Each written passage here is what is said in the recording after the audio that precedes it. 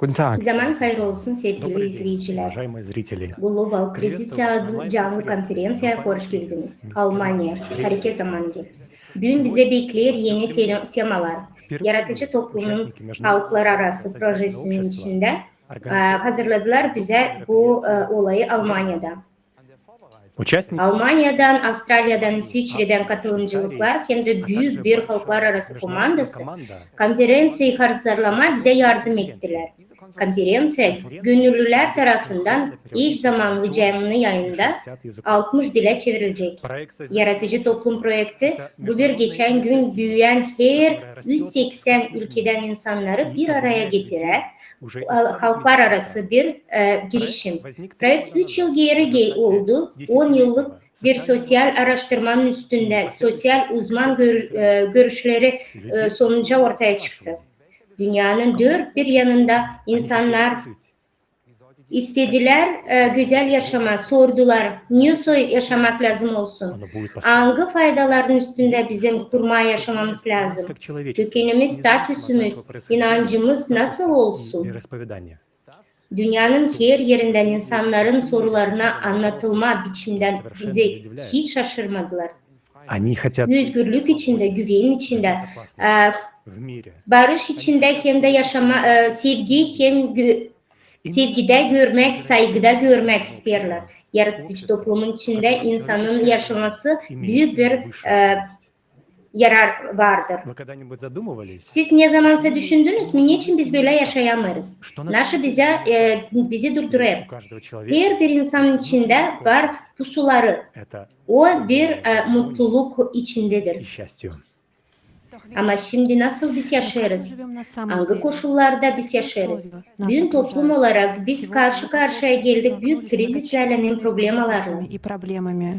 Hangileri bizim ülkemizi zor durumda bırakır? Her bir insanı ayrı ayrı. Hangilerinin yüzünden bizim geleceğimiz hiç belli olmuyor. Sosyal bölümleri, enflasyonlar, yoksulluklar bunlar sadece küçük problemler. Bizim ülkemiz hangi durumda olduğunu Yaratıcı Toplum Projesi'nde gönüllüler olarak ayrı araştırma yaptılar bu problemleri Almanya içinde. Biz analize ettik bütün haberleri, resmi kaynakların içinde sosyal soruları, röportajlar yaptık. Hazırlık sürecinin içinde insanları sorduk ve bizi çok şok etti bir şeyler.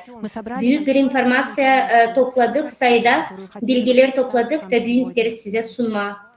Ama biz sadece soruları sorma, eksikleri gösterme istemiyoruz.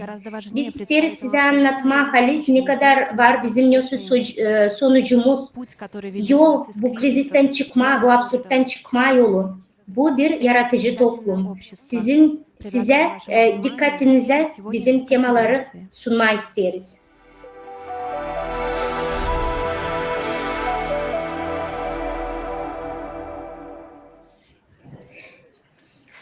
Sevgili izleyiciler, toplumumuzda yaşamam, krizisler içinde hem korkular içinde. Biz size sesleniyoruz nice insanlar, hangileri toplanırlar gelecek için. Bunun nedeni toplumumuzun krizleri hem de korkuları, karakterlerin gösterme yaşamın durumunu. Yani gösterme, nasıl insanları o kadar duygulandırır, sesleyelim insanları, nasıl bize söyleyecekler.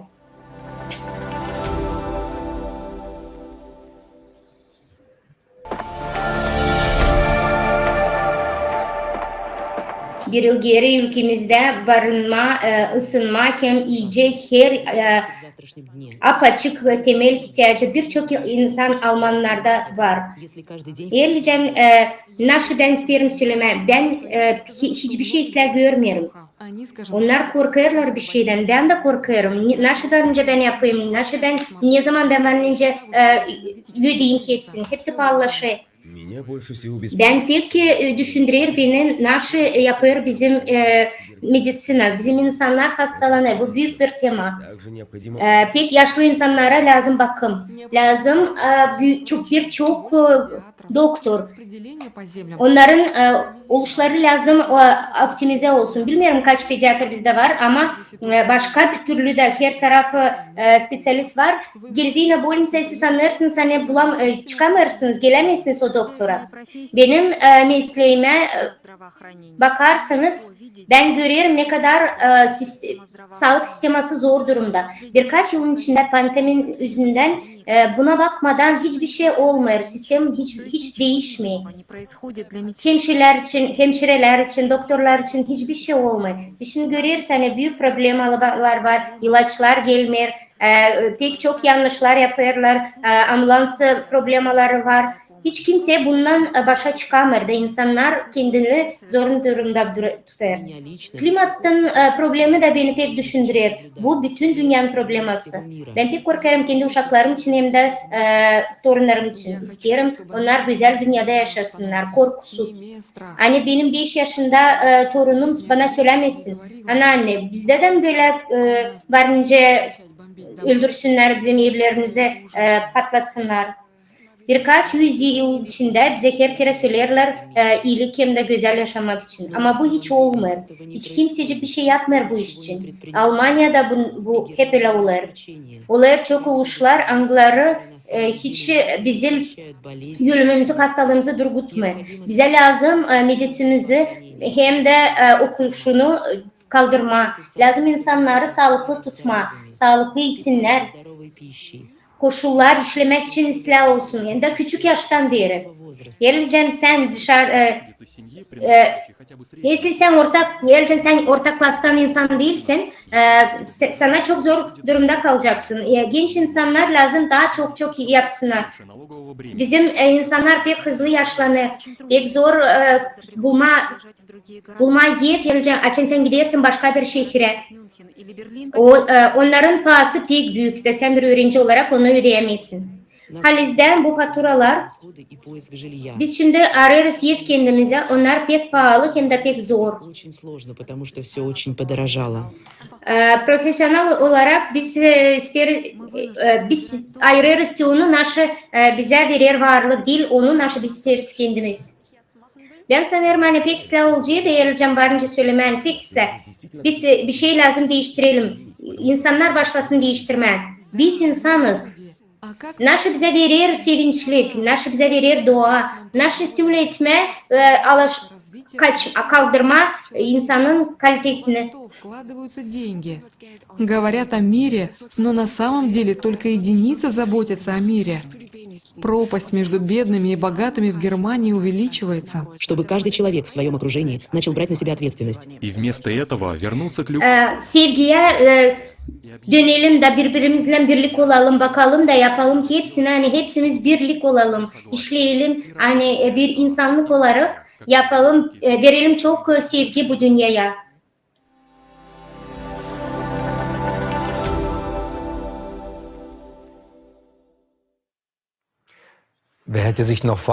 Кто бы мог представить год назад, что в нашей стране такие сами собой разумеющиеся базы... Bir yıl geri kim düşünerdi hani bizim dünyamızda, bizim ülkemizde zor durumda kalacağız, hani faturaları ödeyemeyiz, ihtiyacımız var yapacak şeylere. Bizim ülkemiz pek gelişmiş hem de büyük seviyede. Öyleyse enerji krizi bizim bu dünyada şimdi pek zor durumda.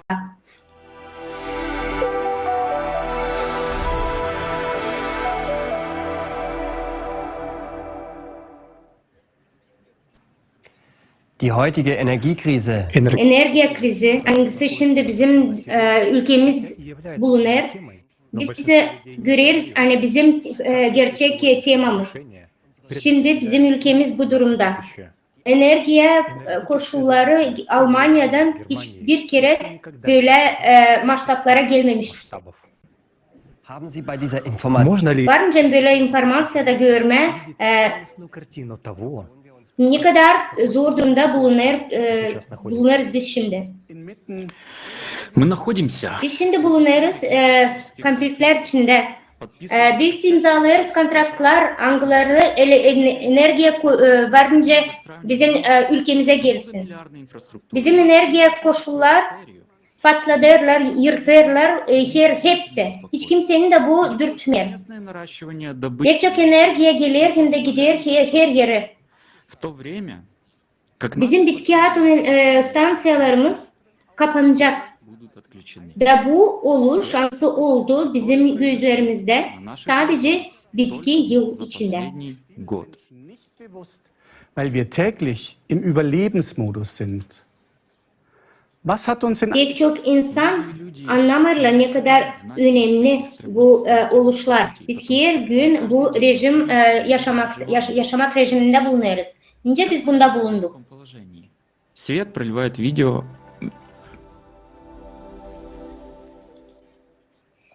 Biz yaşarız zamanların, kaos zamanlarında.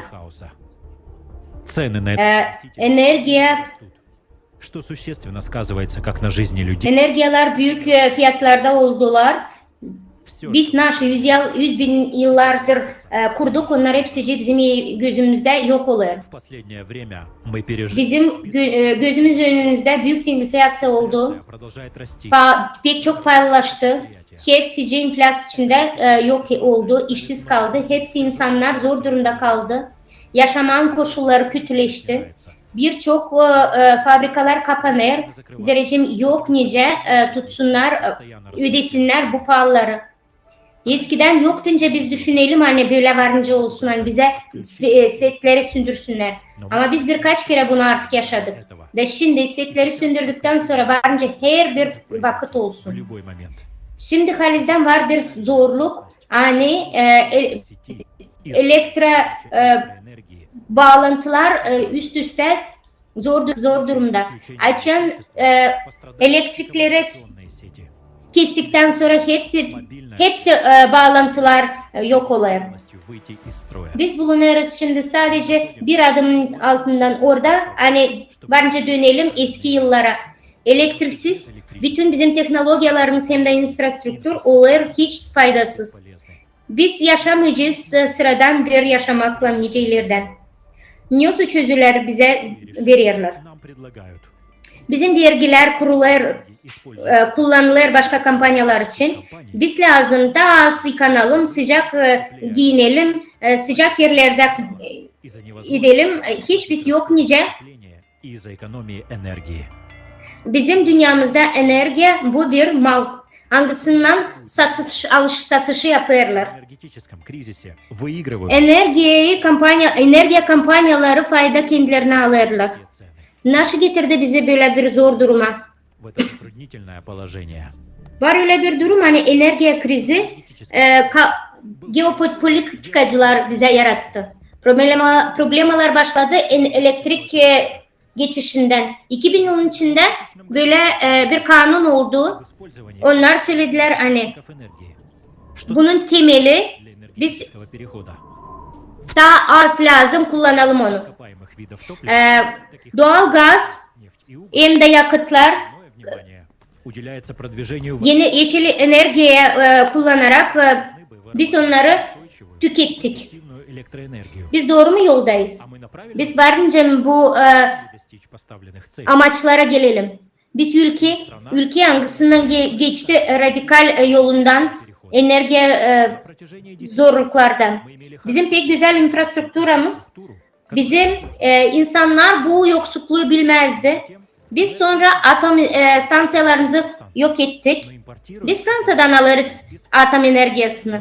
Biz yakıtları istemiyoruz. Biz Polşa'dan onları alırız. сейчас все ставится на одну карту. Şimdi hepsi enerjiye koşullara bakarken başka bir yere döneriz. Niye soy yeşil enerjiye kullanılır doğa içinde? O hiç stabil değil. Biz anlarız hani yakıttan hem gazdan başka daha iyi olmaz. На атомную энергию. Bunu üretmek için biz görürüz hani elektrik bize yetmiyor. Есть Var onun в naстоящее время энергия rüzgar enerjisi yokunca bütün ülkeyi bize yardımcı olsun. инфраструктуры Naş getirir enerjinin yokluğuna. Da varınca da getirir ona hani sündürürler svetlerini. Yeşil enerji yokunca tek başına kalsın bizim için önemli. Ama ne içinse biz sadece ona önem veririz.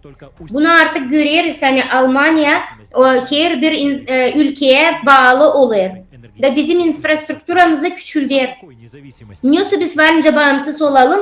Eğer bir elektrik bizim koşulları büyütmüyor.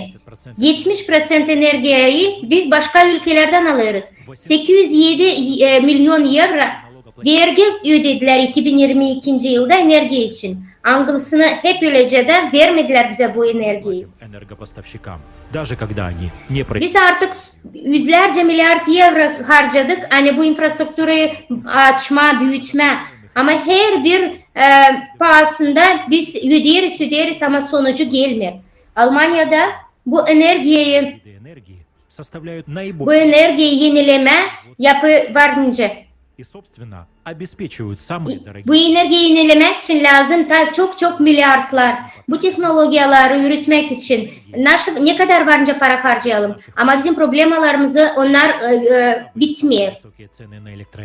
Geopolitikanın problemlerin yüzünden biz görüyoruz hani bu sonuç değil, bu bizi geliştirmiyor. Yakıta hem gaza daha büyük problemler büyür. Fiyatlar büyür. Yeni terminaller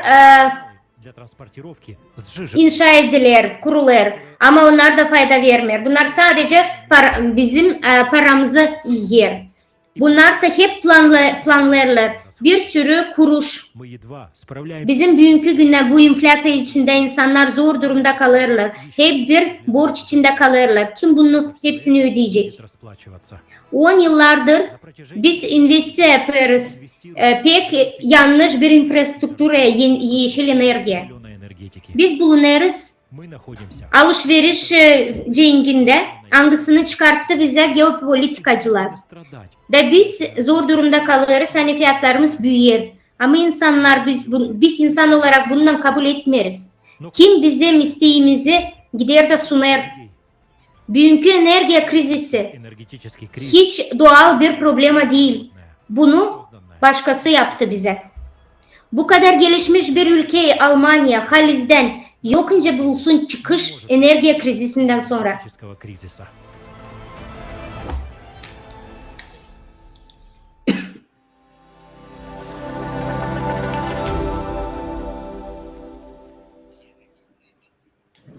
Die Energiekrise. Enerjiye geçişi olur pek büyük bir problema Almanya'da. Чтобы достичь климатически нейтрального энергоснабжения путем замены ископаемого топлива возобновляемыми источниками энергии, в то время, когда это рассматривается как одно из основных средств. Birçoğu bizden daha görürler ne kadar çok var borçları da insanlar kendi yaşam koşullarını değiştirirler. İnsanlar anlarlar hani sveti kullanmadı lazım, suyu kullanmadı lazım. Benzini kullanırken insanlar düşünürler gidebilir miyim oraya? İnsanlar lafkaya girdiğine varınca mı alayım bu yemeği sorarlar. Ekmek yapan pekarnelerde düşünürler. Ne kadar varınca biz bu yoksulluğa dayanalım. Bunca yıldır, 10 yıldır insanlar kurduğu bir güzel yaşamak bizim gözümüz önümüzde yok olur. Almanya'da yaşananlar bugünkü günde olacak bir büyük bir historia. Zerrecim bizim üretilmiş kampanyalar artık anlarlar hani onlar lazım kendi kampanyalarını ülke dışına çıkarsınlar. Ve biz anlarız bu büyük bir dağılmış bir ülke kalırız. Bu büyük bir ekonomi krizisi. Bu pek zor bizim için, insan için. Enerjiye bu bir baş bizim yaşamamızın. Biz de sonuçta onun sponsoru olarak bizi insanları yardım paketlerinden rahatlık ederler. Sıradan insanlara bir şeyler verirler de kapırlar gözlerimizi doğru işlerden. Enerji kampanyaları da binlerce para alırlar bu enerji krizi üstünden. Niçin böyle olur? Почему так происходит? Çünkü bizim sisteme öyle bir kurulu, hani hepsi Что все paralar yukarı gidiyor. наверх. Ama onlar hangisi За лучшее. isterler yaşama, onlar zor durumda kalır. Enerji krizi Energetic кризис o halklar arası millet probleması. проблема. Bu kriz içinde В кризисе прибыль varlık контролирует над insana zor ediyor. людей. Nasıl söylerler, hangi sebepleri bize sunarlar bu krizin yüzünden. Deniyorsunuz sonuçlar gelir. Стремительный рост цен на Ne kadar büyük paraya bu elektrik, gaz, yakıtlar, начался kömürler 21. yıldan başladı. в качестве основных Bu sebeplerin kalitesi diğerler ona hani Almanya'da запоздавший переход Almanya'da doğru düzgün bu koşulları kullanmamışlar. Bu situasyon daha zorladılar geopolitikacılar. на факторы. Es wird angenommen, Принято Onlar söylerler hani eğer biz eskiden yeşil enerjiye geçseydik энергии, nice güneş, rüzgar biz çoktan bağımsız olacaktık. климатически нейтральным. Ama yeşil enerji halis mi bizim çözümümüz? Правильным выходом. Die Energiewende ist ein zentral Enerjiye geçişi bu pek ilk bir problem Almanya'da. Состоит в том, чтобы достичь климатически нейтрального энергоснабжения путем замены ископаемых возобновляемыми источниками энергии. В то Bugünkü günde biz görüyoruz pek önemli klimatın değişikliğinden sonra biz isteriz buna bakma o taraftan nice insan tüketir enerjiyi. Welche Auswirkungen Nice наращивание технологий bize bağlı bu enerjiye balansı. Bizde stabil infrastrukturası vardı. Hangisi 10 yıllardır işledi. десятилетиями Şimdi üst üste gelir bir sürü değişiklikler. Bakın grafiğe. на график. Как за последние 30 лет, Enerji tüketicinin strukturası değişti. как результат Görüyoruz hani dünkü günde возобновляемых источниках энергии yeşil enerji strukturanın tüketicisi büyür. растет. Yeşil renkte biz görüyoruz hani 1990 yılda 15% olur. 30 yılın içinde bu pay büyüdü 16%. 16%. Bu diyor anarşisi şimdi görüyorsunuz sağ taraftan. На правой диаграмме. Atom enerjinin hem de Окрашенные розовым kömürü и красным. onlar kısaldı iki payına. Это оказалось Bu infrastruktürü kapattı, küçülttü. Enerjiyi de küçülttü. снабжение. Bakalım nasıl bize bu getirecek. die Sicherheit der Для обеспечения Stabil işleri elektrik решающее значение имеет bize getirir bir enerji balansı. O zaman bütün bu üreticiler, tüketici elektrikler her zaman bize getirir dengesizlik olarak bu stabil duruma. течет равномерно Svet Герц. akır 50 Hz'e. Eğer bu balans tutarsak o yeterince olmuyor. Bize 0,5 Hz yeterli bunu dağıtma denir. Типа электростанций. Elektrostansiyalar bazı zorluklarla stabil çıkarsınlar enerjiyi diye. Onlar varınca hızlı indirsinler ya da büyütsünler bu zorluğu. Увеличить нагрузку Hızlı onlar durdurulamaz. werden können. Sowie Da elektrostansiya pek газовой нагрузкой. uyumlu bir bazıyla gazlar, kömürler, hidroelektrostansiyalar, su elektrostansiyalar bunlar küçültüyor bütün işi büyütüyorlar ya da küçültüyorlar bu tüketim enerjiyi. Açan Возобновляемые источники энергии enerji büyütme diyene biz havaya bakıyoruz. Da onlar yokunca değiştirsinler ya da kullanılsınlar her bir vakit. которые neобходимо балансировать. Onları lazım balanse etme. Tagesverlauf schwach Bir 24 saatin içinde elektrikanın tüketicisi her kere bir türlü değil. Gece o az tüketilir, gündüz o pek çok tüketilir. Sezona bağlı hep öyle onlar büyür ya da küçülür. kışın ya da güzün. Ama enerjiyi tüketmeye de böyle bir fakt var. Bu bizim hava. Biz görüyoruz hani bu balansı tutturamıyoruz. Çünkü şimdi bizim enerji sistemimize pek büyük faktörler başımıza gelir. İnfrastruktura, enerji satışlar, klima değişiklikleri. Buna da üstelik yeşil enerjinin kaynakları büyük kalkışlı inişle bu enerji bağlara eklenir. Ayrıca elektrik balansı dağılırsa o zaman getirecek büyük bir haber yangısı adı blackout. Yani bütün elektriği kapatacaklar. Bitki yıllar biz gördük ne kadar büyük bu soruşlar büyüdü. Da bu tema medyalarda oldu da onlar bilmiyorlar hani onlar birkaç kere bu blackout'un içinde oldu. Hani biz bu kışı zorlukla geçirdik. Ama iyi ki bir hava vardı. Sisleyelim Gerber Zaugur'du. O bize anlatacak Avusturya'nın toplumundan bu krizisi.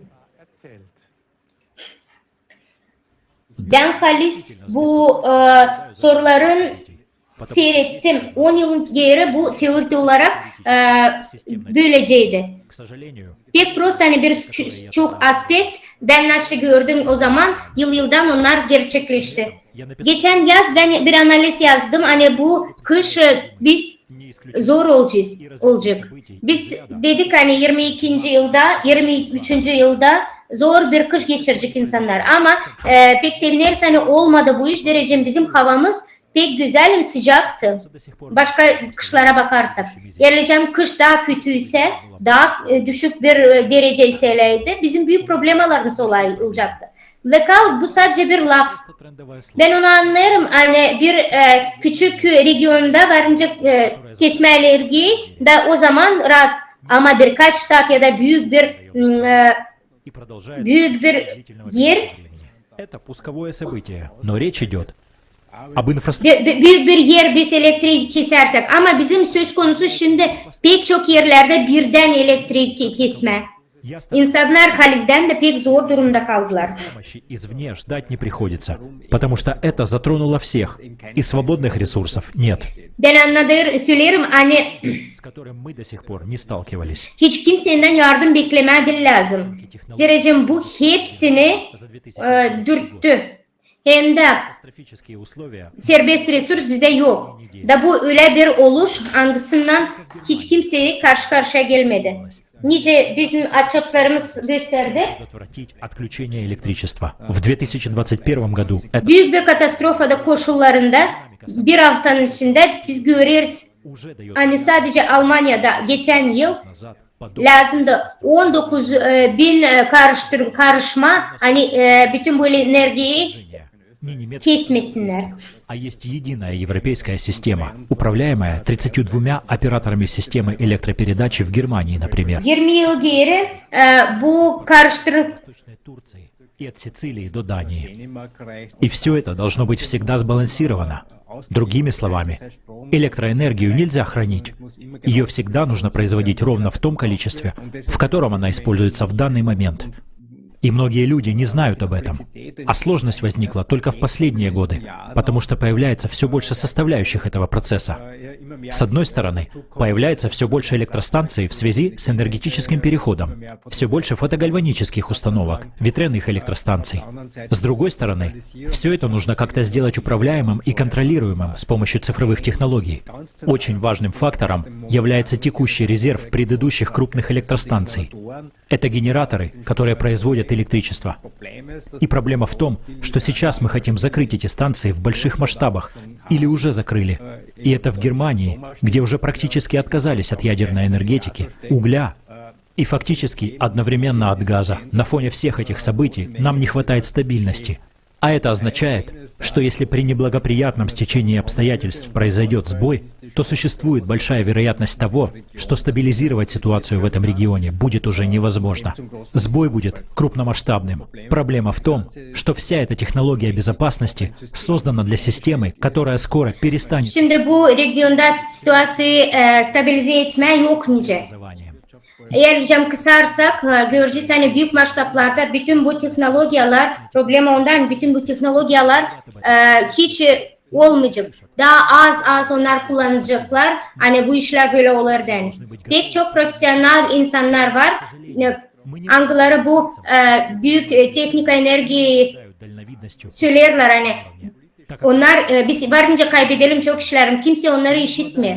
Biz bir toplum olarak lazım olalım hazır hepsine. Что инфраструктура — это проекты, которые длятся десятилетиями, и невозможно изменить планы в течение нескольких месяцев. И мы видели это в прошлом году. С одной стороны, отказ от атомной энергии снова был отложен. С другой — возврат к угольным электростанциям, которые должны были быть демонтированы. Тем временем, все больше представителей сидят сложа руки и говорят, что мы подождем и посмотрим, что произойдет. А это уже может быть опасно. Основные мои критические замечания касаются того, что я за 10 лет так и не смог понять. Кто координирует все в Европе?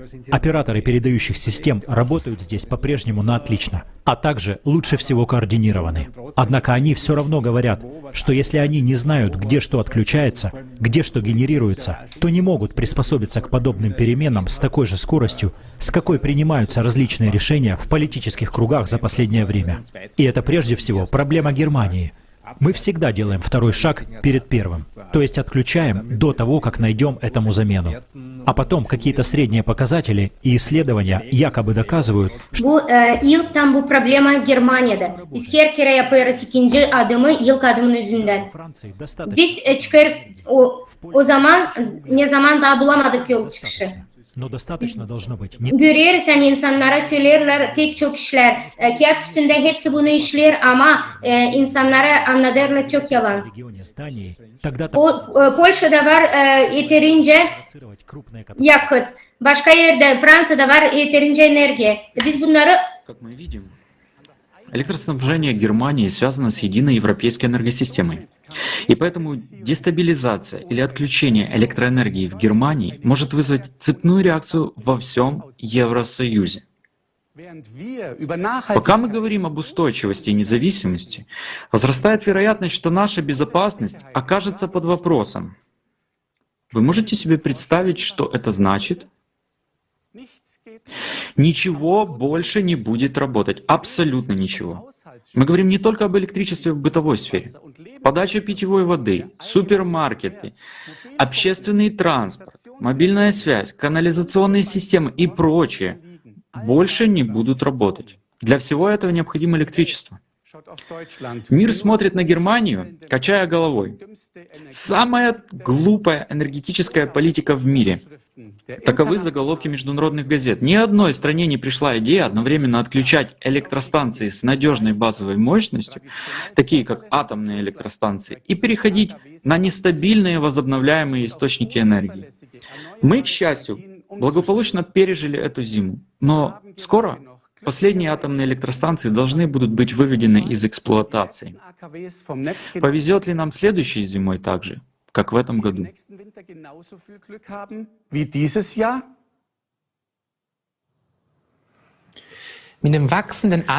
С ростом возобновляемых источников энергии и одновременным пошаговым выводом из эксплуатации традиционных источников. Önümüzdeki kış bize hep böyle mesele olacak bu yıl oldu. Самое важное в энергоснабжении — энергетический баланс. Yeni enerji kaynaklarında Зависит от погоды и поэтому нестабильно. При отсутствии ветра, недостатке света, в пасмурные дни или ночью, а также при biz görürsen bu balansı biz çıkaramayız. Зеленые источники энергии создают крайне непредсказуемые колебания в энергосистеме, которые приходится компенсировать за счет станций, работающих на ископаемом топливе. Именно эти источники энергии собираются в скором времени отключить, потому что они якобы не экологичны, управляются зимними спадами. В январе 2021 года, когда в Германии перестал дуть ветер, чтобы восполнить дефицит электроэнергии, были задействованы угольные электростанции, находящиеся в Румынии и Болгарии.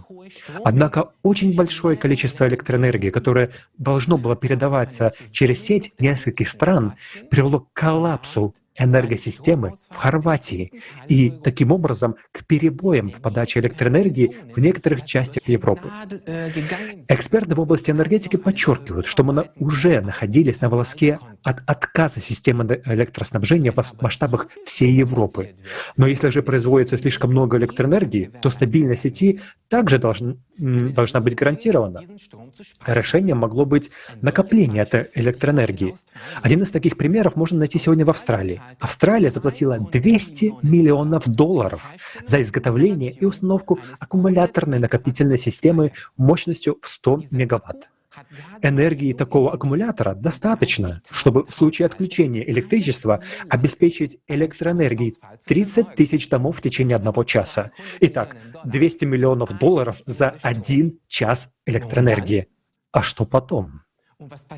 А что произойдет потом, если не будет экспорта избыточной электроэнергии из Германии? Тогда, например, производство электроэнергии ветряными турбинами ограничивается... Nasıl olacak o zaman açan Almanya'da olmayacak. O zaman bizim bağlantılar zor durumda kalacak. Birçok üst üste gelecek. Bu ekonomik krizin yüzünden biz rüzgar türbinlerin üzerinden zor durumda kalacağız. Rüzgar var ama biz tüketici olarak yapmarız bunu. Geçen yıl 7 milyon euro kullandı. Bu bir absürt değil mi? 2030 yılda 80% bütün enerjiyi tüketmemiz getirecek ona angları olacak temel olarak pek önemli. Bizim geçişimiz olacak alternatif enerjiye 25. yılda da o tutacak 500 milyar euro. Onlar ise söylerler hani 2030. yılda bütün bu para varınca olsun 1 trilyon euro. Bu 100 bin euro her bir insana Almanya'da. Bir bakalım. Bu infrastruktura bakarak naşı halizden bu investisiya olarak nasıl geçiş olacak? Biz bu elektroenerjiyi kullanarak yokunca onu transporte etme. Zerrecem enerjiye geçişi hiç yok. Bizim liderler şimdi hükümete verirler bu soruları. Anlarlar, hani başa çıkmırlar. Bavarya'da yeşil enerjiye büyük gelecek stansiyalarda kullanılır. Onlar yokunca kullanmaz. Zerrecem onlar pek çok onlar kullanır. Pek çoğu. Bu geçiş bir tane daha var. Субсидия olarak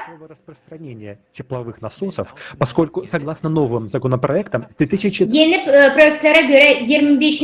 yıldan beri yokça bu enerji ya da gaz sistemleri kullanma.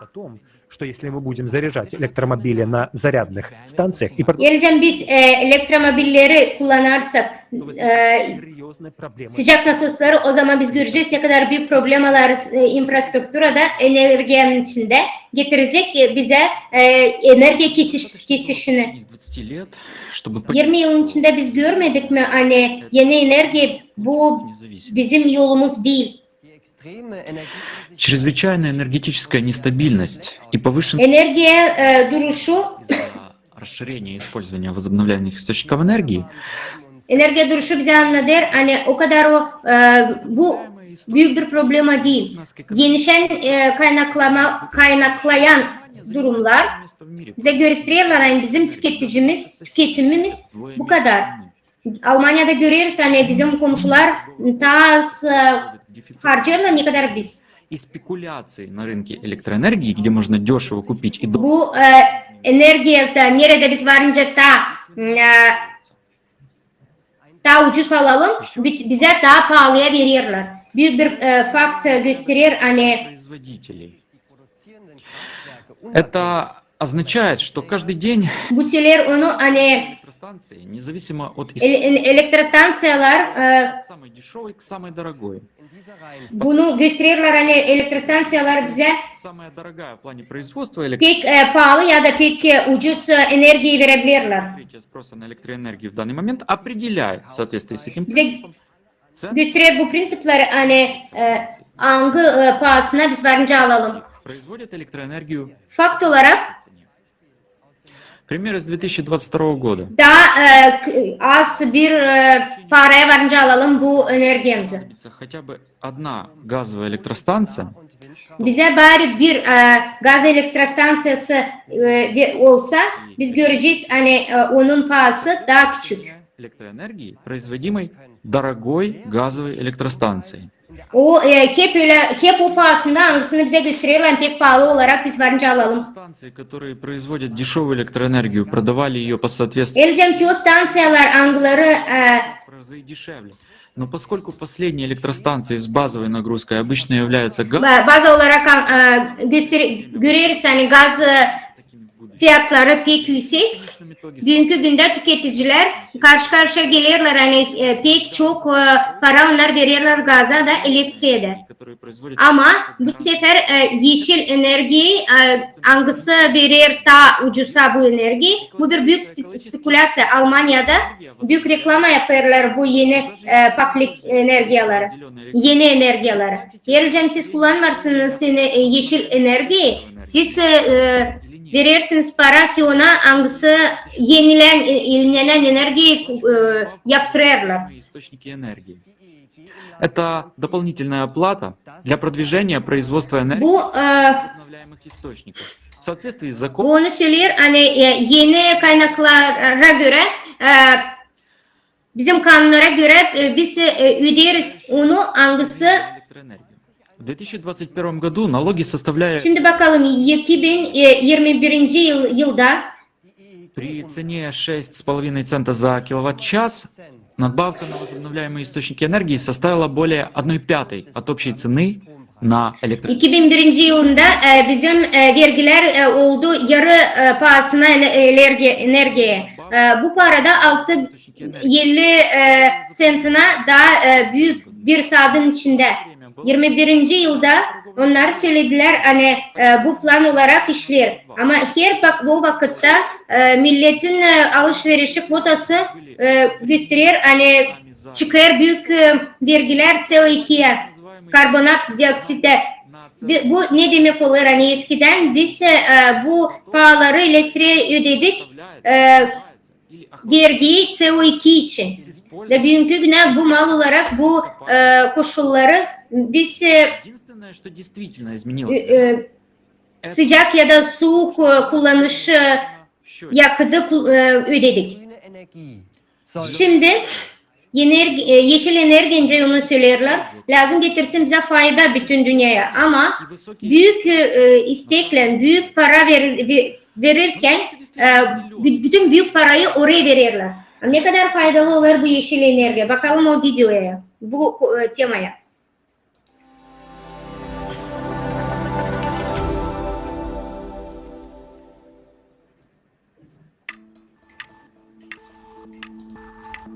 На сегодняшний день возобновляем Bugünkü güne yeni kaynaklar 28% büyük %28'ini yaparlar. Bunu üretmediğini biz hep o kadar kullanırız o resursları, anıları yenilenmiyor.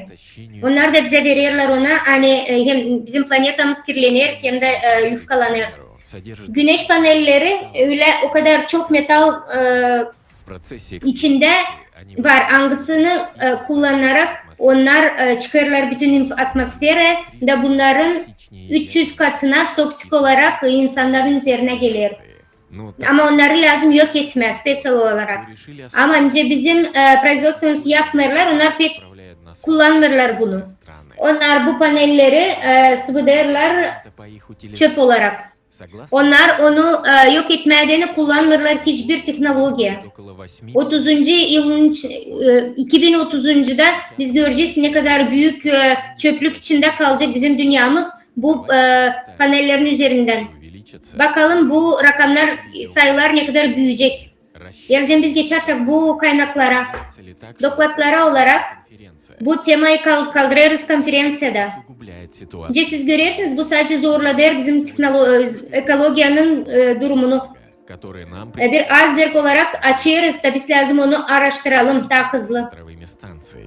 Naşı rüzgar stansiyalarda değil öyle. Bakalım ona hani biz bu kararlara lazım çok para verelim. Onu kurma deni lazım pek çok para. Hem de resurs. Onların 30 yıl kullanabilirsin sadece. Ama varınca mı bu elektrikler 20 yılın içinde onu kullanma. Из-за отсутствия экономической выгоды. Ekonomiye payı yok. Bu vakıtın içinde 78% yüzde biz görürüz hani o işler değil doğru. Onu kullanma diyene pek pahalı işler biz lazım üretelim. Sadece onun materyalleri neyidir? Lazım 500 ton hangisi varınca diyelim 9 sisterna hangisi hep biz bu bizim planetanın resurslarından yaparız. Düşünsenize bu büyük demir kaynakları ne kadar büyük bir alan içinde yayarsak pek çok. Bir de plastik de olarak da bir madde olarak kullanırlar. Bir sürü himikat toplumu onları yok etme. O için bu demirleri ya da plastikleri başka çöplükler içine sıvıdırlar. Ya da başka ülkelere yollandırırlar. Böylelikle gösterirler bu pek büyük bir problema bizim doğada. Bunun gelişmesini lazım anladırlar lazım başka bir şey üretme ama onlar da getiriyorlar bize problem. Bugünkü günde federal agentleri Almanya'da balz ağaçlarını kullanırlar. Onlar kullanırlar rüzgar turbinalar için. Hani bunu alsınlar da insanlar giderler de tropika dağlarda onları üretirler. Bir sürü ağaçları keserler de getirirler başka bir ülkelerden de yaparlar büyük konfliktler. Bu ağaçlar pek büyük ekoloji fonksiyonu yaparlar. Onlar koruyorlar bizim nehirlerimizi, sularımızı. 28 ton ağaç bir yılın içinde onlar kullandılar balzak ağaçlarını. 170 bin ağaç. Siz elcem sayarsanız hani rüzgar enerjisi baksa bakalım şimdi su hidroenergetikasını 63%.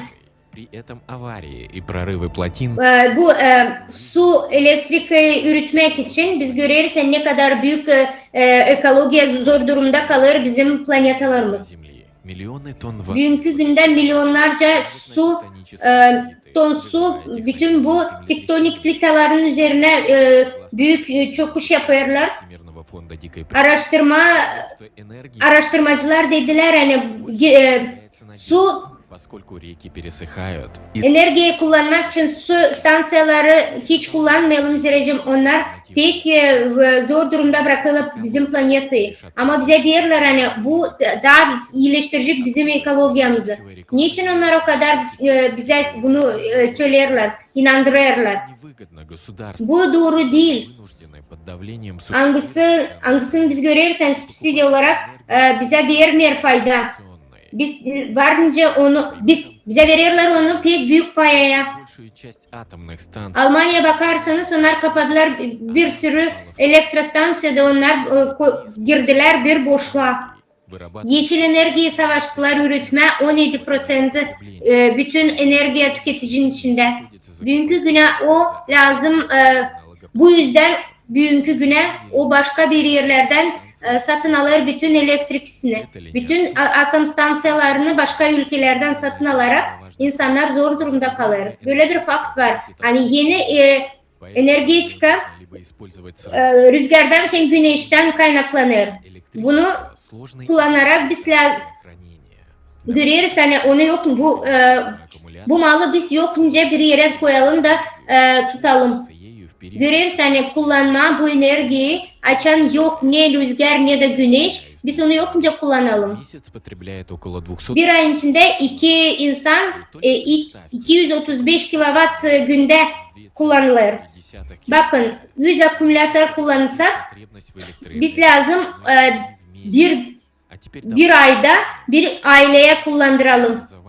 Şimdi anlayın hani bir akümülatör o da kimikal hem de elektrik kullanışını üretir. Onun için pek büyük zararlı kimikal oluşları kullanılır. Biz görüyoruz hani insanlar kendi uşaklarını işe yollandırırlar yani bu uşakların içinde işlesinler. Sadece o iş için hani biz temiz pak havayla soluyalım. Bunu da bir alternatif olarak bize sunarlar. Pek faydalı olduğunu anlatırlar. Görürler hani ekoloji olarak paklanırız. Ve biz bunu görüyoruz. Yani bunlar pek yanlış işler. Bir sürü soruş var. Biz lazım mı bu alternatif enerjiyi kullanalım, üretelim? Elcam o kadar eksikliği var.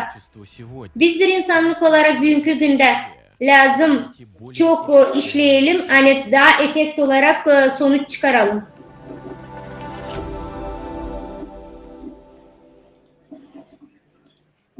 Statt effektive Lösungen zu finden, Вместо поиска эффективных решений Efekt çıkışlarını arama deni 20 yılın içinde biz источники энергии bu для того, geçişi finanse ederiz. Sadece o için hani kısaltma CO2'ni de yapma bize tabansız. Ama halizden görürüz hani Almanya'da hem de başka ülkelerde zorluk sadece büyür.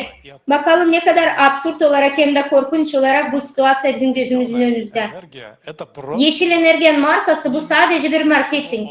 Hiçbir şeyin ekolojiyle hem de korumayla bizim doğamıza bağlı değil. Bu halizden yeşil bir korkutucu zombilik. Biz isteriz kısaltma CO2 ama atom elektrostansiyaları sündürüyorlarsa yıldan. Hiç bakmadan yani onlar klasik olarak yeni yeşil enerji hem de ekoloji enerji olarak kullanıldı. Biz geliriz, alırız satın Fransa'dan hem Çekya'dan enerjiyi ama yakıtı da istemiyoruz. De görüyoruz hani pek çok sıvıdılır atmosfere. Halizden ekoloji olarak görüyoruz onu hani biz alırız satın yakıtı da Polşa'dan. Biz vermeriz insanlara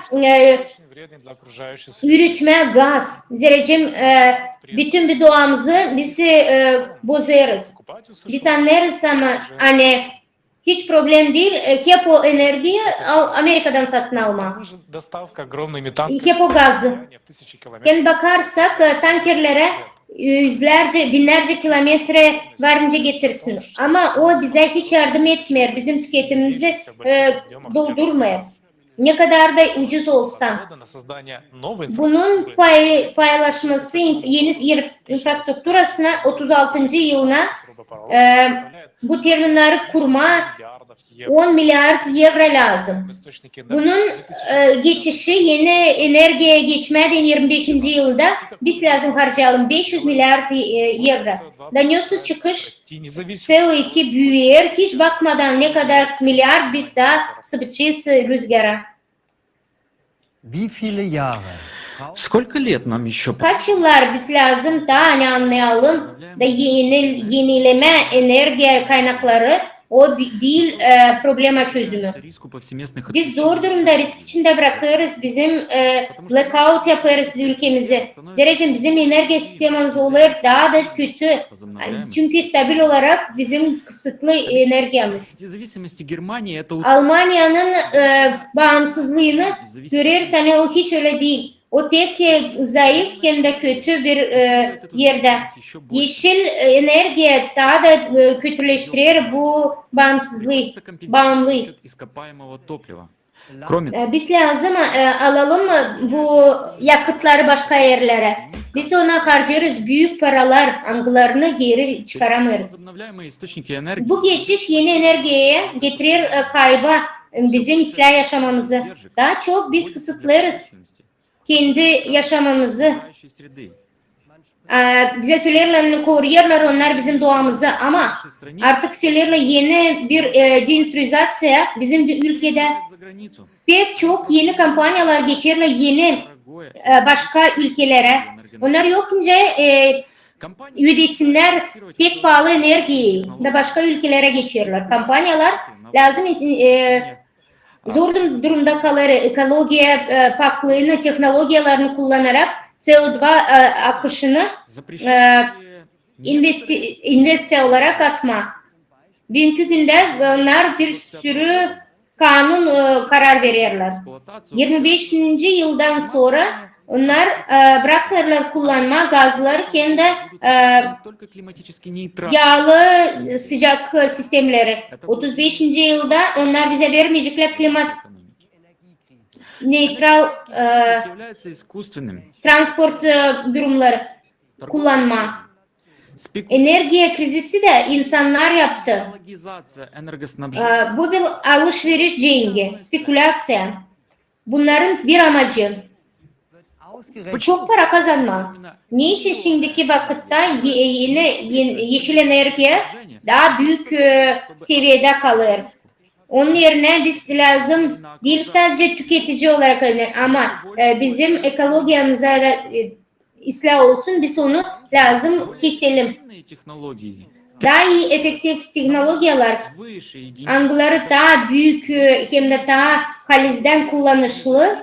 Bence bize bağımsızlık yapsınlar başka ülkelerde. Gibt es Alay wirklich edilmiyor her yerde. Эффективность Yok mu başka efekt ekoloji teknolojisi? видео Daha bir video на bakalım. эту тему.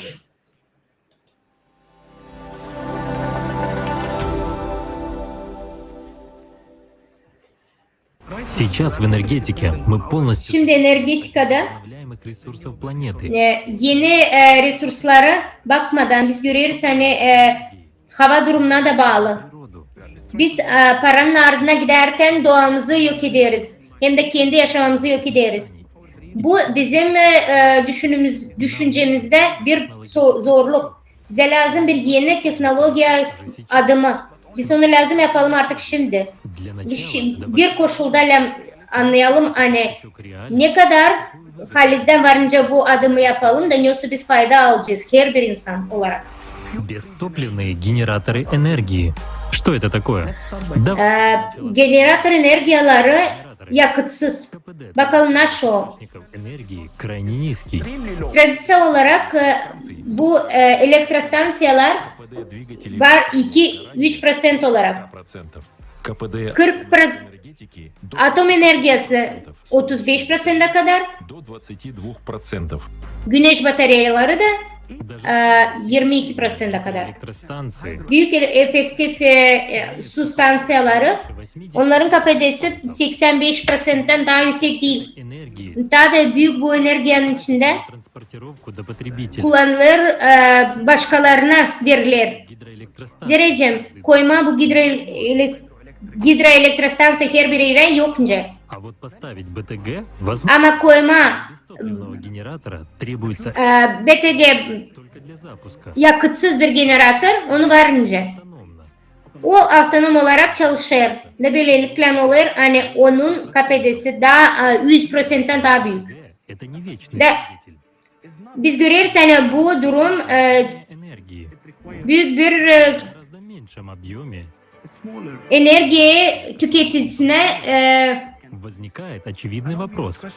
enerji tüketicisine verilmiyor. Энергия, если Bizde sorular olur. Nasıl olur bu enerji verileceğim hiçbir yakıt lazım. Что по закону Okullardan biz biliriz hani kanunlara biz yokunca bu enerjiyi kullanalım. Daha çok ne kadar biz onu harcadık. Ama bu kanun sadece kapalı sistemalarda kullanılır. Ama bu bir ekosistema. O kabul eder bu enerjiyi her taraftan. экспериментально подтвердили. Bilim adamları söylediler hani proses olarak magnet BTG'si взрывается, а наоборот. O ısınmıyor ama soğur. Технологии есть Onun bu teknolojinin her tarafından bir sürü yalan algısı göstermiyor hani var doğruluk bu işin içinde. настоящее Bunları kullanırlar bir doğruluk olarak ama çok yalan. уничтожению. Множество разработок. Biz görüyoruz hani o yok eder bizi. Почему это происходит? Энергия Niçin bu böyle oluyor? — инструмент Enerji bu değil sadece bir manipülasyon duruşu. прибыли, энергетической Bu milyar para faydalı. БТГ Büyük korporasyonlar için büyük bir fayda. исчезнет власть над нами, теми, кто Biz anlarız hani onlar kim satın alır bu resursları biz onların üstüne güç veririz. На данный момент существует несколько Bugünkü güne var birkaç işleyen durum. признанных изобретателей. Birkaç araştırmacı hangisleri ofisal olarak kabul ettiler. Bakalım birkaç generatör. Считается, Джон Сёрл Magnet generatörü использовал магниты, подготовленные специально. bilim adamı bunu Изобретателя Денниса Данцика, американское предприятие с 2019 года поставляет своим клиентам энергию от установок мощностью до 25 киловатт. С 2019 года это перестало быть фантастикой. 2019 yılından bu bir fantastika olarak И кто не değil. следит за новыми Bu sadece onlar için kim bu teknolojileri araştırmıyor. Onlar kim BTG'nin üstünden gülerler, onlardan biz güleriz. В Украине был Devam edelim. целый ряд Ukrayna'da ürettiler bir sürü yakıtsız generatörler. на Onların prensipleri электромагнитной пушки. elektromagnet gücüne Из установок bağlıydı. затратах в 3 киловатта Eğer can kullanırsak 3 kilowatt, 5 киловатт свободной энергии. sıradan bir generatörün içinde 25 sıradan enerji kullanıldı. Генераторы. В Gravitasyya generatörleri. установок применяется Bu tip generatörleri генератор работает на выталкивании pnevma prensibi angıları suyun üstünde işlerler размера. Arkimet kanununa göre. Генератор этого типа называется Kinetic Power Plants. Он так Kinetic Power Plants o pek büyük ünlü bir generatör. генераторов занимается немецкая Onu üretiyor Alman firması. в Мексике, Сербии, Angıların filialleri var Meksika'da, Kolombiya'da, Şveycarya'da. Экспертизе. Компрессор Ekspertize göre установок bu потребляет 400 generator киловатт, а сам 4,5 kilowatt tüketir. киловатт электроэнергии. Ama kendi generatör 11 kilowatt. Это много. Это расход Ne среднестатистического kadar o çok. городного дома. 6 O bir büyük evi kullanabilirsin. Onu bir büyük evde kullanabilirsiniz rahatlıkla. из Зимбабве. Его называют африканским Теслой. Очень компактная африканская технология позволила не только создать генератор свободной энергии, но и модернизировать автомобиль, чтобы он двигался без топлива и подзарядки. В итоге даже был модернизирован вертолет. Недавно разработчик представил очень маленький блок питания на 500 Вт. Его мощность позволяет запитать широкоэкранный телевизор от свободной энергии. И есть еще десятки менее известных разработок в разных странах. В США, Малайзии, Грузии, Индии, Турции, Японии, Узбекистане, Мексике, Новой Зеландии и многих других странах существуют коллективы исследователей, разрабатывающие бестопливные генераторы. Как же так, спросите вы? Почему эти технологии удалось запустить? Почему же их изобретатели все еще живы? И генераторы не уничтожены? Да потому что они получают энергию бесплатно, а продают ее потребителям за деньги. Сами же установки стоят сумасшедших средств. Процент людей, получающих сейчас энергию от этих установок, ничтожен по сравнению со всем человечеством. Таким образом, сейчас уже реально действующие БТГ никак не помогают всем людям обрести энергетическую независимость. Так почему же не всем доступны эти поразительные технологии? Потому что мы живем в потребительском формате общества.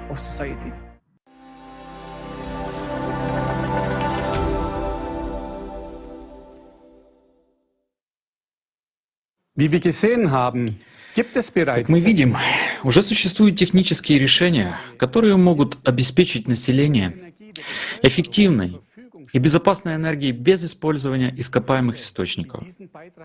Многие, кто посмотрел это видео, задаются вопросом, почему мы должны продолжать оплачивать счета за электричество? Почему бы нам не национализировать бестопливные генераторы и не обеспечить всех бесплатной энергией? Это было бы логичным решением энергетического кризиса.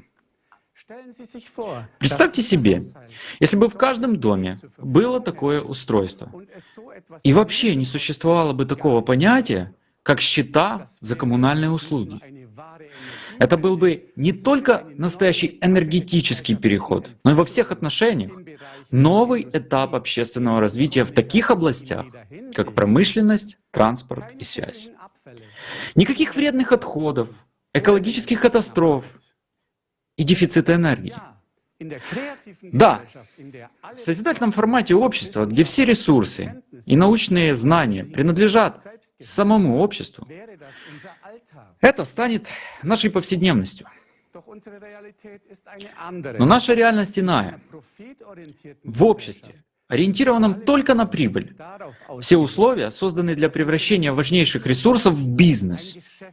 Ведутся войны за новые рынки сбыта, производятся спекуляции и открытые террористические атаки на гражданские энергетические инфраструктуры. Даже воздух облагается налогом. Таким образом, даже бестопливные генераторы превращают в дорогостоящий товар, хотя затраты на их производство ничтожны по сравнению с их производительностью. Что произойдет, если мы, не меняя формата общества, завтра внедрим такую технологию, как БТГ, во всем мире? Миллионы людей, занятых в энергетическом секторе, в одночасье станут безработными. Их семьи останутся без средств к существованию. Экономический коллапс, массовые социальные волнения, которые последуют за этим, ввергнут наш мир в хаос, в дополнение к уже существующим кризисам. Потому что в сегодняшнем обществе люди не защищены, а энергия, как и человеческая жизнь, является товаром.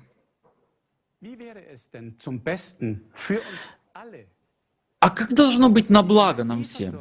Энергоснабжение, как и вода, является правом человека и представляет собой не хорошо было бы иметь продукт, а жизненно важную основу. Внедрение БТГ предполагает социальное обеспечение каждого человека, новую экономическую систему, основанную на потребностях человека, прозрачность и прямое участие граждан в принятии решений, касающихся всего общества. Это заложено в 8 основах созидательного общества, и внедрение этих основ на законодательном уровне будет гарантировать полагающиеся нам права человека, такие как свобода, безопасность и достойная жизнь. Большое спасибо, Гюнтер. Позже мы подробно расскажем нашим зрителям о формате созидательного общества. В этом ключе также коснемся темы энергоснабжения. Так что обязательно оставайтесь с нами. Напоминаем, что эта конференция синхронно переводится на 60 языков. Темы, которые мы сегодня затрагиваем, являются крайне важными, но в то же время и деликатными. Существует большая вероятность того, что наша прямая трансляция будет заблокирована. Поэтому, пожалуйста, продолжайте делиться этой конференцией и следите за информацией на других наших платформах. Ссылки вы найдете в описании к прямой трансляции.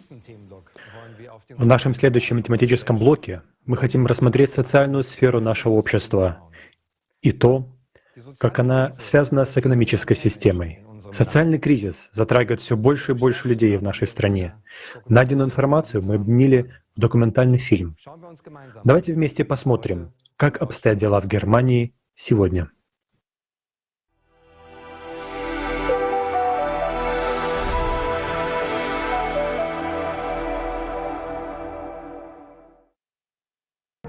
Как измеряется благосостояние страны? Германия считается богатой страной. У нас миллиардное налоговое поступление и растущая экономика. Но тогда почему уровень бедности также увеличивается? В результате инфляции и роста расходов на жизнь общий уровень благосостояния в Германии продолжает снижаться. Верно ли то представление о Германии, которое мы имеем? Являемся ли мы по-прежнему процветающим социальным государством? Давайте разбираться вместе. Бедность. По данным организации паритетиша Wolf-Farts-Verband, в Германии уровень бедности составляет 16,6%, а это 13,8 миллиона человек. Более 11% населения живут за чертой бедности. Особенно страдают родители-одиночки и студенты. 41% семей с одним родителем живут в бедности. По данным Федерального статистического ведомства, в 2021 году ежемесячный доход 38% студентов был ниже черты бедности. Растущая бедность в Германии особенно хорошо видна по едва преодолимому наплыву людей в пункты бесплатной продовольственной помощи. В феврале 2022 года более 2 миллионов человек ежедневно посещали 960 таких пунктов. Среди них бездомные, беженцы, граждане, живущие на социальные пособия, а также пенсионеры и родители-одиночки. Люди с низким уровнем заработной платы все чаще начинают пользоваться услугами пунктов бесплатной продовольственной помощи. Для людей старше 65 лет в период с 2018 по 2021 год уровень риска бедности увеличился с 14,7 до 17,4%. Согласно пресс-релизу Федерального министерства жилья, городского развития и строительства, в январе 2022 года в Германии в общей сложности 263 тысячи человек не имели постоянного места жительства.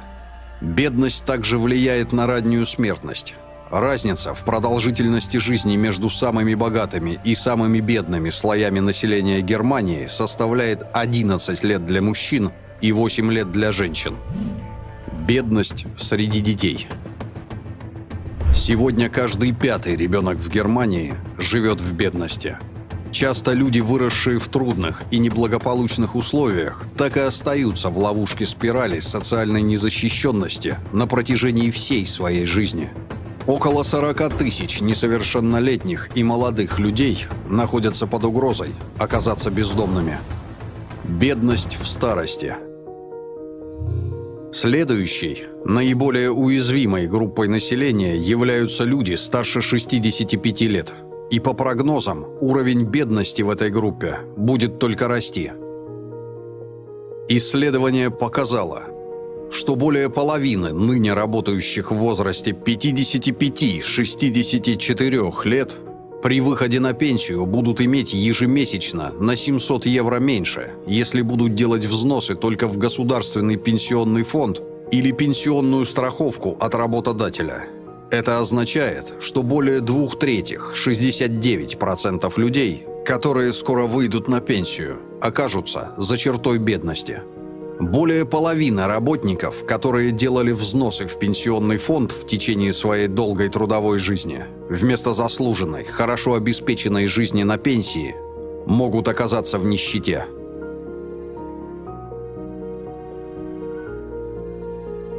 И хотя в Германии существуют тысячи организаций, борющихся с бедностью, таких как Национальная конференция по борьбе с бедностью в качестве немецкого отделения Европейской сети по борьбе с бедностью, показатели бедности продолжают расти. Разве цель социальных пособий не в том, чтобы предотвратить бедность? Если мы живем в социальном государстве, то люди, которые в настоящее время не имеют работы, также должны иметь возможность участвовать в общественной жизни и покрывать свои основные потребности за счет государственной помощи. Не так ли? Наш основной закон гласит, что каждый человек заслуживает достойной жизни. Но насколько она достойна, если человек едва может оплатить свои счета, или когда он вынужден идти в пункты бесплатной продовольственной помощи, чтобы прокормить себя? Безработица. На протяжении последних 3 лет уровень безработицы демонстрирует положительную динамику. Означает ли это, что все больше людей находят работу и тем самым могут повысить свой уровень жизни? Говорят ли статистические показатели безработицы о реальном количестве людей, которые, несмотря на наличие работы, все еще нуждаются в социальных пособиях? Что отражает статистика? Это вопрос учета и интерпретации данных. Есть люди, которые вообще не фигурируют в статистике безработицы, хотя и получают социальные пособия. Сюда входят все те, кто имеет минимальную занятость или работу за 1 евро, кто находится в поиске работы или проходит профессиональное обучение, а также те, кого трудно трудоустроить или кто болен. Согласно официальной статистике, это уже составляет разницу почти в 800 тысяч человек. Также не учитываются в статистике те, кто не зарегистрированы в качестве безработных и не ищут работу. Их называют скрытым резервом или неработающими. Это почти 3,1 миллиона человек, которые в данный момент активно не ищут работу, но хотели бы трудоустроиться, как, например, домохозяйки. Тогда насколько показатели безработицы соответствуют действительности? Согласно данным теленовостей «Обзор дня», политики продолжают менять формулировки критериев безработицы таким образом, что официально цифры безработных снижаются, хотя на самом деле они растут. В связи с постоянно меняющейся основой для подсчета статистических данных невозможно напрямую сравнить текущие показатели с предыдущими. Нехватка рабочей силы. С другой стороны, помимо безработицы, в Германии наблюдается постоянно растущий дефицит рабочей силы. Существует нехватка квалифицированных работников, особенно в социальных профессиях. Не хватает учителей, врачей, медсестер и воспитателей. До 60% рабочих мест в сфере здравоохранения и образования не заполнены, будь то академические профессии в области медицины или STEM, то есть специальности в области математики, информационных технологий, естественных наук и техники, или неакадемические профессии. Нехватка специалистов ощущается повсюду. Сферы строительства, архитектуры, сельского хозяйства и животноводства, авиации, геонаук, информатики и энергетических технологий также страдают от нехватки квалифицированных работников. Железнодорожные и воздушные перевозки. Нехватка персонала, а также отсутствие по болезни действующего персонала стали причинами массовых задержек и отмен железнодорожных и авиаперевозок в прошлом году. Из-за отсутствия на железной дороге стрелочников только с января по октябрь 2022 года задержки транспорта составили 375 тысяч минут. Летом ситуация обострилась, поскольку на постах электрической централизации поездов не было персонала или его было слишком мало. В июле, в период летних отпусков, Люфтханза и ее дочерняя компания Eurowings сократили расписание полетов из-за нехватки персонала внутри компании в аэропортах и наземных службах. Люфтханза отменила более 900 рейсов по Германии и Европе в своих узловых аэропортах во Франкфурте и Мюнхене. Другие авиакомпании также вынуждены были отменять рейсы. Swiss объявила, что около 10 тысяч пассажиров пострадали от отмены рейсов в июле и августе 2022 года. В декабре 2022 года количество вакансий для квалифицированных работников достигло отметки в 1,2 миллиона. По сравнению с тем же месяцем предыдущего года, количество свободных вакансий увеличилось на 44 тысячи, то есть увеличилось на 2,9%. В 2022 году были зафиксированы самые высокие цифры за последние 10 лет. Кроме того, имеется большое количество свободных вакансий для неквалифицированного персонала.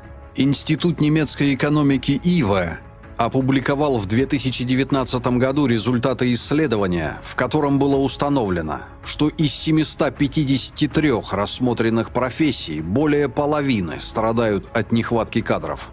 Согласно исследованиям, дефицит квалифицированных работников сегодня представляет наибольший риск для успеха предприятия, опережая даже рост цен на сырье и энергию. Почти половина компаний в Германии вынуждена ограничивать свою деятельность из-за кадрового голода. Нехватка рабочей силы в настоящее время обходится Германии почти в 100 миллиардов евро.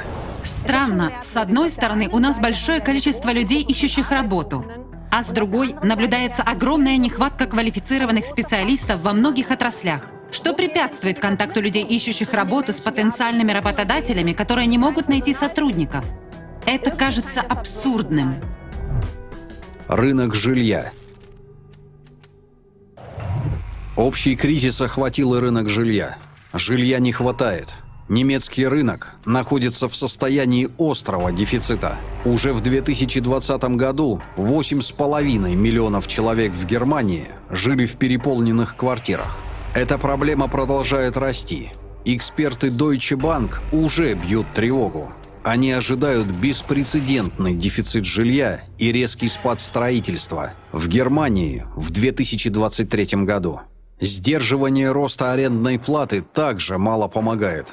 Жилой площади мало, и люди вынуждены платить завышенную цену за квадратный метр, поскольку конкуренция среди арендаторов за каждую свободную квартиру настолько высока, что приходится брать то, что есть. Нехватка жилья может регулироваться государством за счет предоставления большего количества социального жилья. Но вместо этого количество социального жилья продолжает сокращаться.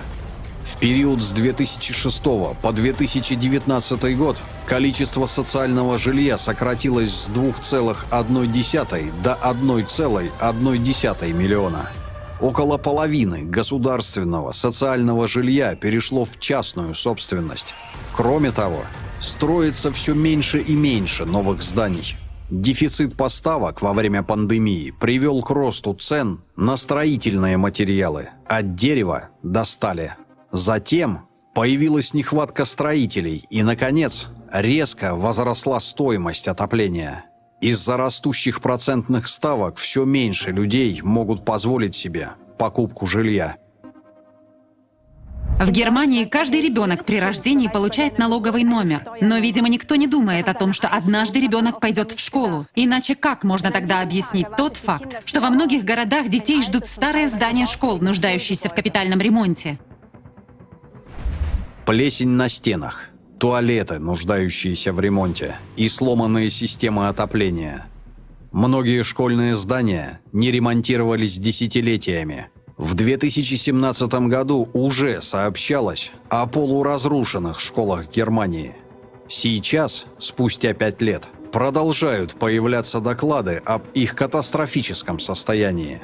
В течение десятилетий ремонту и строительству новых школ не уделялось должного внимания. Это привело к фатальным последствиям. Почти везде сейчас не хватает подходящих помещений для современного обучения в режиме полного дня. Детские учреждения. С малышами ситуация выглядит не лучше. В настоящее время в Германии не хватает около 384 тысяч мест в детских садах. В репортаже в газете «Тагешпигель» эксперт предупреждает, что система находится на грани краха. В группах детских садов недостаточно персонала для ухода за детьми, но матери вынуждены отдавать туда своих детей из-за финансовых проблем.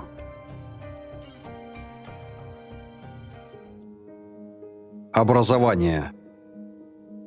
Особенно остро ощущается нехватка кадров в школах. По данным Ассоциации учителей Германии, по всей стране не хватает 40 тысяч учителей. А на начало 2022-2023 учебного года ухудшилось обеспечение преподавания во всех федеральных землях. Четверть всех начинающих учителей страдают синдромом эмоционального выгорания. 1/3 учителей через 5 лет увольняется из школы. Проблема нехватки учителей существует уже несколько лет, поэтому ее нельзя объяснить недавним притоком детей-иммигрантов. И сами ученики все больше страдают из-за нехватки учителей. поскольку во многих школах нет возможности проведения уроков по запланированному расписанию. Немецкая система образования устарела как по своей структуре, так и во многих своих методах. К учащимся предъявляются все более высокие требования, которые, как правило, перегружают их. Еще одним решающим фактором и основным условием для участия в учебном процессе является психическое здоровье учеников. В настоящее время до 20% детей и подростков в Германии имеют проблемы с психическим здоровьем. Образование открывает дорогу в будущее подрастающему поколению, и оно не должно ограничивать людей в их возможностях. Сегодня во многих школах из-за нехватки учителей, отмены занятий и психических нагрузок страдают как учителя, так и ученики. Какова ценность образования в нашем нынешнем формате общества? Разве образование наших детей не является самой важной инвестицией в наше будущее? Медицина и уход. Какова ситуация в области здравоохранения? Там, как говорят в профессиональных кругах, уже годами идет экономия везде и на всем. И с каждым годом она только увеличивается. Не хватает не только младшего и среднего медицинского персонала, но и врачей. И все указывает на то, что в ближайшие годы эта нехватка будет возрастать. Для заполнения одной штатной должности сейчас требуется 1,2 человека. Цитирует Эрстцеблат, вице-президента немецкой медицинской ассоциации Элен Лундерсхаузен. Работа на полставки, по ее словам, является одной из последних гарантий нормированного рабочего времени и своевременного окончания рабочего дня. Врачи с трудом справляются с постоянно растущими бюрократическими нагрузками, и у них остается все меньше и меньше времени для контакта с пациентами. Ведение собственной практики уже почти не приносит прибыли из-за жестких требований, налагаемых медицинскими страховыми компаниями, причем особенная нехватка врачей ощущается в сельской местности. По данным Статиста, число врачей общей медицины в Германии сокращается. В 2011 году в стране насчитывалось 29 304 праксиса общей медицины, а в 2019 году только 24 184. И это несмотря на рост и увеличение среднего возраста населения. Конечно, это вызвало значительные последствия.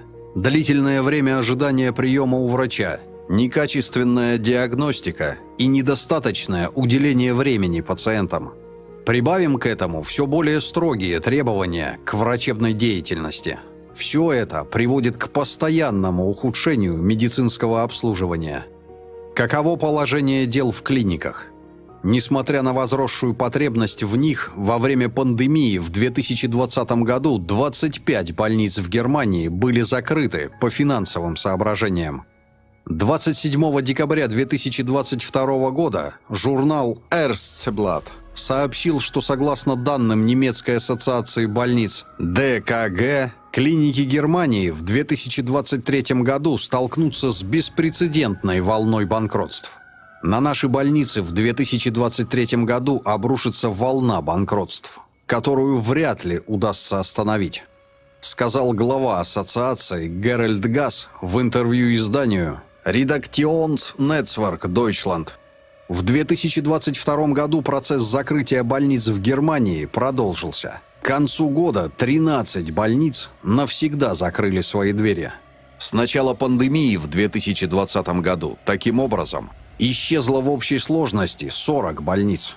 Ощущается нехватка машин скорой помощи. Отделения неотложной помощи в больницах часто переполнены, поэтому пациентам, которым срочно нужна помощь, приходится долго ждать. С регулярным постоянством появляются сообщения о перегрузке системы здравоохранения. Еще одной проблемой, помимо нехватки квалифицированных кадров, является все более острый дефицит медикаментов. Производство активных компонентов для часто используемых медикаментов осуществляется в Германии всего лишь 2 крупными производителями. На мировом рынке производителям и дистрибьюторам фармацевтической продукции выгоднее поставлять продукцию в страны, где цены выше, чем в Германии. Недостаточное качество продукции, производственные проблемы или сбои, задержки в поставках сырья или даже полное прекращение выпуска продукции производителям – таковы реалии сегодняшнего дня. 68% производственных площадок по выпуску определенных активных компонентов, предназначенных для Европы, расположены в Азии, говорится в исследовании фармацевтической ассоциации ФАУЭФА.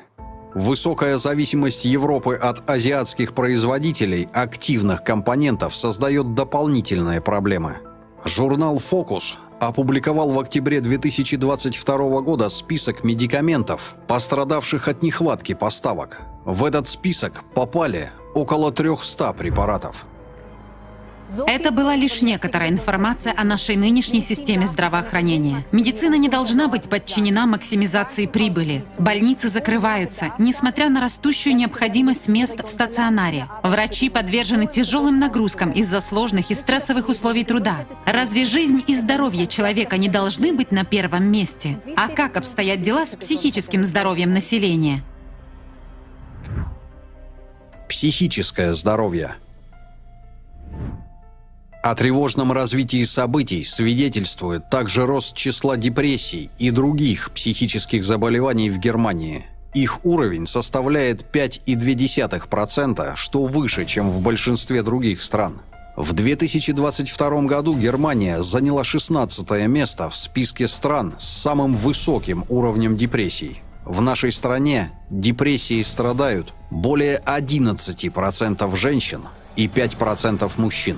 В Германии от самоубийств погибло больше людей, чем от наркотиков и дорожно-транспортных происшествий вместе взятых.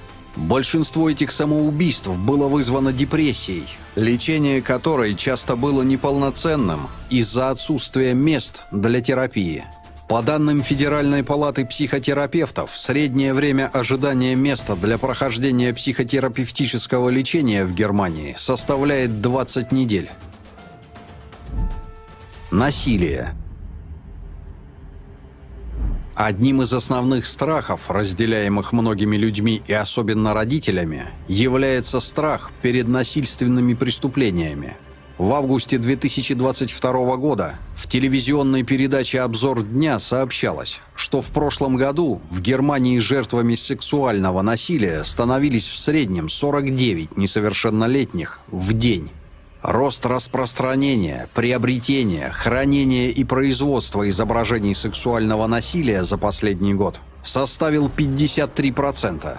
Кроме того, частота физического насилия увеличилась на 10%. Причем резко возросло число распространений изображений насильственных действий среди несовершеннолетних. Так, в прошлом году 17 704 ребенка в возрасте до 14 лет стали жертвами сексуального насилия. 2281 из них были младше 6 лет. Разве это тот мир, в котором мы хотим жить? Тяжело комментировать ту бесчеловечность, в которой мы живем. Больно осознавать, что взрослые могут причинять вред детям, вместо того, чтобы защитить их. Разве это не наш долг, как общество, положить этому конец? Согласно статистике, каждая третья женщина в Германии хотя бы раз в жизни становится жертвой физического или сексуального насилия. Примерно каждая четвертая женщина хотя бы раз становится жертвой физического или сексуального насилия со стороны своего нынешнего или бывшего партнера. Учитывая все то, что мы только что увидели, можем ли мы по-прежнему называть нашу страну социальным государством? Чувствует ли человек себя в безопасности в таком обществе? И куда мы движемся, если происходит ухудшение во всех областях нашей жизни? Мы должны смотреть на ситуацию шире и понимать, что государство — это мы, люди, которые своей пассивностью поддерживают эту форму общества. Если мы хотим жить по-другому, мы должны действовать. Сейчас самое время.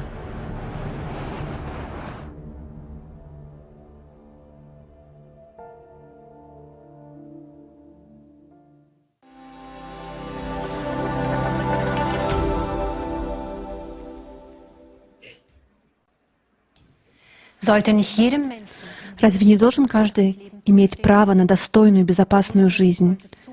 Каждому человеку должно Biz быть şimdi halis isteriz yaşama, güzel bir yaşamakta. Biz varınca onu yapalım. качественная медицина и возможность участвовать в жизни общества. Все это прописано в социальном кодексе. Hepsici bunu sosyal kodekste hepsini biz bunu yazdık. Yazılı.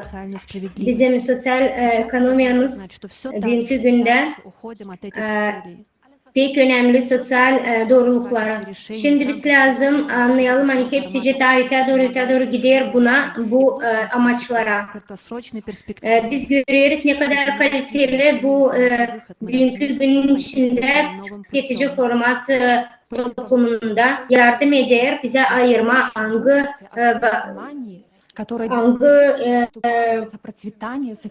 perspektivada kısa olarak biz varın isteyiz yaşama. Nereden bu çıkışı bulma. O zaman biz değilim. Biz şimdi nasıl gördük? Bu sadece biz düşünürüz ki Almanya'ya hangisi 10 yıllardır 10 yıldır güzel bir güzel bir yaşamak istedi. Beni pek korkudur ne kadar zor durumda bıraktılar bu ülkeyi. Что Федеративная Республика Германия является Bakalım ne zor durumda bizim Germanya'mız bulunur. давно не соответствует этому определению. Так насколько же социальным является то, что каждый пятый ребенок в Германии живет в бедности, что около 40 тысяч несовершенных летних и молодых людей находятся под острой угрозой стать бездомными, или что более 2/3 людей, которые скоро выйдут на пенсию, по всей вероятности столкнутся в старости с нищетой. Можно было бы предположить, что эти проблемы касаются только социально уязвимых слоев населения. Но сейчас мы видим, что люди с низкими доходами также нуждаются в социальной поддержке. Никогда еще продовольственные пункты в Германии не были так переполнены, и тем более теми, кто имеет работу. Многие спрашивают себя, какой смысл всю жизнь платить в пенсионный фонд, если в конце жизни меня все равно ждет бедность? Какой смысл от хорошей зарплаты, если на нее невозможно купить жилье? Что мне дает современная медицина, если приходится ждать приема врача до полугода? В Германии мы испытываем дефицит лекарств. А во многих местах, например, невозможно купить жаропонижающий сироп для детей. В нашей стране часто можно услышать, как люди говорят, где-то еще хуже. У нас еще все относительно хорошо. Но почему мы должны оценивать свое положение, оглядываясь на чрезвычайную глобальную обстановку в мире, вместо того, чтобы взять ориентир на свое собственное развитие и прогресс? Мы должны честно признать, что наш напускной оптимизм и лозунг «все будет хорошо» нам не помогут. Статистика, не отражающая реалии нашей жизни, ничего не меняет. В результате вводятся новые и заниженные стандарты. И вместо того, чтобы постоянно улучшать или хотя бы поддерживать качество жизни, мы все дальше и дальше скатываемся к социальной несправедливости. Дети, растущие в бедности, пенсионеры, собирающие пустые бутылки. Такого не должно быть в нашей богатой стране. Мы финансируем нашу социальную систему за счет наших налогов и социальных взносов. Почему тогда мы до сих пор испытываем так много трудностей? Куда идут наши деньги и как решается вопрос их распределения? Знаете ли вы, что мы, немцы, платим самые высокие налоги в мире после Бельгии?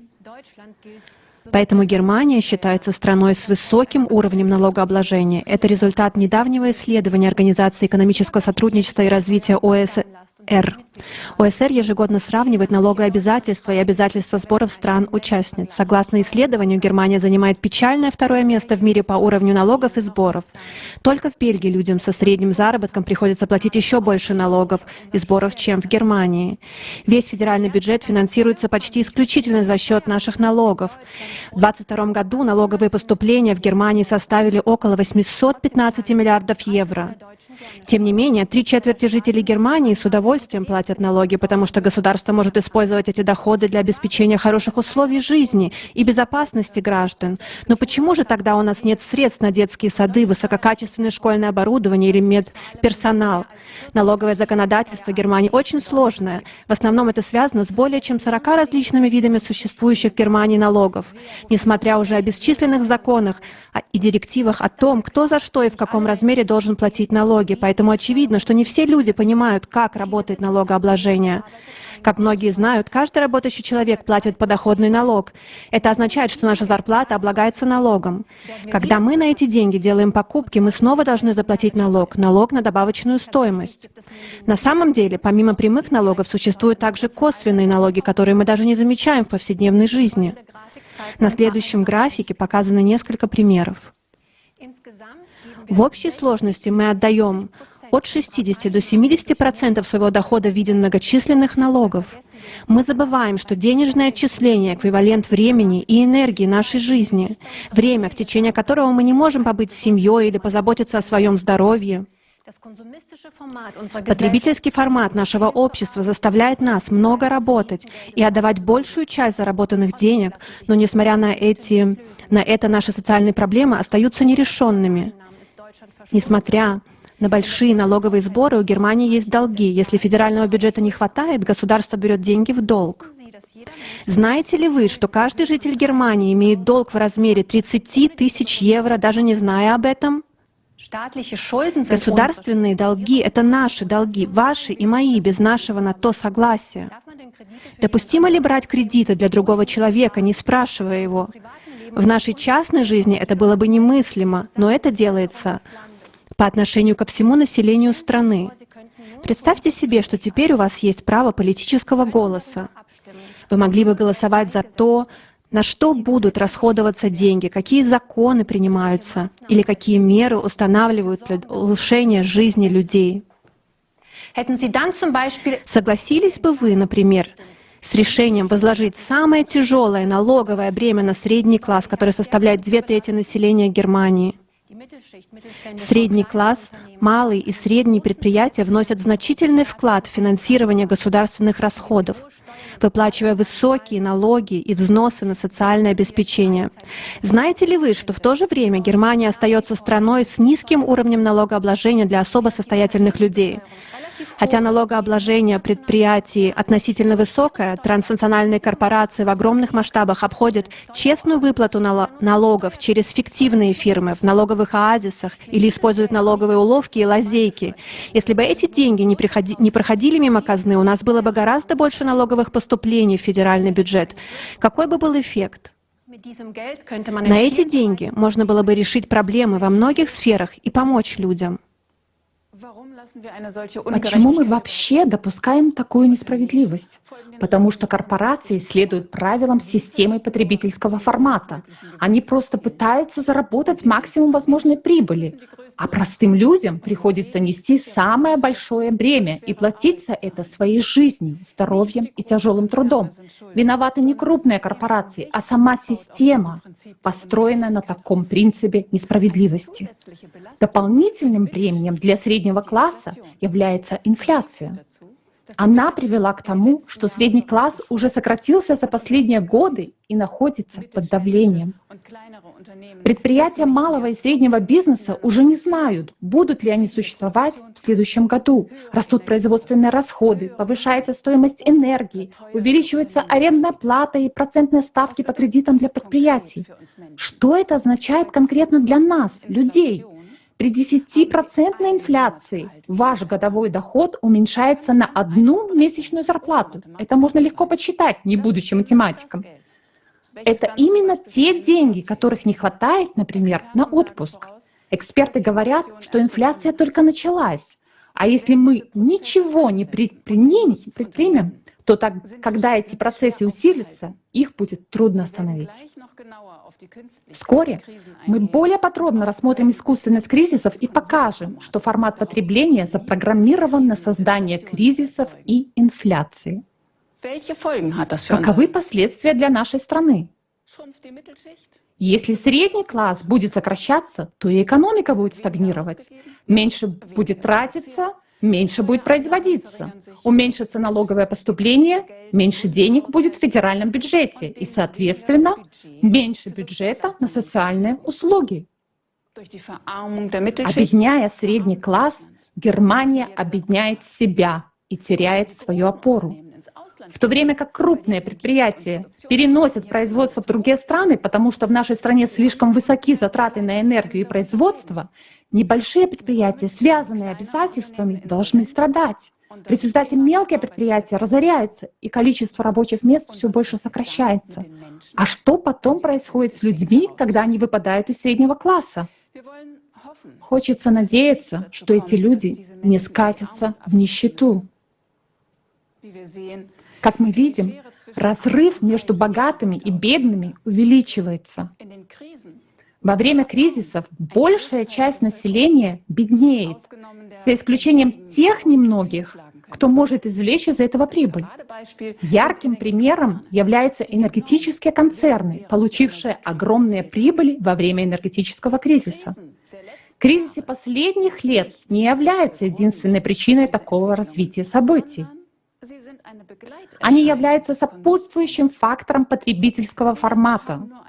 Они лишь подчеркнули и, конечно, еще больше усугубили существующее неравенство и уязвимость людей в этом потребительском формате общества. Какие процессы на самом деле стоят за этим? Почему инфляция в настоящее время так сильно влияет на людей? Каким может быть решение этой проблемы? Мы взяли об этом интервью у Мурата Йылдыза, специалиста страхового дела, инвестиционного консультанта и специалиста по имущественным ценностям. Давайте послушаем, что он нам об этом расскажет.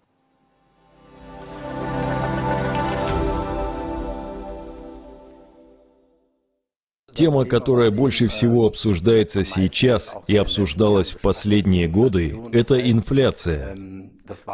Это значит, что она была всегда. Но сейчас, последние 2-3 года, инфляция настолько высока, что, к сожалению, все это чувствуют и ежедневно, совершая покупки, наблюдают, что деньги обесцениваются. В этом плане, к сожалению, не все так радужно, но как бы плохо это ни звучало, это только начало. Поэтому предполагаю, что в ближайшие год-два ситуация ухудшится. Я бы не сказал, что дела в экономике идут так уж хорошо. Нам хотят представить ее положение в лучшем свете. Но когда известно, что более мелкие компании со средними объемами производства, перед кризисом произошли изменения в законодательстве, согласно которым предприятия больше не обязаны сообщать о своей неплатежеспособности, что означает, что многие предприятия, которые уже должны были закрыться по экономическим причинам, все еще существуют. И выглядит все так, как будто бы с экономикой в целом все хорошо, но вместе с тем многие сотрудники были уволены, а большое количество сотрудников работают в режиме сокращенного рабочего времени. Все это, на мой взгляд, приукрашенные сообщения. И это подтверждается тем, что каждый из нас видит и может подсчитать, что он может купить на те же деньги сейчас по сравнению с тем, что он мог купить ранее. Это означает, что с экономической точки зрения у людей не все в порядке. И это ощутимо. Можно показывать и говорить все, что угодно. Но в реальности все по-другому. Так что все определенно не так, как нам рассказывают. Например, что это украинский кризис или проблемы с поставками и прочее привели к росту цен. Есть две основные причины инфляции. Первая – нехватка сырья. Вторая – то, что сами деньги обесцениваются.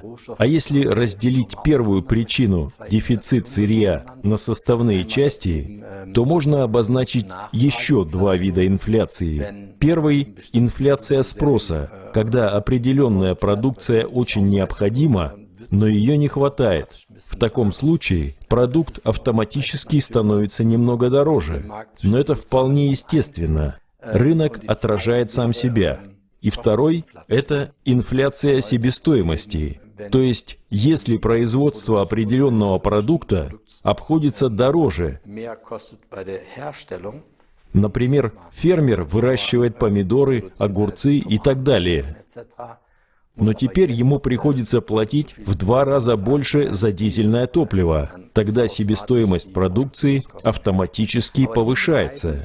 Но эти 2 вида инфляции на самом деле незначительные, потому что на них приходится совсем незначительная часть того, что мы видим и переживаем в настоящее время. Основная причина инфляции, которую мы сейчас переживаем, это денежная инфляция. Когда рынок заполняется большим количеством денег или их больше печатается, что и делает Европейский Центральный банк последние 7-10 лет, тогда деньги обесцениваются. К сожалению, с существующей системой это не сработает. Максимум, что можно сделать, это что-то точечно улучшить в определенных сферах, где вы являетесь экспертом, или создать возможности, чтобы это не выглядело так драматично. Но для того, чтобы произошли реальные изменения для самих людей, Вот, я уже голубая. практически Ты меня перевернуть слышишь? всю систему. А ну-ка, погляди. Должна быть прозрачность, должен быть вовлечен каждый человек. И все системы могут быть сформированы по-другому. Решения уже есть, но не все еще знают о них, а это нужно реализовывать на практике. Я узнал о созидательном обществе совсем недавно и считаю, что эта идея не только потрясающая, но и очень простая в реализации. Прежде всего нужно просто проинформировать людей о том, что такая возможность существует и что в этом участвуют все. В существующей системе мы можем лечить только симптомы, но это не излечит систему в целом, поэтому ее придется полностью менять.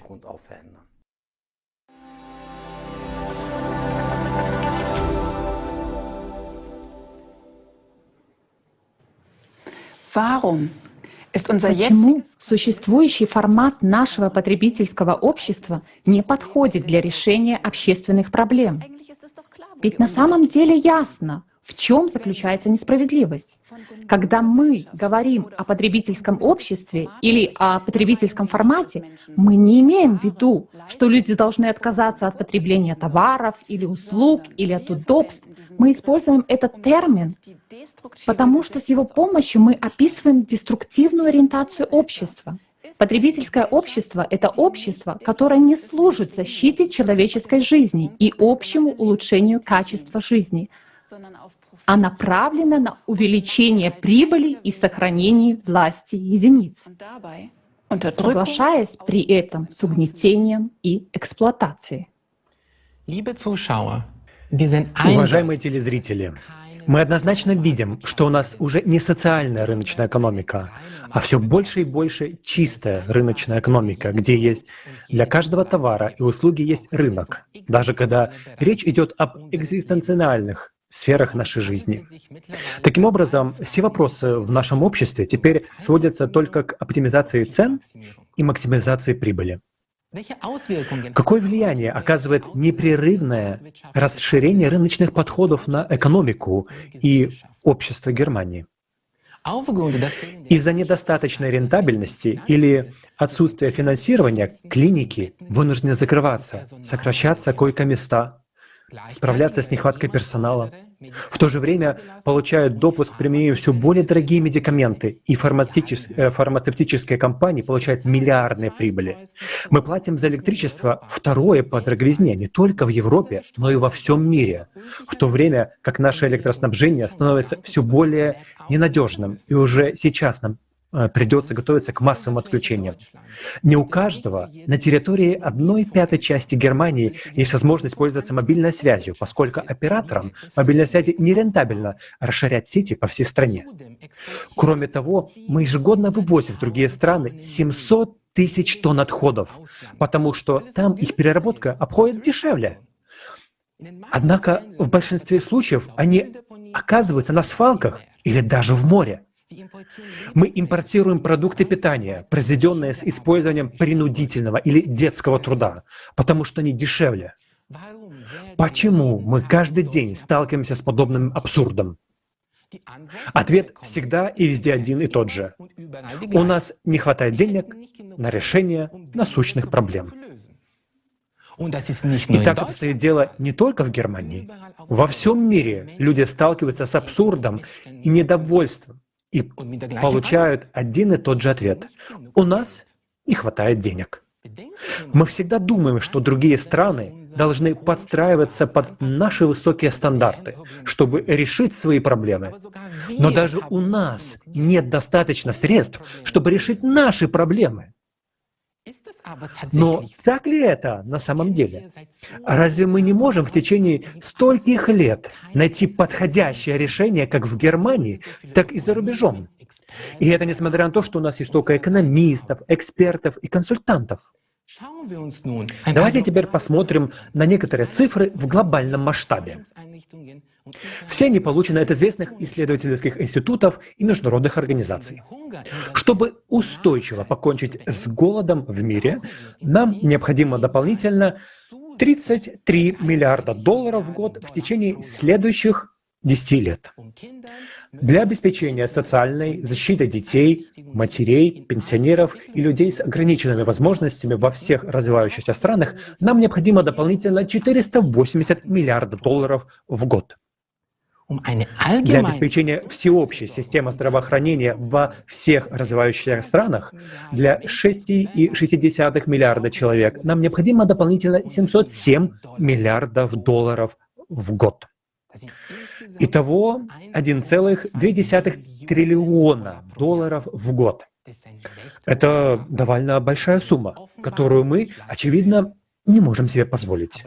Но давайте посмотрим, на что у нас явно хватает денег. В настоящее время мы тратим 571 миллиард долларов в год по всему миру на субсидирование возобновляемых источников энергии и электромобилей, хотя они неэффективны, нерентабельны и неэкологичны. Но одно несомненно, это то, что частные прибыли финансируются за счет государственных денег. За последние 20 лет мы тратили на войны в среднем 1,8 триллиона долларов в год. То есть мы тратим деньги на стабильное увеличение частного богатства и убийство друг друга. И даже в 2 раза больше, 2,4 триллиона долларов США, чем на неотложное решение насущных проблем. Разве это не безумие? И в то же время в мире насчитывается около 300 тысяч супербогатых людей с личным состоянием более 330 миллионов долларов. Общая сумма их активов составляет 36 триллионов долларов. Получается, что у нас более чем достаточно денег, чтобы решить все проблемы на планете. Но мы просто не делаем этого. И если мы посмотрим на глобальное распределение богатства, то вот что мы обнаружим.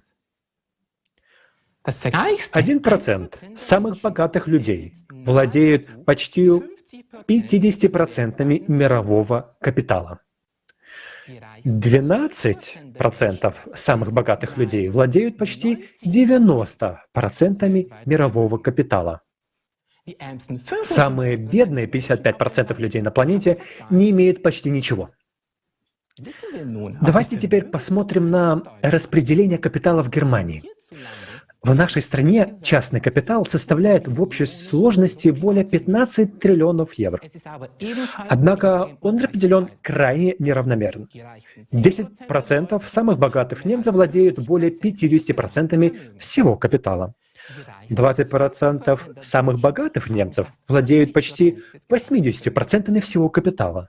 Самые бедные 50% не имеют почти ничего. И самые бедные 60-70% немцев почти также ничего не имеют. Среди них много людей среднего класса, которые каждый день ходят на работу, но не имеют никакого имущества. Все это вовсе не удивляет. Хотя повсюду декларируется, что экономика направлена на улучшение жизни каждого. На самом деле все обстоит иначе. И мировая, и немецкая экономики существуют не для того, чтобы обеспечить всех людей или всех жителей Германии товарами и услугами, а для того, чтобы сделать богатых людей богаче. И эта цель не только определяет наши экономические действия в повседневной жизни, но и глубоко укоренилась в нашей экономической доктрине. А что такое вообще означает термин «экономика»? Согласно немецкой версии Википедии, это совокупность всех институтов и действий, которые служат запланированному удовлетворению потребностей. Поначалу это звучит разумно. Теперь заглянем в признанный энциклопедический словарь Гамблер. Там дополнительно разъясняется следующее. Целью экономики является гарантированное обеспечение средств к существованию. Это именно то, чем мы явно не справляемся. И в ее капиталистической форме максимизация прибыли и удовлетворение своих собственных потребностей с помощью предпринимательской свободы, в то же время порождая зависимость, будь то от поставщиков или продуктов, и рост, вплоть до коллапса системы. Не обязательно желаемого, но ожидаемого коллапса. Неплохая перспектива, не правда ли? Но особенно интересно то, что самое первое определение термина «экономика» восходит к Аристотелю.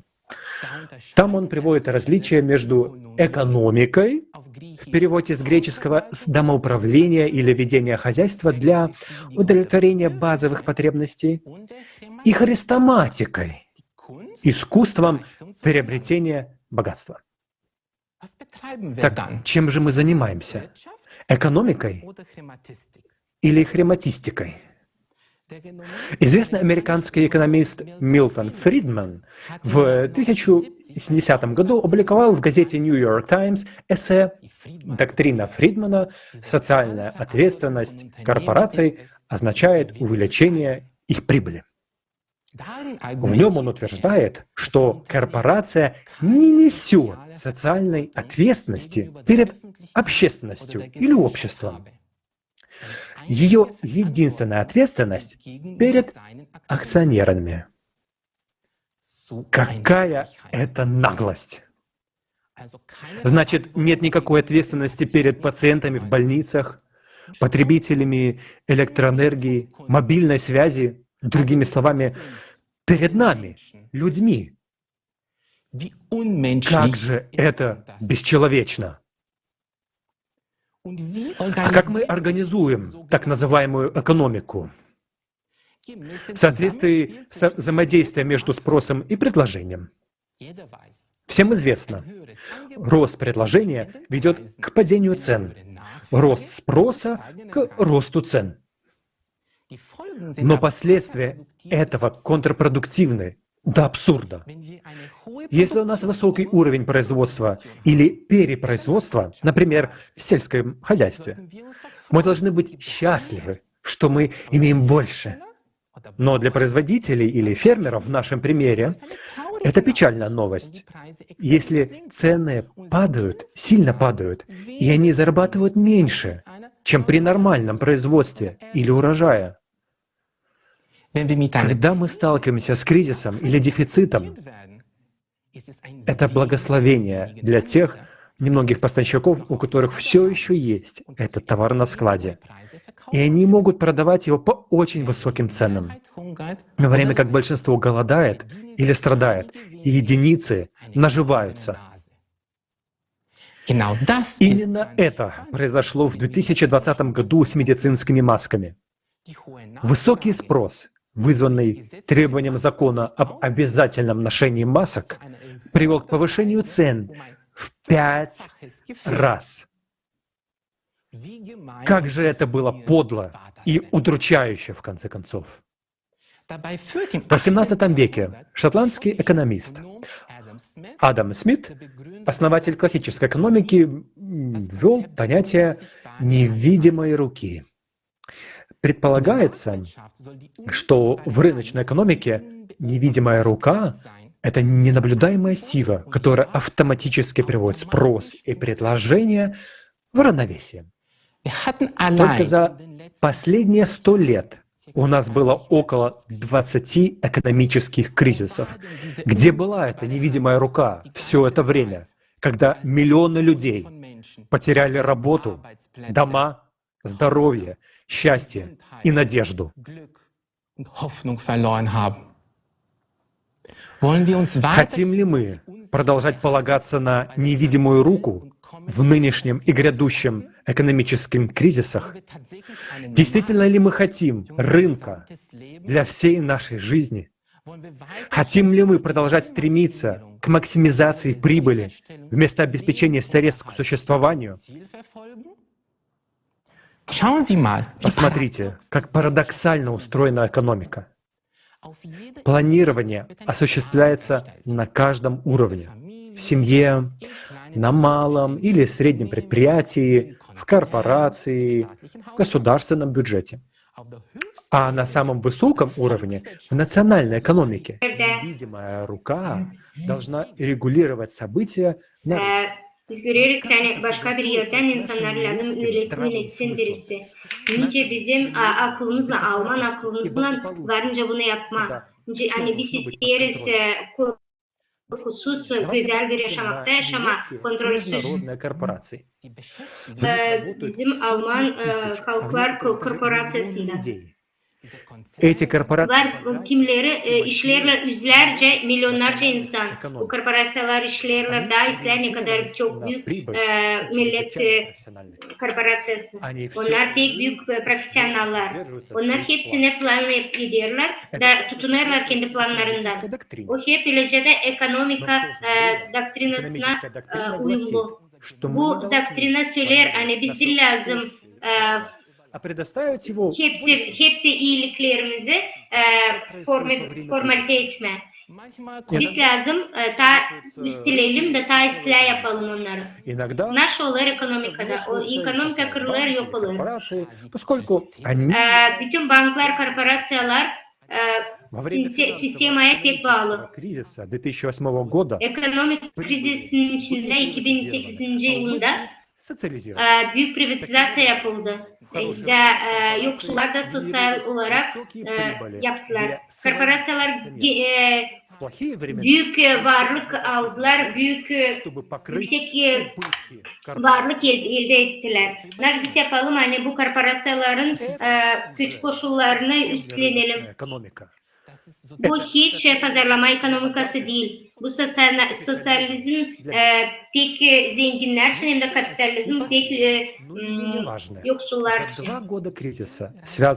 2 yılın içinde kriziste, pandemi döneminde 10 kişi bütün dünyada büyüttüler kendi zenginliğini 1 trilyon dolarla. O zaman açan pek çok insanlar kaybettiler kendi bizneslerini. Ne kadar absürt olarak bu ekonomik sisteması yok oldu. O getirdi insanlar zor duruma. Bu krizisler üstünde işler her kere. O işler sadece zenginler için. Ama bize sıradan insanlara pek prost bir yaşamak. Bu insanlar. Sağ olasınız Christian, sizin anlattığınıza doğru söyleme. Biz hepsi anlarız naşı halizden bizim ekonomi sistemasında olur da doğruluk işlemir. Hepsi işler ki ona hani İnsanlar zengin olsunlar. Değil o işten insanlar taysa yaşasınlar. Sen doğrusun Silvian. Ekonomika büyüklüğünde biz her gün işleriz hani insanlar daha yükselir. Biz anlarız hani ekonomika olarak lazım o insanların güzel koşulların, yaşam koşullarını büyütsün. Bugünkü günde biz görürsen sosyal yalanları, krizisleri büyür. Sistem olarak planlarlar onu. Ama bu ona gelir. Hani bunu biz devam edelim mi? Ekonomika olarak biz lazım insanları tutalım. Değil bütün kanunları. Bu doğru. Bu demek olur hani bizim var imkanımız kurma yeni koşullar. Kurma ekonomika sistemasının angısı olmayacak, krizisleri yapmayacak. Şimdi görürüz hani biz geliriz o yola büyük ekonomi krizisi. Biz şimdi anlayamayız sayılar o içinde ama bir işte söyleme hani nice şimdi olur biz bunu dilden devam edelim. Değiştirme lazım ya da olacak büyük bir kolaps ya da biz geçeceğiz büyük bir ekonomik modeline angısı varınca sadece yaratıcı toplumun formatında olsun. Hristiyan bugünkü günde ekonomi krizi, sosyal yaratıcı toplumun içinde işler sadece büyük yeni modelle ekonomik olarak. O bambaşka bir vektör alır. Bize varınca mı anladarsın bunu bizim seyredicilere?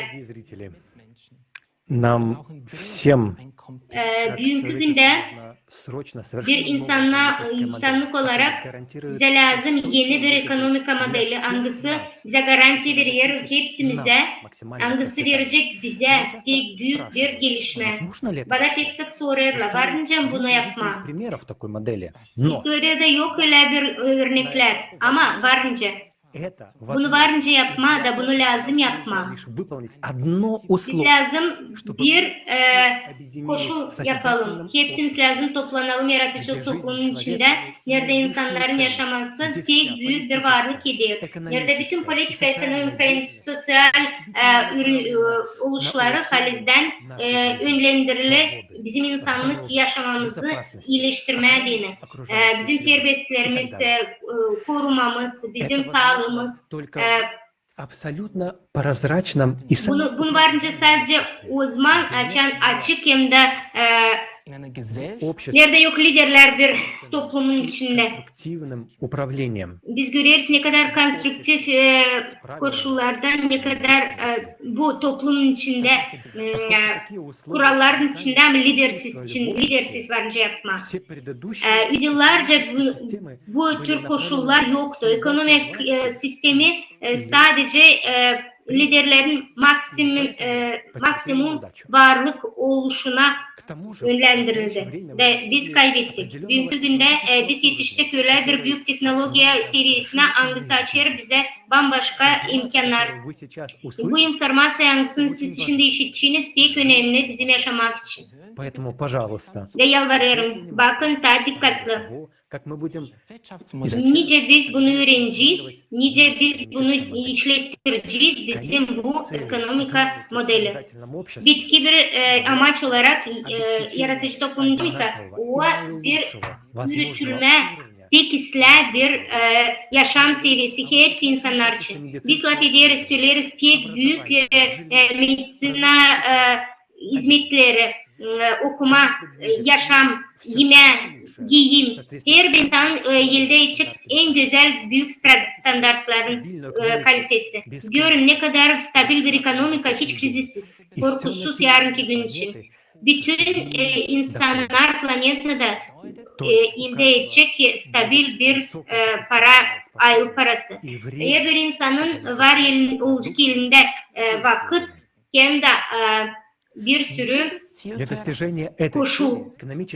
Bunu elde etmeden ekonomik sistemasını lazım kendim kurma angısın olacak iki etap içinde. Biz lazım şimdiki sistemadan lazım geçelim yaratıcı toplumun ekonomikasına. Bu geçiş periyodu geçecek 5 yılın içinde. Pek önemli değiştirme bir para tipi angısı kurulacak dünyaca bir bankla da kontrol edecek bir toplumla. Pek önemli koşullar açan biz geçeceğiz. Lazım ki hiçbir insanın, hiçbir ülkenin olmasın borcu.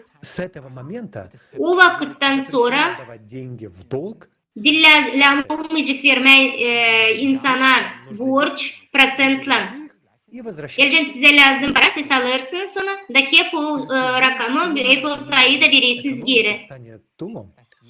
Bir bazı element olarak yeni modelin ekonomikası her bir insan her ay kabul edecek hiç lafsız $10.000 aylık. Bu yapacak pek büyük bir güzel yaşamak her bir insan için. Ona verecek o kadar imkan, hangisine nerede insan varınca alsın, hepsinin ona lazım. Bu koşulun içinde o kendisini geliştirecek. Yapay intelekte yardımıyla biz insan global olarak kendi iyiliğine kullanacak. Global sonuçlar hepsi insanlarla beraber kurulacak da yapay intelektle analiz edecek. Hangisi varınca bize göstersin ne kadar çok bize lazım yaşamak için. Hani her bir insana her bir insana lazım. Yemesinden, giyinmesinden hepsini. Bu her bir optimal olarak resursları yerleştirecek ve onların gelişmesini de gösterecek planetanın seviyesinde. Hepsi mallar hem de hizmetler online olarak verilecek hem de herkesin elinde olacak. Örnek olarak siz isterseniz başlama bir business da isterseniz anlamanıyorsa imkanlar var o yapay intelekt size gösterir hepsi yüksekleri hem de artıları da siz sonra karar verirsiniz. Sizin için daha iyisi hangisi garanti verecek sizin businessinize. Hepsi yeni teknolojiler bütün insanlık için duracak. Hepsi her bir insan yeni business için kurulacak. Bu bize vermeyecek sadece otomatik olarak kampanyaları kurmak için. Malların kalitesinin seviyesini hem de varlığını var edecek. Daha bir pek önemli bir değişiklik bu fiyatların büyümesi. Spesyalistler yapay intelektinle beraber onlar bütün fiyatları düzenleyecekler her yerde olsun bir türlü. Kaldırarken kaldırma fiyatları yoksunca olacak. Sadece düşürme. Güzel bir kalite yapma diyelim. Hepsi fiyatlar bir mala olacak hepsi yerde bütün dünyada bir türlü. Otomatik olarak hem de 4 gün haftada. Sonra da böylelikle de maaş olarak, para olarak aylık bir türlü alma. Her ay baza olarak parasını insan alacak. Her birinde olacak stimul işleme, aynı yaşama taisle. Hiç önemli değil, hangi yerde sen istersin yaşamaya da işleme, profesyonel olarak bir türlü meslekte kabletçikle bir türlü maaşını, paralarını ayında hep o iş için bütün dünyada. O iş migrasyasını durgutacak da bütün bu zorlukları bitirecek. Bakalım şimdi şuna. Dünyaca Birlik Bank hangisi bütün topluma ait. Birlik para varlığı. Fiyatlar bir türlü. Prosentler kreditlere koyulmayan, inflasya olmayan, krizisler, ekonomikler durgun olmayan. Bize lazım bu balanslar soruş hem de istek içinde. Onların para hem de malın aralarında bir tartı. Ellicem büyün yaşam kurularsa da paranın üstüne o zaman geçiş periyodu kampanyaların kurulacak sadece kalitesinde. Fikseye de bütün fiyatlarını bütün parayı, prosentsiz krediler enflasya yok olan, yeni teknolojiyalara yol açan ve kaliteli yaşamak hem de güzel varlık elde etmek için. Hepsi bu faktörler yapacak bize koşul pek güzel bir konkurensiya ve olacak büyük bir stimul daha büyük kaliteli mallar için. Bu bize verecek pek büyük bir seviyeye yaşamasını hepsine. Yaratıcı toplumun içinde bu koşullar yapılacak, nerede olmayacak korupsiya ya da başka insanlar politikanın ya da ekonomikaya bir varlığı. Bunun için bize yapacaklar her bir insana kendi koyulacak kendi zenginliği her bir insana denir. Bu çıkış yoluna biz hepsimiz beraber toplum olarak çıkacağız. Diyelim 10 milyon dolar olacak. Ben sanırım hani bu yetecek insana hani büyük hem de konforlu güzel yaşamak. Ama bu para yetmeyecek cenkleri durdurma adına. Dünyada resurslar strateji olarak bu yaşam preparasyonlar her bir dünyaca topluma ait olacak. Biz görüyoruz bütün resurslar, mal, enerji, finans sistemalar, bütün yeni teknolojiler, sağlık sisteması, medik ilaç sisteması, hepsi bunlar, bütün bu infrastrukturalar büyük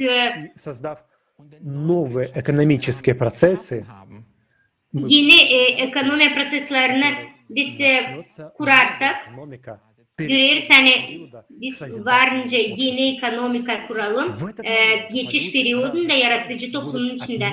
Bu vakit paralar değişik de bütün dünyada bir para olacak. Будет производиться с учетом ограничения капитализации. Bu kapitalizasyonun değişikliği olacak. Bambaşka. Yerlice büyürse de bunun isteği o zaman insanlar karar verecekler. Nasıl yapma o paralarla. Hepsi borçlar, hiçbir insan borcu olmayacak. Eğer bir fiyatlar olacak her yerde bir türlü de her bir insan kabul edecek kendi belli parasını. Kendi komentaryalarında insanlar sorarlar. Çünkü bizim tüketici toplumda hiç bunu göremiyorlar. Nereden biz alacağız o kadar para? Hani yeni model ekonomik kurma. Hani her bir insana 10.000 dolar vermem. Baz olarak. Bu halizden size bir soru. Но прежде чем ответить на этот вопрос, Yoktan buna cevap vermediğiniz bakalım nasıl o para? мы используем деньги, Biz kullanırız parayı чтобы упростить bir değişim olarak. Biz alırız satın, mal ya da hizmet. Hiç önemli değil neden o yapılır, metaldan mı, kağıttan mı? Sadece bir sayı. Bir sürü vakit olarak, para olarak kullanıldı ya altın ya da gümüş. Ama insanlar geldi öyle bir idea yani koyma kendi altınlar bankalara da koyma yazma bir kağıtın içinde. Nasıl varınca kabul etsinler bu kadar altın için. Bu banknotlar para olarak kullanıldı. Bu sistema bir adı vardı. Altın standart. 1970. yıllarda bu altın standartlardan kapattılar da insanlara karar verdiler insanlar artık olmayacak onların altınları. Yani eskiden paraların varlığı altındı. Şimdi o sadece bizim inancımızla tutunuyor. Para o sadece bir anlaşma. Nice de olmasa bütün dünyada nerede yerde lazım nerede yerde lazım ödeme biz bu paranın yüzünden yaşarız. İnsanlar savaşırlar bütün yaşamasını işleme de kazanma o paraları. Biz para için yaparız hepsini bize söylerler. Kimde var para onda var güç. Ne kadar daha çok, o kadar daha çok Деньги güç. в потребительском формате общества — это Tüketici format içinde para, o sadece bir büyük instrument, güç instrümenti. имеет Ve bu instrümentin var bir sahibi. Kim bugünkü günde para sahibi? своей системе Bugünkü finans ve sistemasında paralar yapıyorlar central bankaların ülkelerinde. Bu banklar her kere ülkelere ait değil. Amerika'da şimdilik Central Bank'ında federal rezervasyon sisteması. Bilirsiniz mi? Yani FRS özel insanlara ait. Ama daha da enteresan iş 90% para yapılır частным банковским сектором. banka centrada büyük sayıda paralar sadece belli insanlara ait. Onlar Собственность. На данный момент, в bu kimin bir insana aittir. Bugünkü günler bir insanın elinde trilyonlar dolar var. Bu da bir büyük problema. группе людей, а не обществу. Devlete onlar ait değil. Onlar topluma ait değil. Sadece birkaç kişiye. Ne kadar da biz işlemezsek bütün bizim paralarımız belli insanların ellerine düşer. Ama var daha da isla bir haber. Ekonomika bu değil sadece net bir nauka. Bu öyle bir bilim. Yok orada bir В экономике yok orada kanun angısında gravitasyona, yok onun aksioması. Ekonomika bu sadece bir anlaşma insanların aralarında. Ve siz bilirsiniz hani biz bunu varınca değiştirelim. ее изменить. Мы привыкли мыслить Biz açtık düşünmeye bu öyle kategoriler hani paralar kiminse devletin, halklar arası belli insanların ama yaratıcı toplumun içinde paralar olacak sadece topluma. Toplumun Как мы olacak. говорили ранее, будет Birinci ileriden söylediler yapılacak bir Dünya Bankası. Hangisi olacak sadece kontrol için toplum kontrol altında.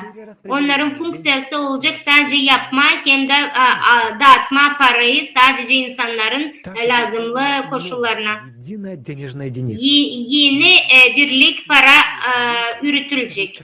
Onu başka valutalar yok olacaklar. Ve hepsi toplumlar olacak. Onlar değiştirilecekler. Да, Şimdilik bankalar yapamayacaklar kendi paralarını. Ama başka bankalar da olmayacak. будем решать. Biz bütün toplum olarak karar vereceğiz. Ne kadar para bize lazım? Yürütme, hani her bir insanın yaşam bazı koşulları, Для развития медицины и образования. yaşam kalitesi, medisinaya, okumaya, hani bizim yaşamamız silah olsun diye biz karar vereceğiz. Biz ne kadar istersen trilyon üreteceğiz de onlar hepsi bizim olacak. Остаться. Onlar varınca kalsın toplum sayıda Ключевой момент. ayrıca onlar bize lazım olmayacak. Ama pek önemli lazım anlayalım hani para Продаваться olmayacak enflasyon içinde. в экономике созидательного общества. Çünkü yaratıcı toplumun ekonomikasında fiyatlar her yerde fikse olarak olacak bir türlü de onları yokça büyütme. Senalar başka olmayacak Количество денег в обороте и цены olmayacak сохранятся. büyüme şeklinde. Onlar kalacak bir türlü. Это Ve biz lazım anlayalım hani bağlı olarak paralar o bir созидательному обществу.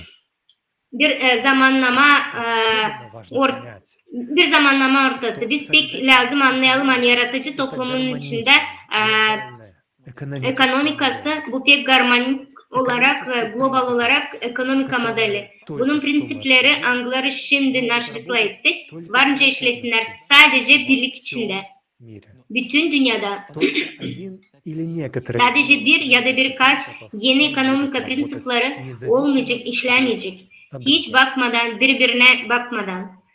В этот переходный период Bu geçiş periyodunda biz varınca нашу экономику kuralım, kendi ekonomikamızı işlettirelim de yapalım. Sadece yeni teknolojilerin ekonomika, energetika, bilim, ekoloji, sağlık hem de yemelik hem de başka mallara ait. Da bu bize yardım edecek geçme daha bir etapa. Yaratıcı toplumun ekonomikasına. Biz bambaşka bir yaşamakta olacağız. Bambaşka yeni yaşamak. Hiç o bize bizim insanların için parasız enerji.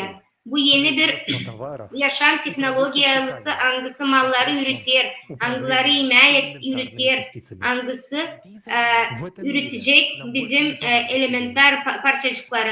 Bu dünyada bize çok para lazım olmayacak. Yaratıcı toplumun içinde her birimiz olacak tek zengin. Da o güvenli olacak kendi ileriki günde da serbest de yaşayacak öğrenci o ister. Спасибо, Кристиан. Честно сказать, я в Sağ полном olasınız восторге. Christian. Ben pek seviniyorum. Ne kadar güzel söylediniz bu ekonomik mandalini.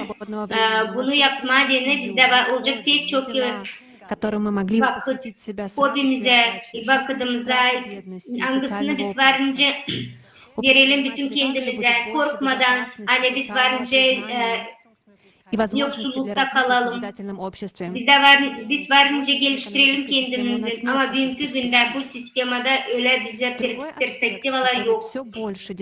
Başka bir aspekt hangileri bizim ekonomik idadır.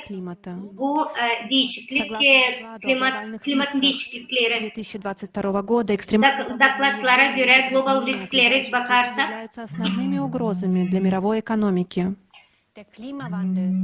Однако изменение климата — это не только финансовая угроза для нашей экономики, но и экзистенциальная угроза для человечества в целом. И именно об этом мы поговорим в следующем тематическом блоке. Мы представим вам научные данные, которые изменят ваше представление о нарастающей климатической угрозе. К сожалению, настоящие причины климатических катастроф в СМИ подвергаются цензуре, поэтому мы надеемся, что представленные факты, которые являются научно обоснованными и могут быть проверены вами, дойдут до максимального количества людей.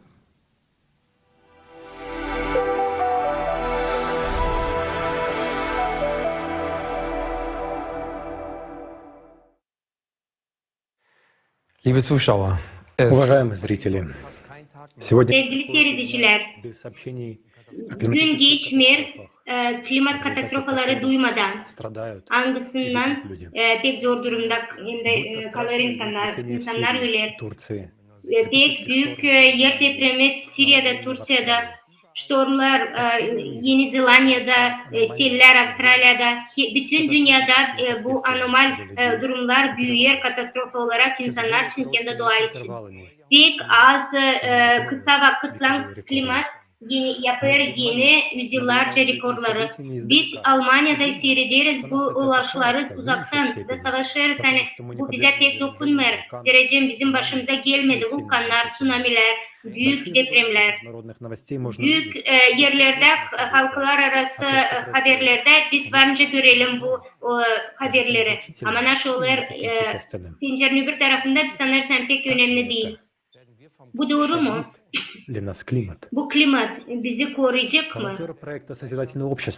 Volontörler, gönüllüler yaratıcı toplumun içinde monitörlük ediyorlar bu klimatın bütün dünyada. Onlar kullanırlar her yere meteorolog hizmetlerini, medyaları, bütün bu duruşu onlar araştırırlar da yaparlar çok böyle büyük bir resim nasıl olur bizim bütün dünyada. Diğer videoda siz göreceğiniz bitki yıllarda Almanya'da nasıl oldu. Nerede biz komandayla size isteriz gösterme ne oldu. Изменение климата — это реальность. Klimatın değişikliği büyük bir doğruluk. Во всем мире. Hem de onun oluşları bütün dünyada olur. Bütün stihiyada biz görüyoruz hani her bir yıl rekortlar değiştirir birbirlerini. Умеренном климатическом поясе. Niyose durum Almanya'da. Погодные явления должны быть скорее исключением, чем правилом. Biz görüyoruz hani Almanya'da kural olarak biz görmüyoruz.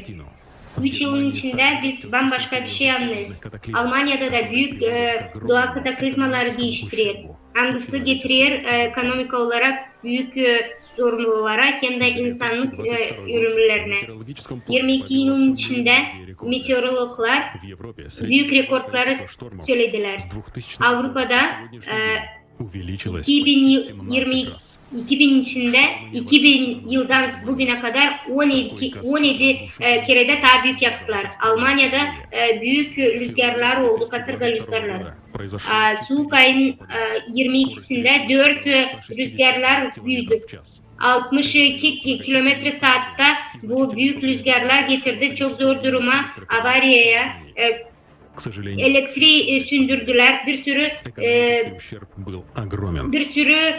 ev dağıldı. 6 kişi öldü. 4 gün içinde Elenia, Zeynep, Antonia büyük bir kötülük yaptılar. 1 milyar 6 euroya bugünkü güne zarar verdiler Almanya'ya.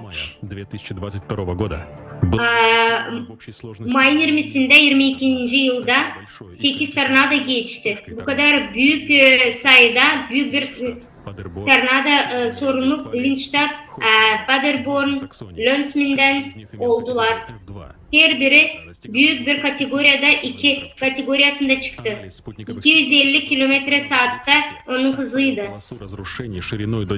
Biz görüyoruz haritadan ince büyük 13 bin kilometreye kadar onlar uzunluğu oldu. Ve bunun zararı 500 milyon euro zararını verdi. Pek çok insan zor durumda kaldı. Tornado 23 kilometrenin uzunluğuna zarar bıraktı. Bu rüzgarla yok oldu 100 evden daha da çok. Binlerce de ağaç yerle bir etti. 150 milyon euroya zarar yaptı. Bu tornado 2022 года на северную часть федеральной земли обрушился необычно сильный для этого времени года. Pek büyük bir rüzgar tornado geldi Almanya'da 22. yılda pek büyük bir zarar verdi bu tornadolar bütün yaşam vaktinde Almanya'da.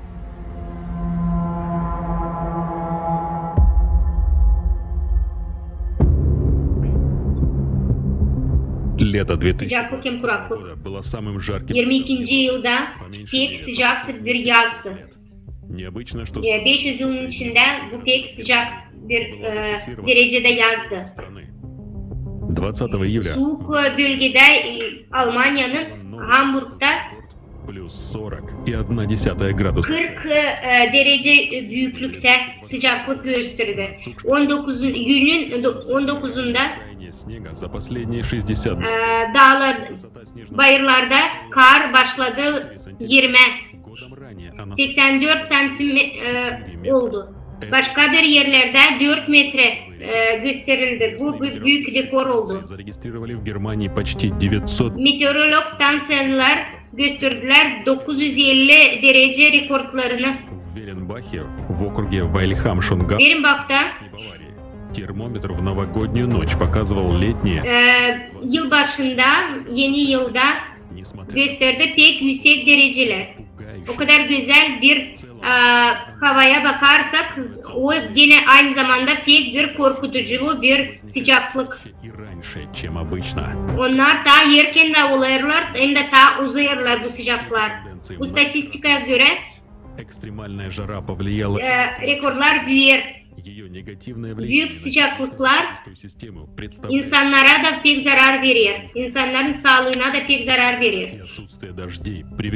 Sıcaklık hem de yağmurların yok olması getirdi pek büyük zararlar. 64% teritoriye zarar gördü. Tarlalar kurudu которое было значительно ниже. ve bereketsiz bıraktı bütün Germanya'yı. Хозяйственная ассоциация ожидает еще более сложные климатические условия в будущем. Лес так Bu koşullar daha da kötüleşir. периодов засухи и жары. Dağlıklarda hepsi ağaçlar kuruyor ve yangın çıkarır. Владельцы лесов с 2019 года понесли 2019'dan pek büyük zarar gördüler dağcılar 12 milyon euroya kadar. тысяч гектаров леса. 400 bin hektar dağ öldü. Çünkü kuraklık vardı. Ve bu 500 bin futbol alanı denir. Pek çok teritoriye kurak içinde kurudu. В результате засухи. Крупные реки Sular da yer altına gitti. Göller hem de nehirler susuz kaldı. Pek önemli pazarlayıcı bir nehir düştü pek küçük seviyeye. Orada gemiler gezmemeye başladı. Çünkü su yetmiyor. выросли в 5 раз. Низкий уровень воды в реках также повлиял. Ve transport olarak insanlar daha çok harcama başladılar. Транспортировка угля была сильно ограничена, а с другой стороны мощность Enerji olarak insanlar Almanya'da kaldı enerjisiz çünkü yakıtları nehirlerin su üstünden getirirdi gemiler ama onlar geçmediği için karayollarda, kuru yollarda daha pahalı olur. обусловлено чрезвычайно низким уровнем воды. Это зловещее Büyük taşlar su altından çıktılar в Германии, çünkü su yer altına gitti. запасом воды. Almanya pek çok suyu vardı. Artık bu öyle değil. Almanya kaybetti çok suyunu. Bu situasya pek yufkalandı. 22. yılda oldu yangın rekortları Almanya'da. Yerli yangınlar her yerde, Avrupa'nın her yerinde oldu. Portugalya, Fransa, İtalya, Almanya, Çekya, İspanya. Oktyabrın 15'inde 22. yılda onların teritoriyası 770 hektara büyüdü. O daha da çok Lüksemburg olarak 3 katına büyüdü. Geçen yıl 32 yangın oldu. 4300 hektar yer yandı. Araştırmacılar gösteriyorlar bitki 100 yılın içinde hiçbir kez böyle yangınlar olmadı. Nice oldu 22. yılda. Alman dağcılar söylerler bunun zararı pek büyük rekor aldı. До 40 миллионов евро. Da o oldu 30'dan 40'a kadar milyon euro. Bu pek büyük zarar verdi bizim doğaya, insanlara da 600 milyon euroya kadar kalktı. Pek çok bu kuraklıktan sonra pek büyük yağmurlar geldi, tuğlular yağdı. 22. yılın içinde yeni rekor oldu. 8000 olay büyük tuğlular yağdı. 2 santime kadar. Pek çok insan bu tuğluyla etti. Daha büyük 5 santim büyüklükte oldu. 21. yılda Avrupa'da pek çok 250 kişi zor durumda kaldı. Tuğluyla 25.000 hektar yer teritori olarak yok oldu. В целом, страховые Ve bunun zararı 50 milyon euro oldu. 4,3 миллиардов евро из-за штормов, града и проливных дождей в 2022 году. 2022 yılda pek büyük zarar gördü. 22. yılda seller geldi kuraklıktan sonra. Катастрофическими наводнениями. Çünkü çok yağmur yağındı. 14 hem de 15 Eylül'de 21. yılda Almanya'da büyük bir sel geldi. Alman meteorolog hizmetleri anlattılar. hani yağmur yağdı 150 milimetre. Конечно. Su kalktı 5 metreye kadar. И видели, как резко она... Biz görüyoruz nehirler kalkar birden, su kalkar. Ama hiç biz düşünmerdik hani o varınca böyle koşullara gelsin. Поднимается на 50 сантиметров. Biz görüyoruz hani 50 santime kadar her 5 minutun içinde büyüye kalkar su. 10 minutun içinde su doldurdu her tarafını ve biz zor durumda kaldık. Bu büyük bir katastrofa bizim Germanya'da 180 kişi canına oldu. Ущерб относителен. Один материальный, Bunun zararı причиненный здоровью. Потому что мне пришлось ночью освобождаться из застрявшей машины. Для многих, для всех, pek çok için ya da hepsi için bu sel hiç herkes için pek zordu. Bu bir tsunami olarak herkes onu gördü. здесь 3 трупа. Biz yüzerdik. Yollarda arabalar yüzerdi, yürü insanlar yüzerdi. 4-5 saat bu sürdü. Biz anlarız hani o vakitin içinde bir şey yoktunca nasıl yapalım. 60 metre benden vardınca bunu durdurtma. İşte lazım söyleme hani lazımdı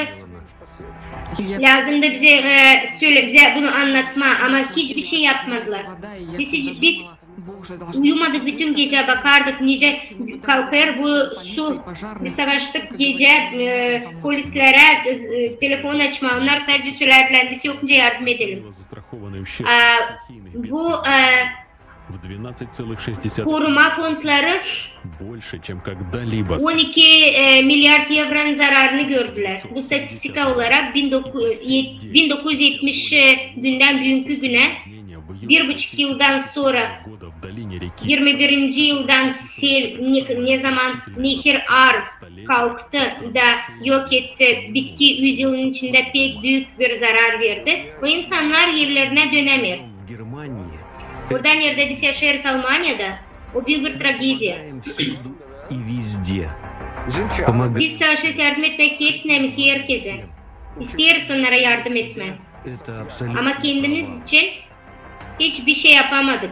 Bir Almanya olarak.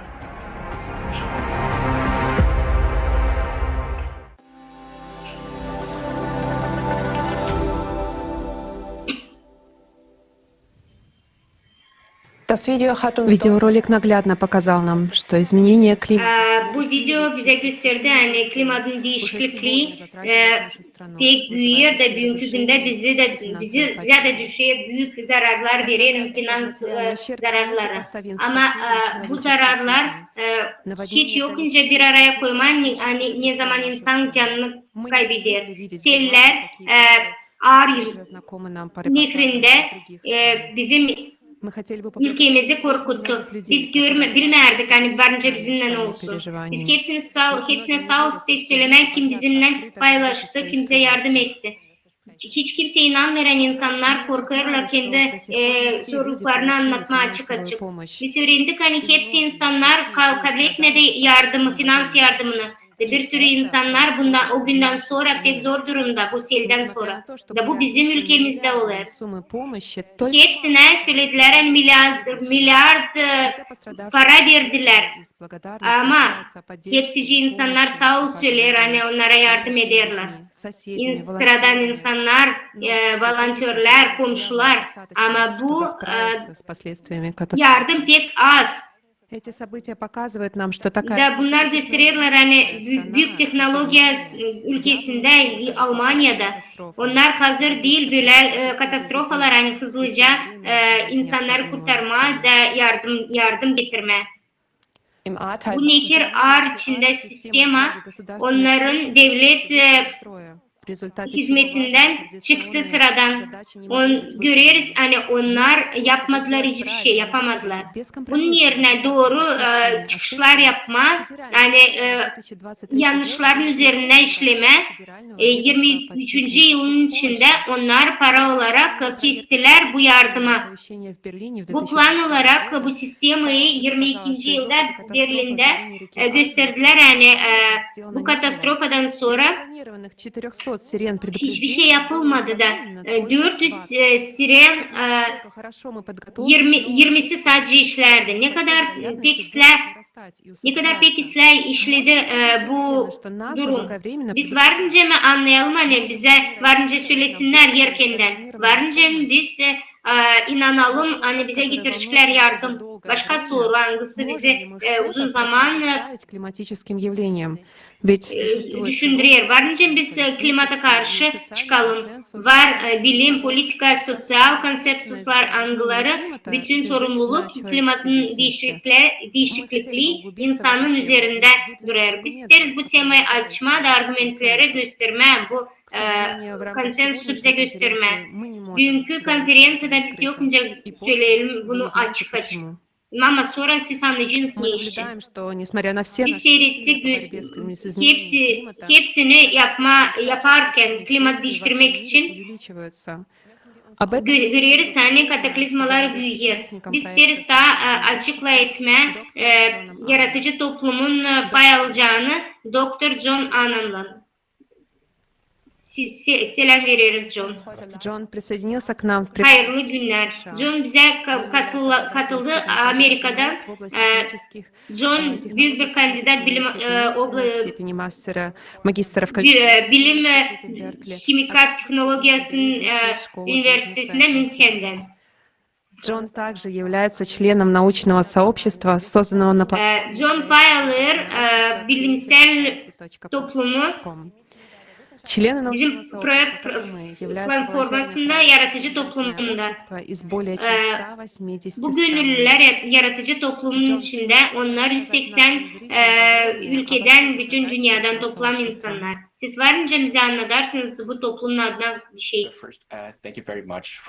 Прежде всего, хочу İlkten isterim ki hepsi içinize sağ ol söylemeni beni buraya çağırdınız. Benim için pek büyük bir onur burada olmak. Pek önemli bizim için, bizim toplumumuzda var o hani klimat değişir. Bizim platformumuz toplama sadece bilim adamları ama ekspertleri de hani insanları getirecek doğruları anlatacak prosesleri bütün dünyada. Naş yapır bu toplumu pek büyük. Bugünkü günde bilim adamları araştırır klimatı sadece bir taraftan. Bulkologlar araştırır klimatın ученые, как правило, не разбираются в смежных дисциплинах. Klimatın bir bölümünü. Her biri onlar her bir belli bir yerde onlar dağılır. Bütün bilim adamları belli bir bölümü öğrenir.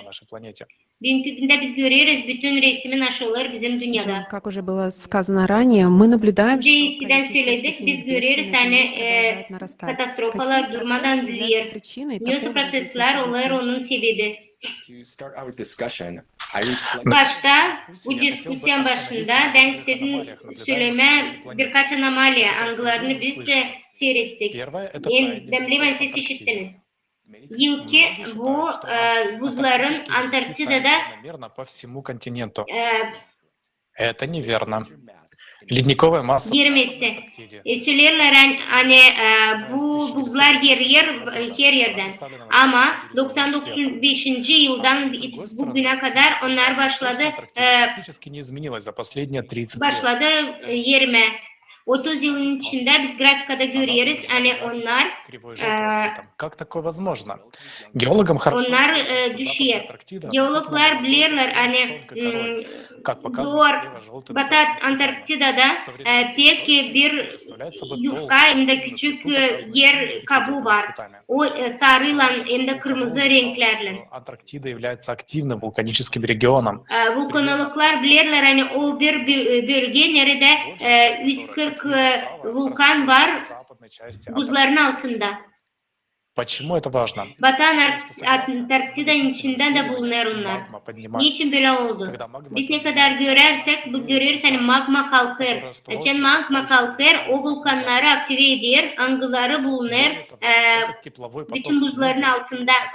Bu sıcaklık alttan büyük yapacak kötülük oradan yerde yer kabuğu pek ince.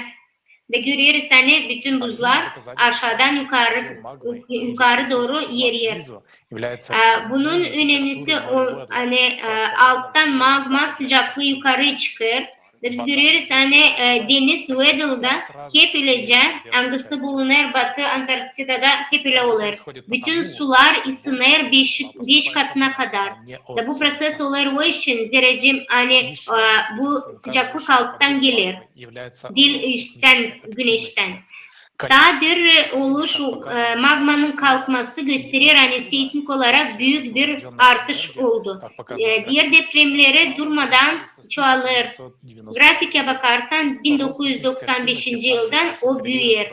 Seismik büyümesi hep öylece de gösterir anormal global sıcaklığı.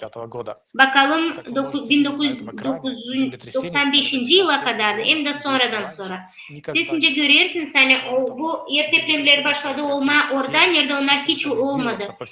Yer depremleri başladı olma sırayla.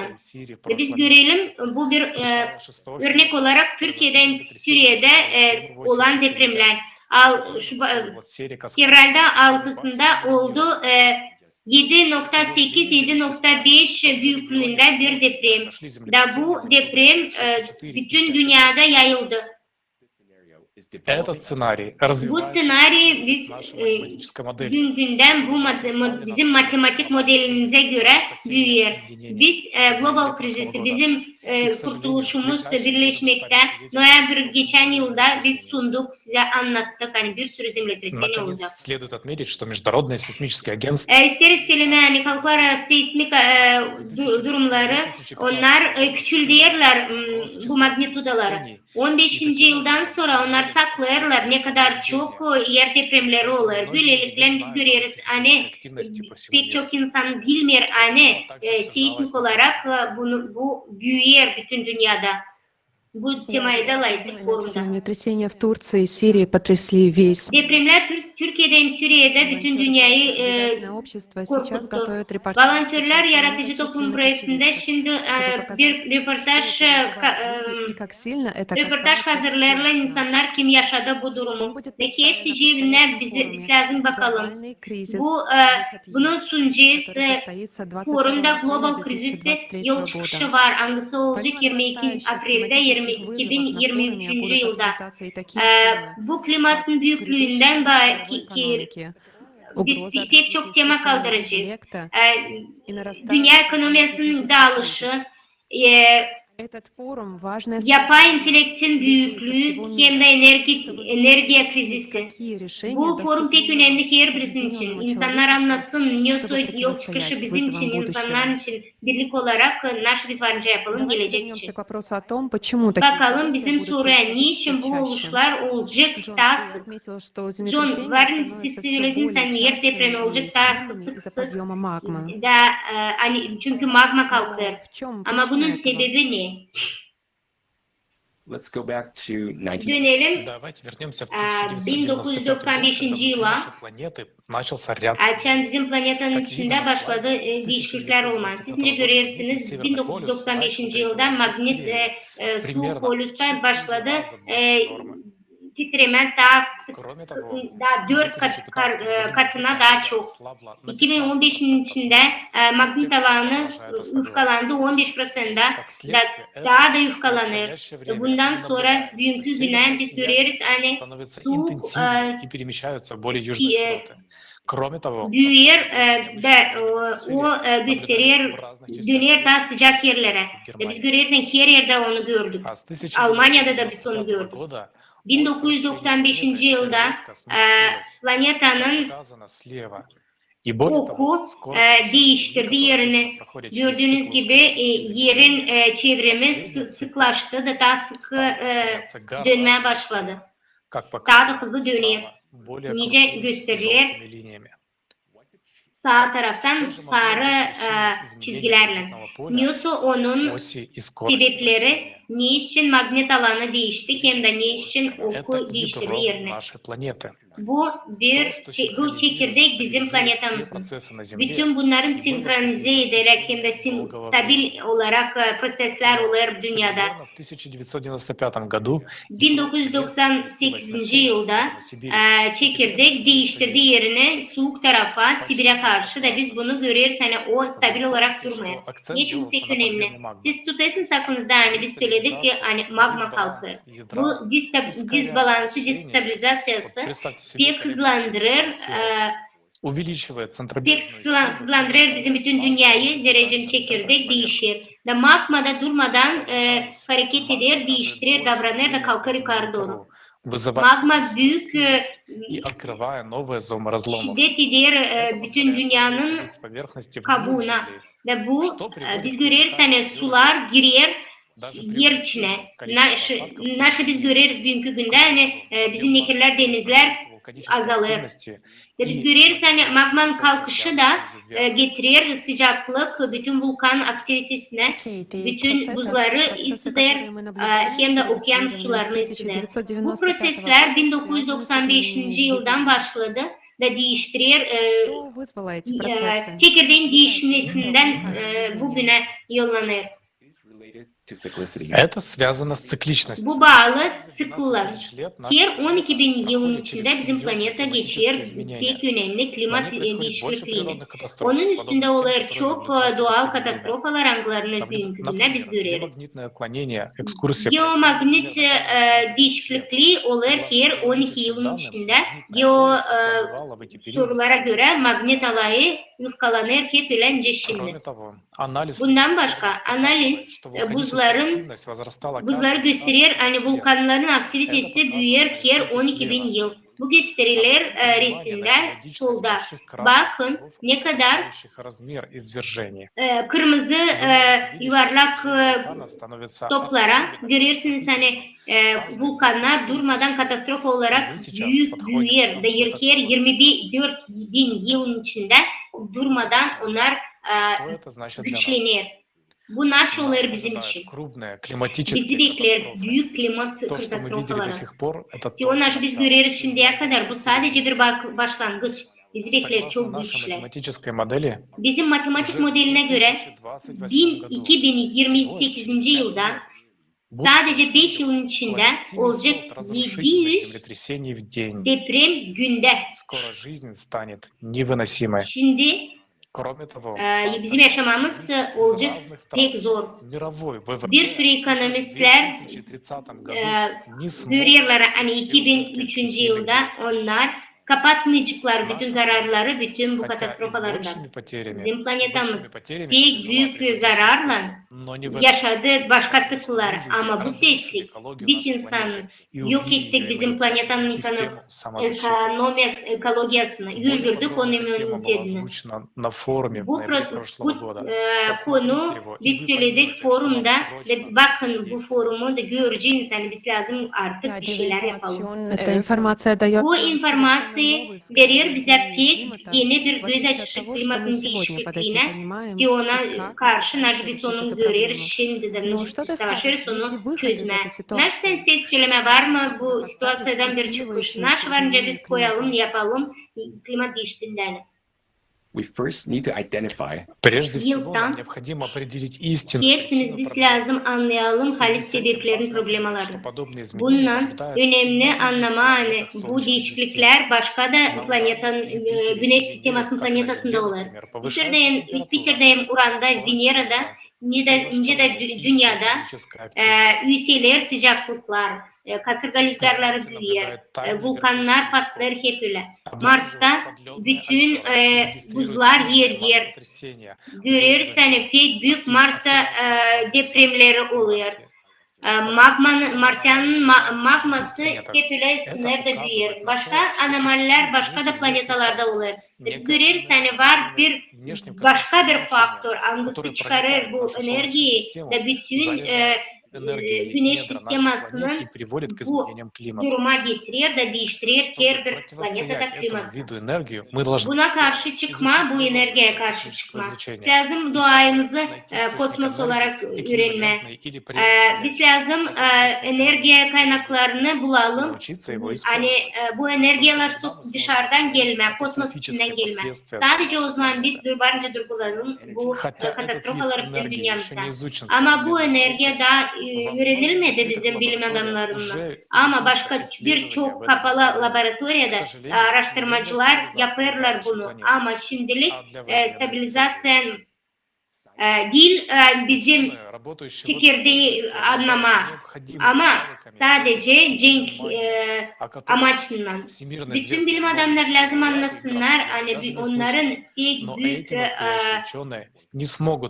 halis bilim adamları yokça işlesin bizim için. Zerrecim hiçbir ülke onlara izin vermiyor bunu. Dünkü güne tüketici format yerindeyken. Onların gücün altındayken. Çünkü her bir devlet kaçışır güç için de onlar vermeyecekler hem İsrail bilim adamlarına.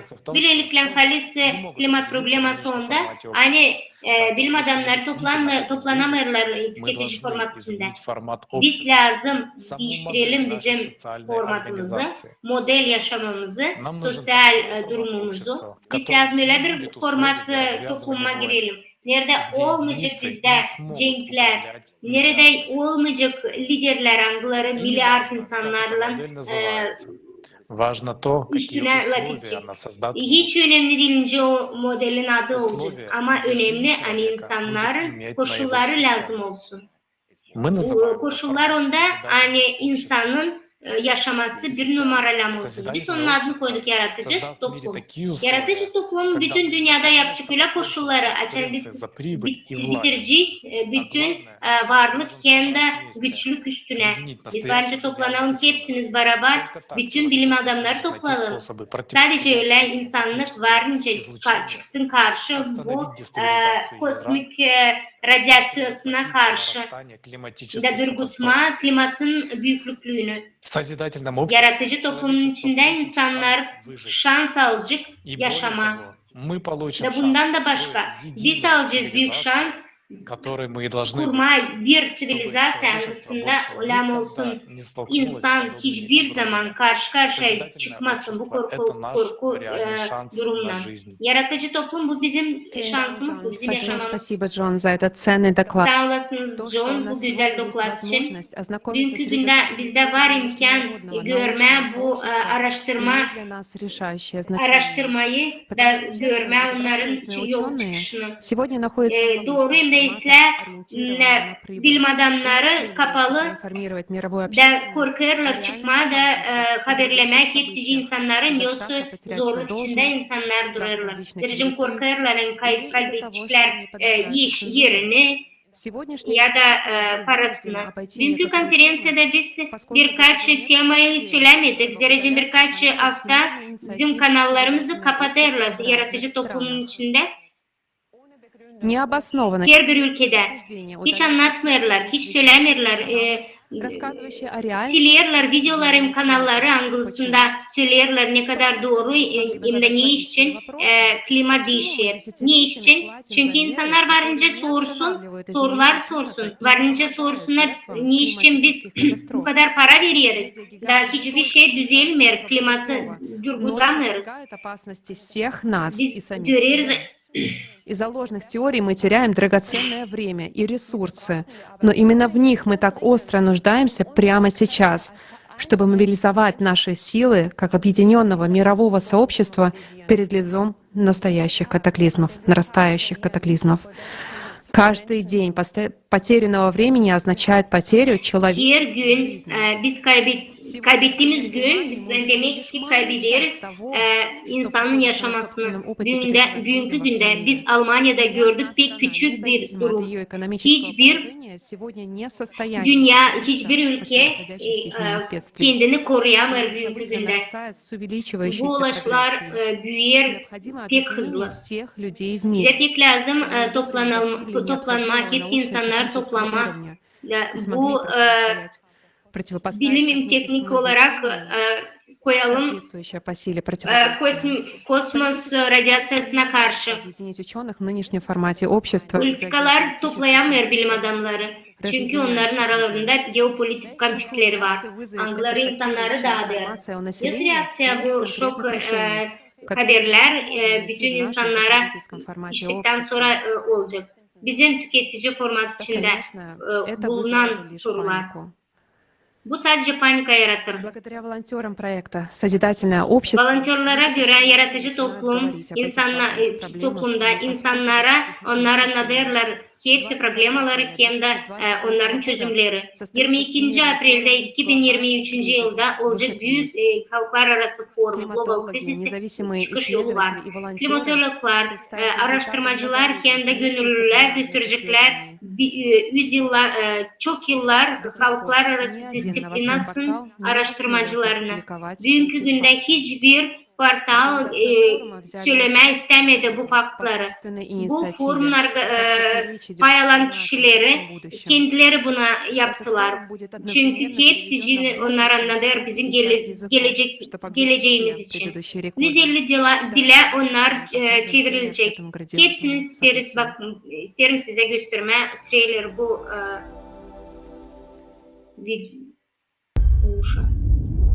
Мы говорим правду, которую скрывают от людей. Söyleriz doğruyu Это hangisini независимые insana исследователи, göstermiyor. волонтеры из Biz 180 стран. gönüllüler 180 Дисциплинарные исследования, 180 ülkeden. Biz halklar disiplinasının araştırmasını söyleriz. Biz yaparız hepsini insanlar için. Global krizisi bu pek büyük bir doğruluk. Hangisi bütün dünyayı sardı da yok eder yavaş yavaş.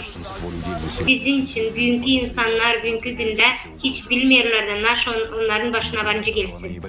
12 Kasım günü 22. yılda olduğu halklar arası online forum Global Crisis. Bizim kurtuluşumuz birleşmekte. Hangisinde söylediler sundular şok klimat prognozu. Hangisini biz matematik modelini kurduk. Şimdi hepsi söyler bizim datamızı hangisi nerede planeta bitecek, bütün bu katastrofalar bitecek. Klimat dokladı bu 26 yılın içinde araştırma volontörlerin işleri, bilim adamları hem de araştırmacıların. Klimat serbusu her gün günden çoğalır. Bugünkü günde bir şey yapmazsak bütün insanlar ölecek. 22 апреля 2020. 22 April'de 23. yılda halklar arası canlı forumda Global Crizis'e çıkış yolu var. Sen öğreneceksin hangi oluşlar olacak bizim planetada 23. yıla kadar da ne için planetanın bölümü o kadar kötü değil nasıl bizim başımıza gelecek. Bunun için değiştirme bunları kaldı birkaç yıl. Bizde var da şans ama bunu yapmadığını biz lazım hepsi insanlara anlatalım. Bugün geleceğimiz bizim elimizde, her bir insanın elinde. Bu seçenek pek kolay. Kurtar bir yaşamak bütün dünyada ya da kurtarmayacak. Bunu tuturmama, güldürmemeden bu situasıyı anlarsın. İstersen anlamanar, bence sen yaparsın insanlığı koruma. Online foruma katıl, Global Crizis'e. Çıkış yolu var. 22. April gününde 15. saatte bize katıl. Anlat bu forumu her bir platformada, her bir söz bağlantıda. Bunun forumunda lazım anlatın her biri. Halklar arası sitesinin yaratıcı toplumun creativesociety.com.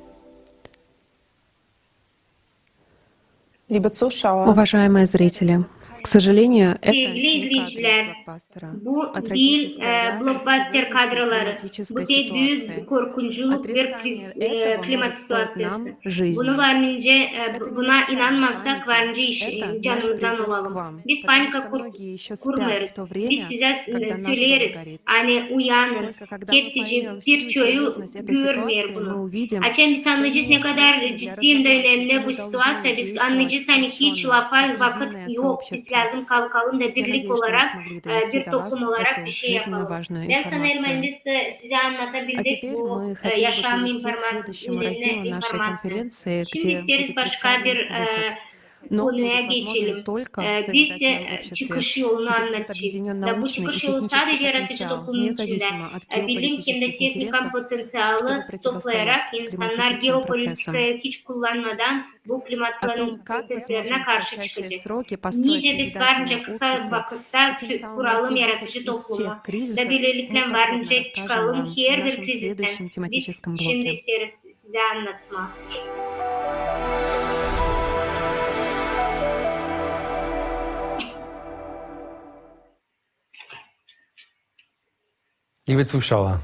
Дорогие зрители, давайте все вместе Sevgili попробуем dostlar, заглянуть в наше hepsimiz beraber Сегодня мы savaşalım, услышали о множестве проблем и bizim трудностей, geleceğimizi которые görme. затрагивают и даже Siz представляют birçok угрозу problem для всех нас. işittiniz. Но какими бы Hangisini разными ни казались эти кризисы, başımıza все varıncı упираются geldi. в Ne одно. kadar da onlar başka Нашего olsun, нынешнего потребительского biz görüyoruz формата bir общества. hani biz Все zor решения, к durumda которым мы tüketici стремимся, format içindeyiz. могут привести Hepsi к çıkışların отдельным hangisini решениям. biz Но, к isteriz. сожалению, Bence мы не ayrı решаем ayrı проблемы iyiliklere в getirsin. корне. Ama И это biz несмотря на то, что у нас есть böylelikle возможности и bu технологии, problemleri которые çözemeyiz. могли бы помочь Bizde var даже сегодня. teknolojiyalarda Наша односторонняя нацеленность на hepsi. еще большую прибыль и доходность Bizim блокирует выход из кризисов. varlık istediğimiz çıkaracak bizi Вот bu krizisten. нынешнее потребительское общество Bugünkü günde yanaşıyor tüketici format. строить такое общество. Naşı biz yaptık da bu toplumu böyle kurduk. Kim karar verdi hani bu tüketici format bütün bizim yaşamamızı dikte ediyor. Хотим жить так. O yüzden mi biz böyle isteriz yaşama? Хотели узнать, чего люди Biz insanlara действительно хотят в sorduk. жизни. Naş onlar isterler? Общество, в котором хотели бы жить. Niye onlar isterler toplumu hangisini onlar görmek isterler?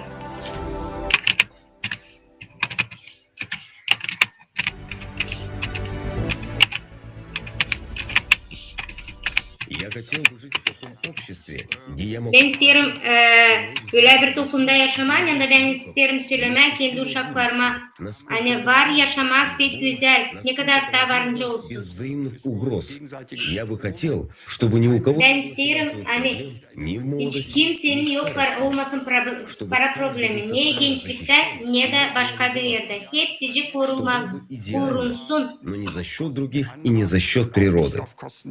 Это просто базовая гарантия того, что у каждого Bu достаточно. sadece bir baza garantisi hangisinde herkesin, her bir insanın var yeterince yemesi hiçbir şeyse olmasın onun cenkleri, olmasın onun katastrofası. Demokratik olarak biz görürsen insanlara lazım saygı olsun, insanlarda lazım olsun. Да, я хотел бы мир, где есть что-то вроде Devlet базового olarak дохода, где saygı. все получают равное количество. Ben de isterim olsun hepsinde bazı Чтобы каждый вносил свой вклад в соответствии со своими способностями, талантами, интересами, чтобы... her bir insan kendini geliştirsin. Особенно в пожилом возрасте. Hiç finansal olarak olmasın problem.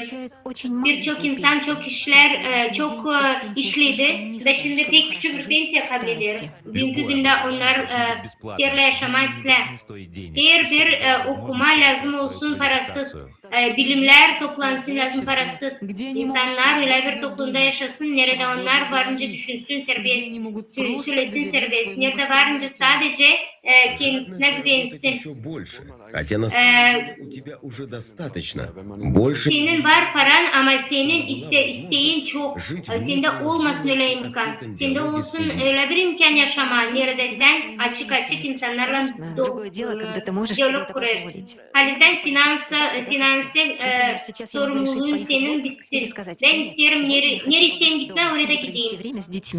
Ben isterim gitme bir yere mi yoksa uşaklarla mı evde durma yapmak hepsinden ben isteyeyim. Köpeklerinden gezme hiç düşünmeyeyim sabahki günü. Ve istemiyle bir toplumda yaşama nerede insanlar hepsi beraber yaşarlar. Bir sadece yanlış. O da Palestin lazım öyle koşullar olsun angıları insanların haberleri toplum olarak ulaşsın insanlara rahatla. Bütün toplum için her bir insan lazım anlasın. Bugünkü günde ben bence değiştireyim de ben bunu yapıyorum. Ben bugünkü günde yapıyorum bunu. Derecem bu yapar bütün dünyayı taksirler. Ben isterim hani her yerde olsun bir. Ben isterim ki hepsici hiç kimseyi öldürmesin, yok etmesin. Hiç bakmadan hangi yerde sen bunu senin hangi ülkede. Okuma pek büyük bir tema. O halde lazım olsun her birinin için imkanı. Her birinin uşak lazım üniversitede öğretsin. Ama görürsünüz büyüklüğünde hepsi öyle yapmayın. Her biri diyelim beraber olsun. Ya düşünmesin sadece kendisi için. Düşünsün herkes için. Hep öyle lazım bulma bir çözüm. Hani hepsi beraber düşünsün de geliştirsin öte doğru. Hepsi resurslar hepsine yetişik. Sadece onları doğru lazım kullanma. Ben istedim söyleme hani her bir yerde nerede sizden varsın. Orada seni dinlerler. Nerede sen de lazım korkarsın kendi ağzını açma. Orada nerede her birine fikrini varınca yürütsün. Ve nerede onu anlarlar. Nerede hiç lazım korkma hani ona varınca laf söylesinler. Önce siz isterseniz çıkış yol yapma. Hangisini size verir toplum. Her kere lazım alttan gelsin. Yukarıdan gelerken çözümler hiçbir şey getirmeyecek. Yıldan çıkar işler çoğu sistemada nice tüketici formatta. Sen istersin tutma yaratıcı toplumu doğru mu? Sadece öyle. Her kere bunu yapma. Böyle topluma lazım gelmez. Tek isteriz. O yaşamak hangisini biz isteriz. Hani yaşayalım hep beraber. Hani yaşayalım pek mutlu. Hiç kimse bizi tutmasın. Biz lazım açalım kendi potansiyelimizi istediğimiz gibi. Ben pek isteyim katılmam. Ben de isterim. Varsa imkan ben yapacağım bunu da lazım yapmak hepsinde.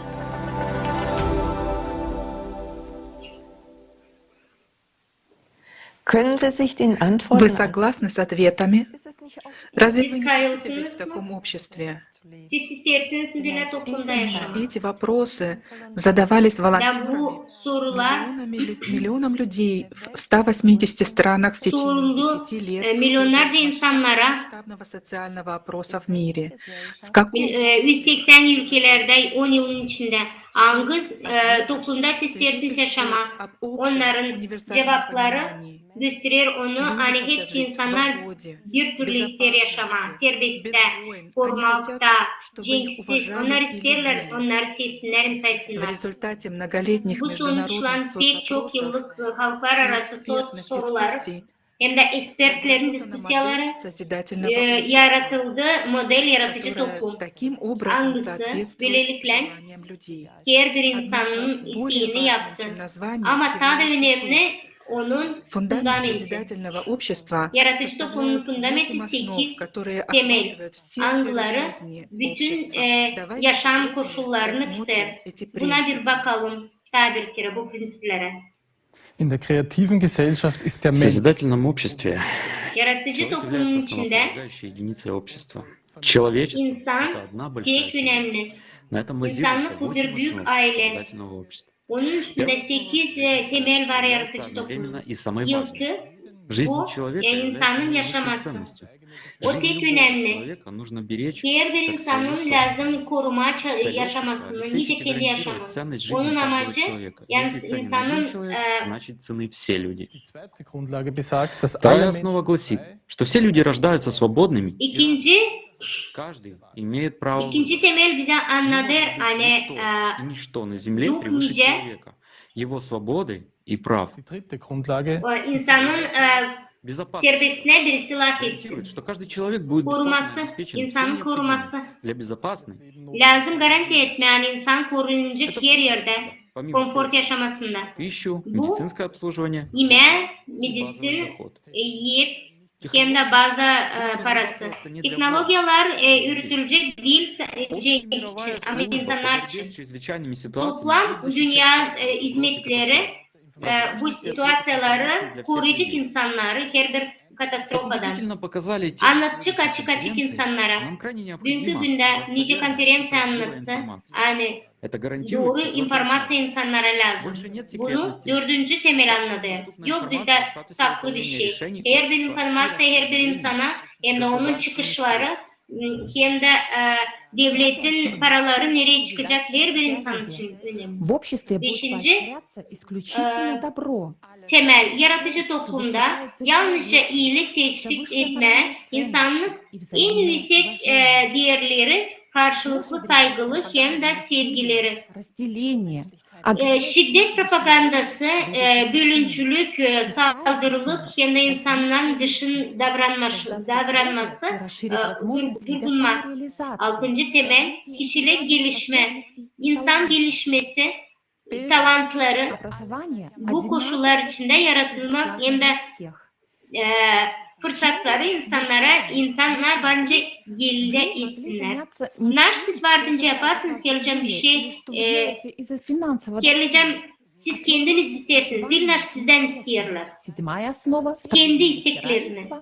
Yedinci temel, adalet, kendi eşitlik, dünyamızın tüm doğal kaynaklarını, tüm insanların arasında eşit bağları, kaynaklar artık bunun tarafından tekelleştirme, herkesin özel malı hakkında olarak karlılık hem de sorumluluk alacak.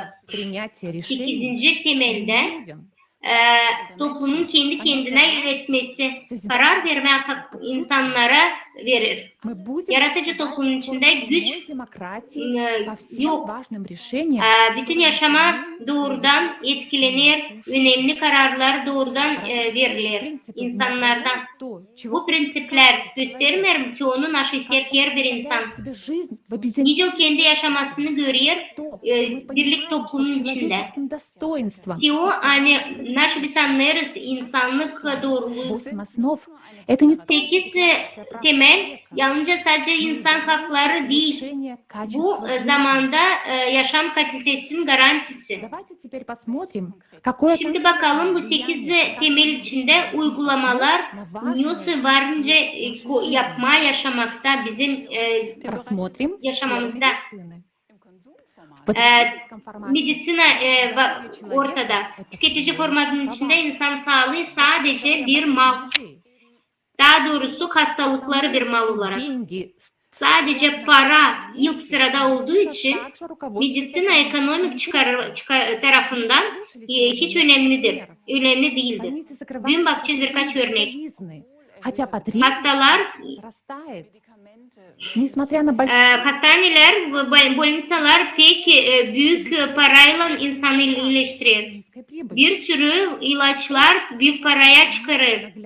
Bu pek kötü bir örnek olarak gösterir. Hani bugünkü günde ekonomik olarak pek insanın sağlığını üsteler. Buna göre 8 temelde bunu yapamayacaklar. Çünkü insan yaşaması başlayacak pek büyük, önemli. Ekonomika ve üretim insanlara lazım hizmet etsin. Hepsi teknolojiler lazım geliştirmesine rağmen yıldan her bir insana lazım olsun, değil sadece varlığa. Также не будет различий в медицинском обслуживании. Bakarsak ki başka bir oluşa 8 temel bize garanti verir, hani yaşama her bir insan için bir türlü değerli hem de varlıklı. Bu demek olur hani hepsi insanlar serbest medisina elde edecekler. Hangisinin standartları pek yüksek olacak. Или давайте рассмотрим сферу Ya da bakacağız iş dünyasında робототехники и искусственного robot hem de yapay zeka intelekti gösterir hani her yere kapladılar da işlerler. Bu demek olur hani hepsice robotlar varınca yapsınlar ağır hem de kötü işleri hani insanların elinde var olsun daha çok vakit. Ama bugünkü günde yaratıcı toplumun içinde bu olmuyor. Bizim paramız o kadar yok. Kalitesiz işsizlik sonucu insanlar tüketiciyi büyük ölçüde azaltırlar. Ekonomik olarak kaybılar hem de ekonomik çökmeleri olur. Bizce gördük üçüncü asnova bazı parasını koyar ortaya $10.000 kadar. Görürsen yeni meslekler olacak, yeni fırsatlar olacak gelişmek için. Ücretsiz hem de kaliteli okuma, yaratıcı toplumuna herkesin elinde kalacak. Hepsi kendi isteklerini hem de talantları yola çıkaracak. Sevdiklerini hem de istediklerini realize edecekler. Hepsi meslekler bütün dünyada eşit olacak. Hepsi insanlar eşit para alacak, yüksek ücret olarak. Her bir insan bu koşullarda temellere göre yardımcı olacak. Которые на самом деле должны приносить пользу всем людям. Üstelik şimdiye kadar bütün insanlara fayda sağlayan Благодаря законодательному внедрению 8 основ teknolojiye yalnızca bireysel şekilde ekonomik olarak hizmet ediyor. и приносить пользу всем людям. Bütün bunlar sadece insanlara fayda olacak. Da bu demek olarak hepsi bize elimizde kalacak. Bütün insana bunlar faydalı olacak. Конечно, теперь может возникнуть вопрос. Böylelikle şimdi soru çıksın. Kim bunun için ödeyecek? Yaratıcı toplum geniş aşamasında ekonomik modelin olarak biz bunu sesledik, büyüdük. Biz insanlar finansal sistemini kendimiz yürüteceğiz hem de kontrol edeceğiz. Bu demek olarak biz varınca regulere edelim kendi paramızı. Hani her bir insanın düzenlediği oluşta elde edecek ortalığı. Ekonomik süre içinde planlı olarak bütün finansımızı bizim elimizde olacak. Bütün fiyatlar büyümeyecek, onlar sadece küçülecek. Her yerde bugünkü günde tüketici format içinde pek çok bilim yüksekleri sadece cenkler için kullanılır ya da para büyütmesini. Yaratıcı toplumun içinde hepsi insanlar bir olunca hepsice açık hem de sevgili bilim adamları bütün resursları toplayarak birlikte olduktan sonra varınca yaşama hepsici bilim organizasyaları hangileri şimdi ayrı da işlerler birbirine karşı ürederler teknolojiyaları insanları öldürmeyen varınca kendi bilim hem de teknoloji potansiyelini toplasın da yaratıcı toplumun içinde kullansınlar bu durumu bütün insanlar için. Ben isterim sorma hangi potansiyel varınca açma her yerde gelişme teknolojisini bu teknolojiyaların hangileri artık var. Ama onlar her birine ait değil. Всем необходимым для здоровой и счастливой жизни. Her bir insanı onlar varınca bütün klimat problemalarını da değiştirsin. Şimdi siz göreceğinizce bizim yaşamamız görünür. 8 temel içinde, yaratıcı toplumun içinde, böylelikle ekonomi hem de teknolojiye varınca bütününe sadece insanın yaşamasını kaliteli yapma değil.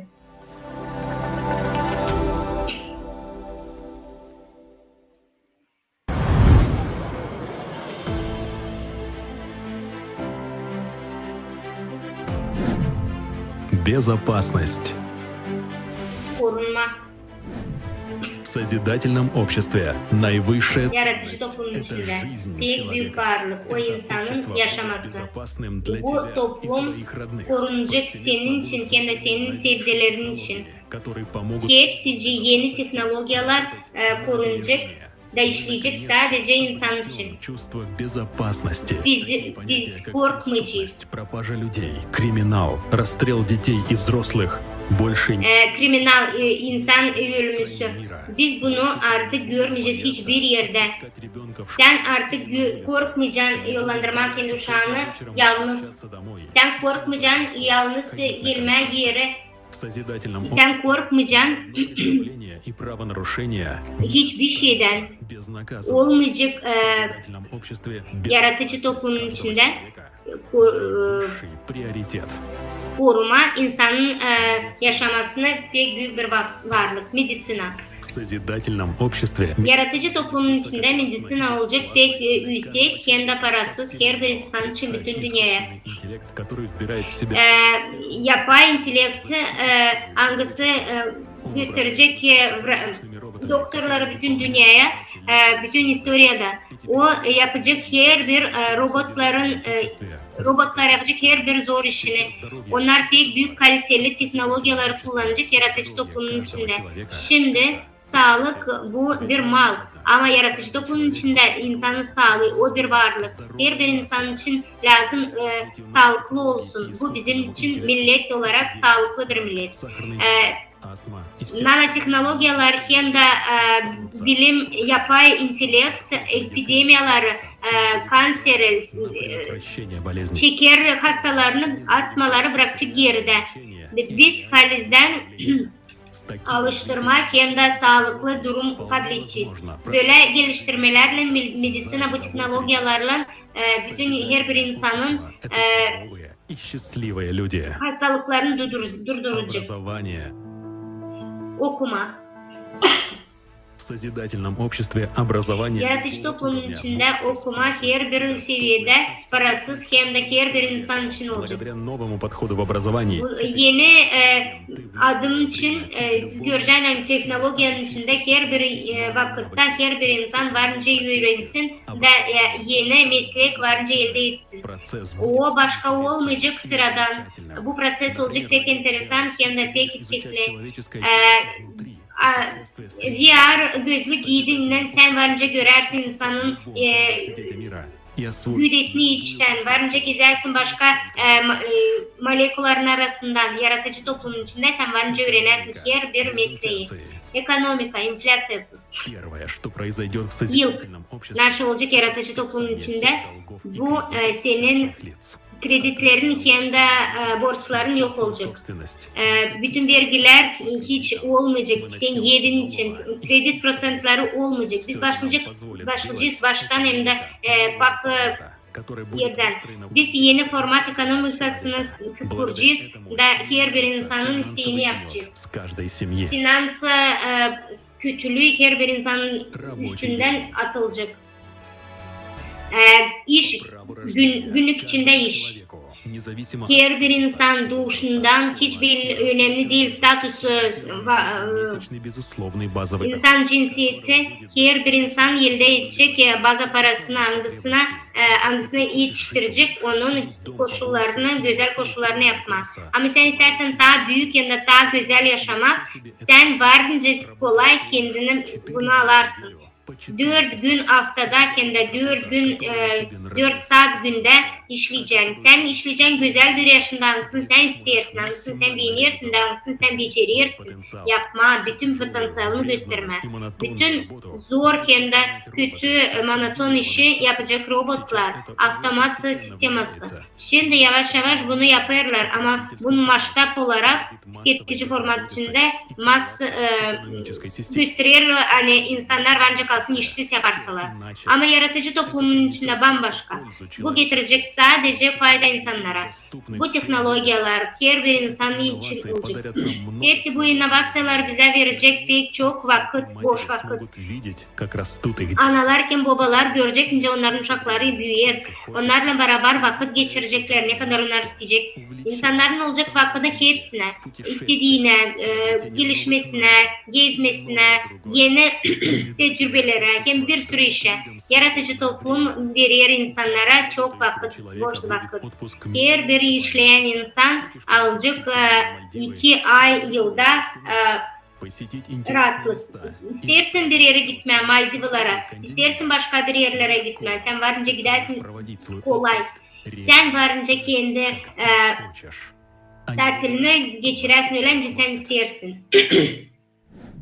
Пробки на дорогах. Yolda trafik. Свободные дороги — это реально. Açık yollar, bu doğru. Hem de pek koruyumlu. Olmayacak avariyalar, olmayacak. Biz bu soruları varınca çözelim. Sen değil lazım kendi vakitini boşa harcasın. Her bir şekilde olacak akıllı sistem hangisi bağlı, her bir arabayla hem de yapay intelektle. Bu sisteme yardım edecek, regüle etme, hem de kontrol etme yolda arabaları hem marşrutları. Arabalar yaratıcı toplumun içinde yapacaklar, kapayacaklar двигатель. Onlar varınca göstersinler şoförün uyku saatini hepsi için varınca onu dürtsünler, yardım etsinler bunları habere olmasın diye anlatsın varınca şoföre göstersin hani kritik situasya geldi de durgutsun arabayı. Yaratıcı toplumun içinde her bir konfor hem de insanın rahatlığı koruması için. Evimiz. Хорошая новость заключается в том, что мы можем... Haber onda hani her bir insan varınca evi olsun hem parasız. Bizde var pek çok sayıda teknolojiler. Birkaçı artık bize hızlı hem de kaliteli kurma güzel ev verir. Yaratıcı toplumun içindeki her bir insan doğuştan parasız 60 metrekare çıkarılacak. Yercan senin ailen 4 kişidense sen 240 metrekare bir ev alacaksın. Hiç kredisiz, hiç kira tutmadan. Sen hiç lazım fatura ödersin. Bu evin senin bütün teknolojilerini elde edecek. Demek olur hani hepsici işler yemek yapma, yıkama, süpürme bunları hepsini robotlar yapacak. Hangileri hızlı yapacak hem de pak. İnsan değil bir çırak. İnsan lazım yaşasın mutlu hem de rahat. Eşitliktir. Yaratıcı toplumun içindeki hepsi insanlar olacak eşit olmayacak ayrım onların aralarında. Yaratıcı toplumun içinde senin olacak hakkın her yerde değil sadece yaprakta. Ekolojiye kemime, yaratıcı toplumun içinde toplayarak kendi potansiyelimizi biz varınca birçok problema çözelim. Ekolojiye kendi klimatın. Biz varınca soğuyalım, pak nefeslen, pak su içelim, güzel yemeği yiyelim. Sen hiç düşünmeyeceksin hani varınca kilo alasın da yemek sana kötü versin senin sağlığına.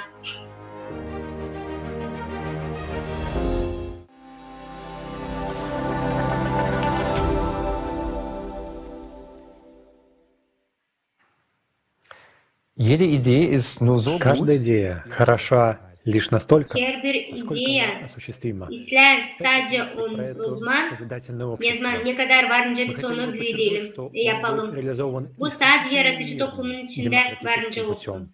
Biz onu varınca güzel demokratik yolundan yapalım. Реалистично. Da bu amaç pek Однако doğru. для этого необходим Ama осознанный bunun выбор için biz pek lazım, anlayalım, biz lazım в созидательном seçelim. обществе. Yaşama, Построение yaratıcı созидательного toplumun içinde. общества осуществляет Yaratıcı полное toplumu соответствие законам kurma в три bu bir последовательных kanunu этапа. olarak Первое 3 etap etap var. informiranja. Yılkı Второй haberleme etabı. политический этап. İkinci И третий общемировой politika etabı. референдум.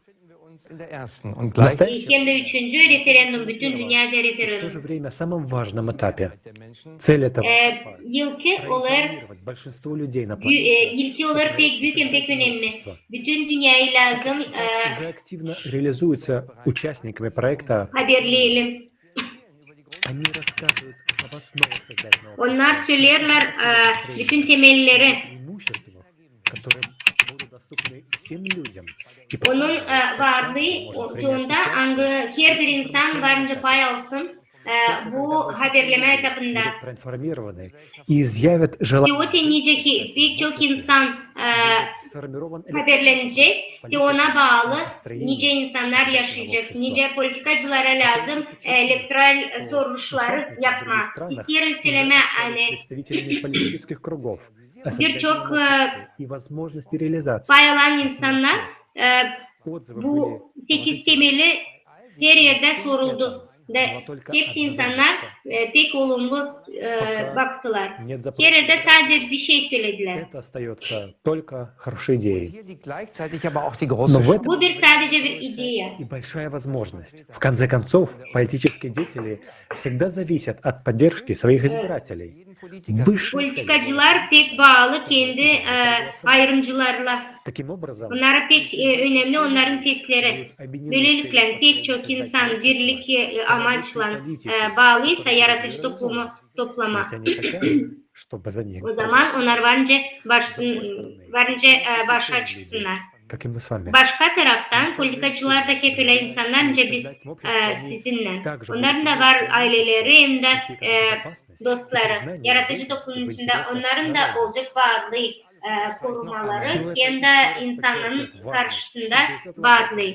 Bugünkü günde onlar için pek önemli onların Донесение varlığı. людям Biz lazım bu etapı haberleme etaplarında insanlara уже anlatalım. достаточное количество Biz людей. lazım anlatalım hani В нашей стране haberleme artık o kadar çok insana söylendi.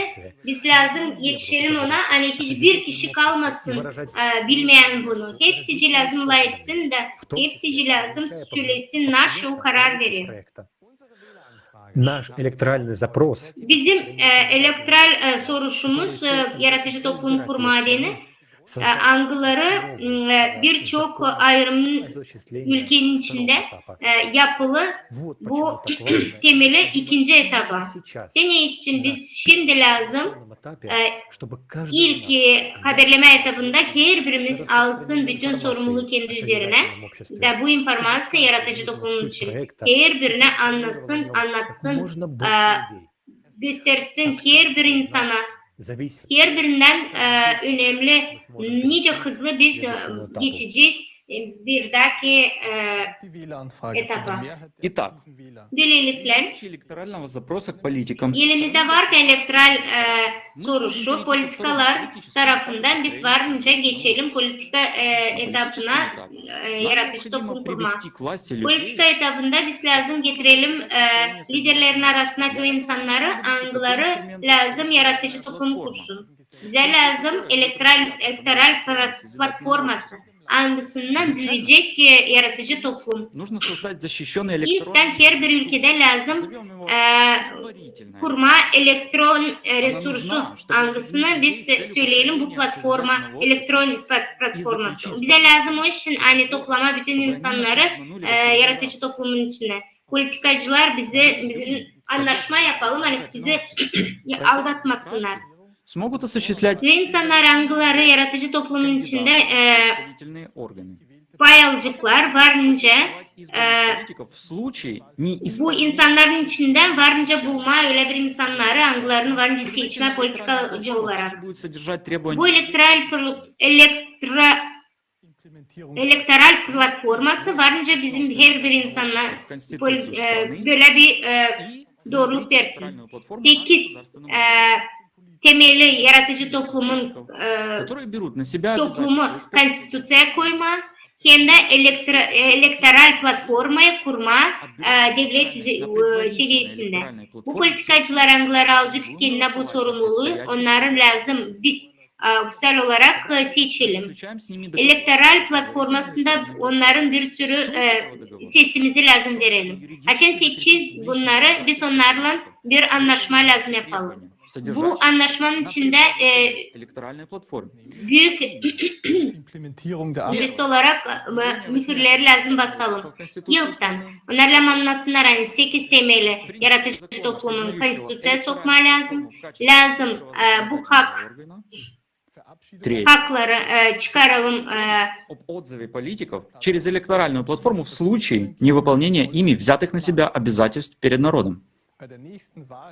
На следующих выборах мы голосуем за кандидатов, с которыми Biz lazım sesimizi verelim tüm insanları anlasınlar. Biz artık kurduk anlaşma elektoral platformasını. Sorucum biz lazım onu seçelim. Eğer gelince o insan, o lider bütün anlaşmayı bozarsa biz bence onu hak olarak değiştirelim, liderimizi yeniden yapalım seçenek. Böylelikle onlar varınca 8 temel konstitüsya koysunlar da bu durumda yaratıcı toplumu devlet uğrunda insanlara sunsunlar. Hangi fonksiyaları elektoral platforması bu etapta? Bu platforma tek büyük bir durum ülkenin hak durumunda. Bunun yardımından biz varınca hepsi politikacıları kontrol edelim da görelim nasıl onlar yaparlar kendi işlerini. Da onlar getirmesin zarar insanlara. Biz açtık hani açan ayırırız kişiyi, o yapacak hepsi yeni insanlar için. Biz görüyoruz hani onların dedikleri seçimin başında da seçtikten sonra nasıl onlar halis yaparlar, onlar pek ayrılır. Yoksa bize varyant var buna karşı. Biz bence tutalım, bekleyelim. Tabir seçenek gelsin, seçimler gelsin. Yani biz tabirini seçeceğiz. Ya da biz varınca söyleyelim mitinglerde, protestlerde biz kabul etmeyiz. Ama bakalım doğruya. Geçmişte biz gördük hani böyle iş işlemiyor da değişmiyor hiçbir şey. Revolüsyaya kadar yetişiriz. Eğer politikacıya zarar verme hızlanarsak biz görürüz hani o politikacı olur büyük bir lider. Людей. Мы, как работодатели, можем уволить в любое время. Varınca onu bir işveren gibi işten kovalım. Bütün insanlık olarak. Görelim sonucu. Biz kullanırız bu politikayı bir instrument olarak. Yani onun temeli hakların üzerinde dünyaca yapma öyle değişiklikler angıları kalesinden insana yardımcı olacak. İkinci etapın bugünkü hakların üzerine lazım onlar 8 temeli konstitüsya soksunlar, elektoral platformaya yapsınlar birlik, büyük bir organizasyon. Üçüncü de mekanizmayı bize insanlara yardımcı olsun. Yani biz kolaylıkla işten çıkaralım bütün politikacı hangisi yanlış yaptı. Ama bunda yaratıcı toplumun kuruluşu bitmiyor. Çünkü onu varınca sadece o zaman kuralım. Açan bütün dünya toplanacak. Hiçbir ayrı ülke yok nice bütün bunları insanlara tek başına versin. O için biz lazım halklar arası bir referandum yapalım hangisinde yaratıcı model çıkacak. Для подготовки проведения общественного референдума нужна Bu referandumu kurmak için biz lazım konsolidasyon her bir ülkenin toplayalım. Lazım imzalansın anlaşmalar, halklar arası Spesialistler lazım bir sürü soru çıkarsınlar yaratıcı topluma. Tiyoti ülke hangisi kabul etti elektoral platformayı, o da varınca pay alsın referandumda. Hep birlikte de yaratıcı toplumun içinde o varınca birlik olsun yaratıcı toplum için. Açık hepsi ülkeler kabul eder elektoral platformasını, o zaman biz halklar arası referandumu yaparız. O zaman halklar arası insanlara her bir ülkeden yapılır birlik elektoral platforması. Bu resursu bütün devletler için her bir insana yardımcı olur. Kontrol etme, neler yapar bizim liderler. Bu halklar arası dünyaca elektoral platformasında yaparız referandumu yaratıcı toplumun geçişine bütün insanlar için. Referandum hep ülkede birlik olarak elektoral platformaya büyük bir organ liderlerin bütün dünyada birlik sivilizasyon yapar. Bu demek olur hani onda pay alma, bu hakları kabul etmeye denir, lideri seçmeye denir. Hem de bir sürü önemli soruları karar vermeye denir. Bugünkü günden o elektoral platformasında insanlar varınca karar versin. Bu halis başlangıç insanların isteği. Bu seçilik insanlar politikacılar sadece yapmak zorunda kalacaklar. Onlar durmayacaklar insanın üzerinde. Onlar sadece yapacaklar insanın istediklerini. Başka onlar kabul etmeyecekler, karar vermeyecekler. Bu platformaya göre kararları tek insan almayacak ama bütün insanlık yapacak. Bu formda demokrasiye başka biz hiçbir zaman bu kanunları kabul etmeyeceğiz yalnızca. Bu referandumu biz yapacağız. Geçiş periyodun yaratıcı toplumu hangisi olacak 5-6 yılın içinde. Lan kabul etme kanunları, koyma insanlar hangileri bu kanunları yapacak. Halklar arası hizmetleri, bu situasyonları koruma hizmetleri böyle bir hazırlanış lazım. Yarım yılın içinde yapılsın. Referanduma hazırlanalım. Lazım bu durum birlik elektoral platformanın içinde insanlarla bu soruları spesyalistlerle yürütülsün. Referandum datasını ayırdıktan sonra halklar arası dünyaca plan ekonomikasını yapma, sonra birlik parayı lazım karar verme. Her bir insan lazım kabul etsin kendi parasını, sildirsin kendi borçlarını, kabul etsin yaşam evini, hem de her bir insan alsın kendi достойная, свободная и безопасная жизнь.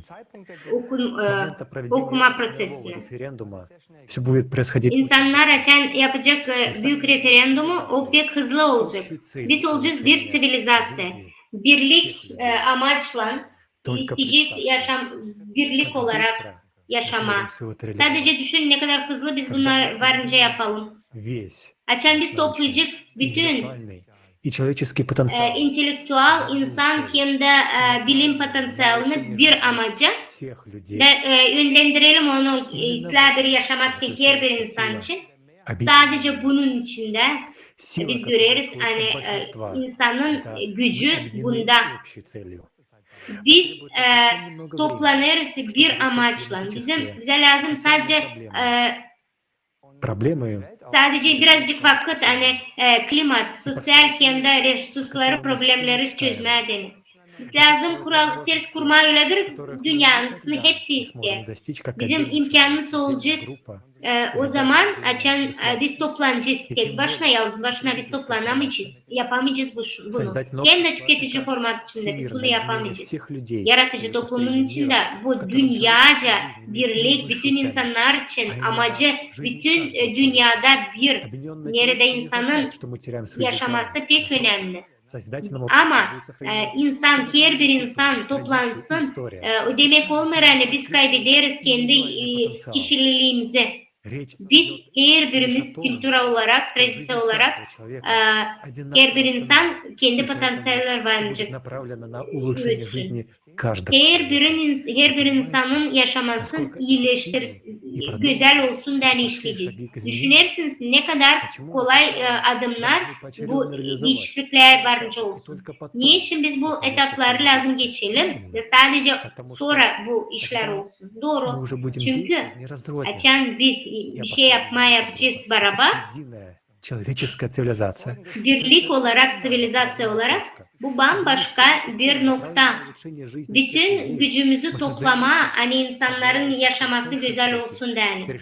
Kısa vakitte bütün problemleri çözme, her bir yaşamamızın dönümünde yapma güzel, 3 etapın içinde yapma öyle bir güzel yaşama, bu noktadan başlama. Biz varınca bunu kendimiz yapalım, biz değil lazım bekleyelim, düşünelim, hani kimse varınca yapsın. Yaratıcı toplumun içinde bu projekt insanlar için hem de insanlarla, her bir insan için. Lassen Sie uns näher auf die Wählerplattform eingehen. Was ist das genau? Und warum ist dieses Instrument so wichtig für die Umsetzung des Formates? Давайте рассмотрим подробнее платформу для избирателей. Что это такое? Ben istiyorum göstermek size bu instrumenti. Нашу elektoral platforma. O bize insanlara verir. Как мы хотим жить как общество? Onu anlamayınca biz ters yaşama bir insan olarak. Обществу. Это простое использование приложения, которое вы устанавливаете на свой Bu sıradan bir uygulama mısın? Siz telefonunuzda varınca koyarsınız. Она будет единственным инструментом, имеющим юридическую силу для... Olacak bir instrument hangisi yardımcı olacak bize kanunları kabul etme. И будут представлены для обозрения. Bu bizim başımıza gelecek. Her birimize gösterilecek, her bir insana gösterilecek. Свои предложения по закону. Her birinin olacak hakkı, onu değiştirme, hangisini varınca daha iyileştirsin insanın yaşaması. Посредством голосования. Каждый человек будет иметь равноправный голос. Her bir insan kendi sesini verecek rahatlıkla. Kanunu kabul edecek rahatlıkla. Уровень современной технологии на сегодняшний день позволяет создать такую платформу, которая будет полностью защищена от возможности подделки результатов и будет прозрачна для всех. Достаточно будет, если каждый человек уделит около 30 минут в неделю просмотру инициатив и законопроектов. Формулировки будут четкими и понятными для всех. Достаточно будет проголосовать, согласен ли человек с инициативой или нет. Конечно, эти законопроекты не будут просто произвольно создаваться, а будут подготавливаться соответствующими экспертами и предоставляться в виде предложений. Каждая инициатива будет сначала рассматриваться с позиции того, как это повлияет на жизнь людей. Эксперты в соответствующих сферах жизни не будут принимать решения от имени людей, а будут лишь разрабатывать, обосновывать, объяснять соответствующие предложения. Результаты будут представлены на платформе в виде готового законопроекта со всеми его преимуществами и недостатками для жизни людей. Каждому человеку останется только взвесить для себя лучший. Могут быть местного и глобального уровня.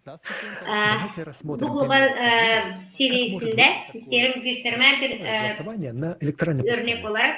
Nice varınca bu elektoral platformasında bize yol göstersin.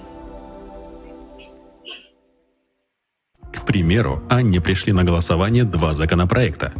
Разрешать Bir örnek. на берегу водоема. или нет. Bize lazım anlama. Varınca biz diye kuralım suyun yanında. Bu pratiklara göre biz lazım anlayalım kim kabul eder, kim kabul etmez. Yıldan yerleri lazım kurma biraz daha uzun. Свободный доступ к водоему с общественным. Hepsi yine lazım serbest gelsinler denizin kenarına. İkinci kanun. İsterler hani hemen suyun yanında yerleri kurma. А значит, общего доступа Böylelikle sadece ayrı insanlar varınca oraya çıkış bulsunlar. Hem de bu ekoloji olarak balansı korunmayacak. Siz düşünüyorsunuz hangi varyantı seçme lazım?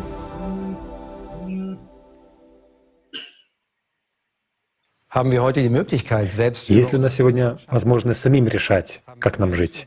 Разве Geleceğim bizde büyün var seçenek nice biz lazım yaşayalım. мы просили о повышении стоимости электроэнергии? Biz istedik mi Разве мы приняли büyüdersiniz bize parayı elektriği? и постоянно Biz mi повышение istedik ki расходов bu на жизнь? inflasya olsun? Biz mi istedik böyle zor koşullarda yaşayalım? Bizden soruldu mu? İstersiniz biz bu sosyal yanlışları. Bunu insanlar mı istedi?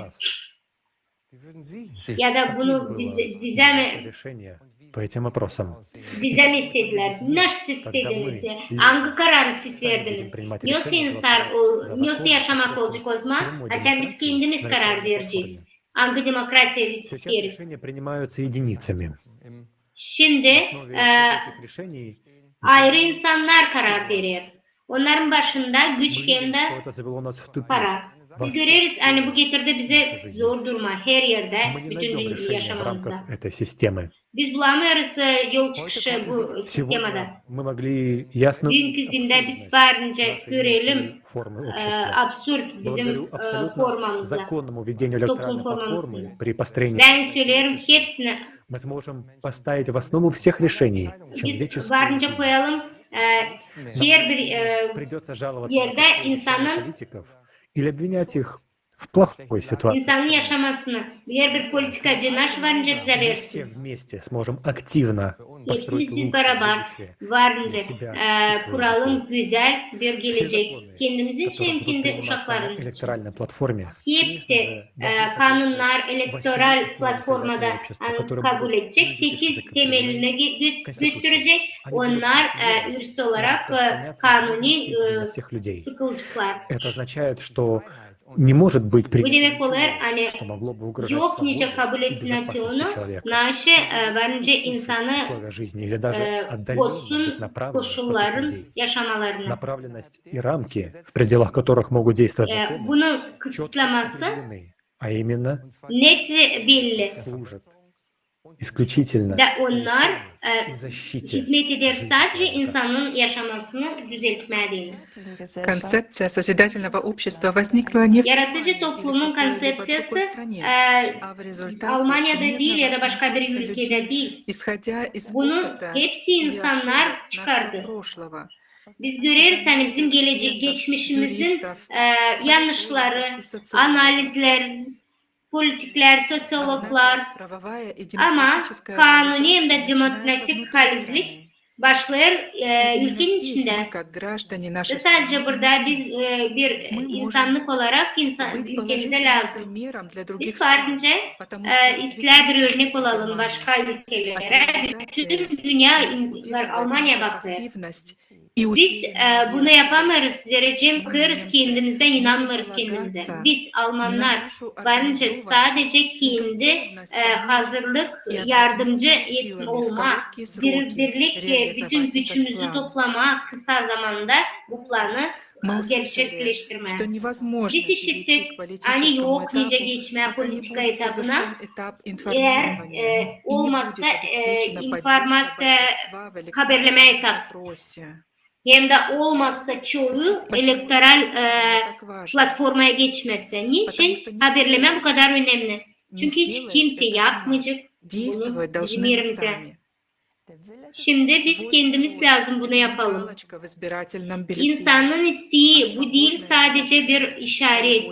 Bu insanın isteği, yaşaması, serbestlik. О чем biz hazırız anlatma onu nasıl isteriz. Hepsine haberleme birbirimize. O bir oluş anlarda biz organize olarak izleyiz. Biz insanız. Biz kendi yaşamamız için sorumluluk alırız. İlçem sizde soru varsa nasıl varınca yapayım? Cevap o. Yani siz varınca bu projekte anlatarsınız dostlarına hem de bildiklerine. Söz bağlantılarınızda varınca paylaşarsınız. İlçem siz bloggerse anladın bu projekte kanalınızda. İlçem siz işlersiniz insanlarla. Paylaşın bu haberlerle hep siz kendi işçilerle. Medyalar bize anlatmayacaklar. Biz çokluk olmadan. Hani açan biz çok olacağız, bize yokmuca görmesinler. Şimdilik biz lazım birazcık gücümüzü verelim de her birimiz varınca olsun ki o ses algısı kuracak bizim yaratıcı toplumumuzu. Hadi beraber bakalım nasıl insanı kaldırır bu projekte pay alma. Önce onlar haberler başka insanları.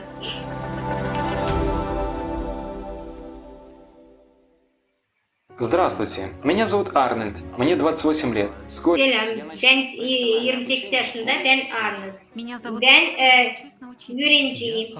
Ben öğrenciyim. Ben Yelena. Ben işlerim arkitekta. Ben geziyorum bütün dünyada. Ben Alexander, ben Stockton, Ayman'da. Benim adım Angelina, ben medya dizaynerim. Niçin ben tutarım yaratıcı toplumu? Çünkü benim için yaratıcı toplumu bir cevap sorulara güzel yaşamak için. Yoktan yaşamak, bütün insanlarla, bütün dünyada sevgiyle hem de bütünmüş. Ben isterim bizim doğalla beraber yaşayalım. Hani hayvanlar kötü durumda kalmasınlar. İsterim insanlar her bir dünyada alsınlar, okusunlar, pekisle hem de parasız. Ben bakarım global durumlara, bütün dünyaya uşakların gözlerinden. Ben anlarım hani lazım nasıl değiştirme. Nasıl bizim bütün dünyayı değiştirecek. Bu format anlısının içinde biz hepsini yaşarız. Vakit geldi yapma bir adım büyük hem de toplum olarak. Nerede biz toplanacağız. Nerede biz birlikiz. Geldi vakit yani çıkma kendimizden de yapma bir yeni bir şey. Doğa da bize bunu gösteriyor. Hani biz bunları o noktada hangisine pek lazım karar verme. Çok vakit çok yıl geri ben düşündüm. Niçin bu dünyada yok insanlar hangileri başlayacak kurma, yaşamak hangisine vardınca yaşamak daha serbest, daha ister. O işimden pay alırım yaratıcı toplumun içinde. Da her gün ben görüyorum ki insanlar bir sürü ülkeden tutar bu projekti. Hani kurma, güzel bir yaşamak bütün dünya için. Ben bunu yapıyorum sadece yıldan kendimin için, kendi uşaklar için, kendi sorunlar için. Bu her bir insan için lazım. İsterim ki her bir insan bütün dünyada güzel bir yaşaması olsun da mirde yaşasın. Ben okudum bu 8 temelini da her biri beni pek duygulandırdı. Это то, что я подсознательно искала. Bu diyor, ben aradım çok yıllar aklımda, kafamda. Zaten ben anladım hani böyle bir proje var da onun içinde pek çok pay alan insanlar var. Ben karar verdim. Ben lazım burada olayım.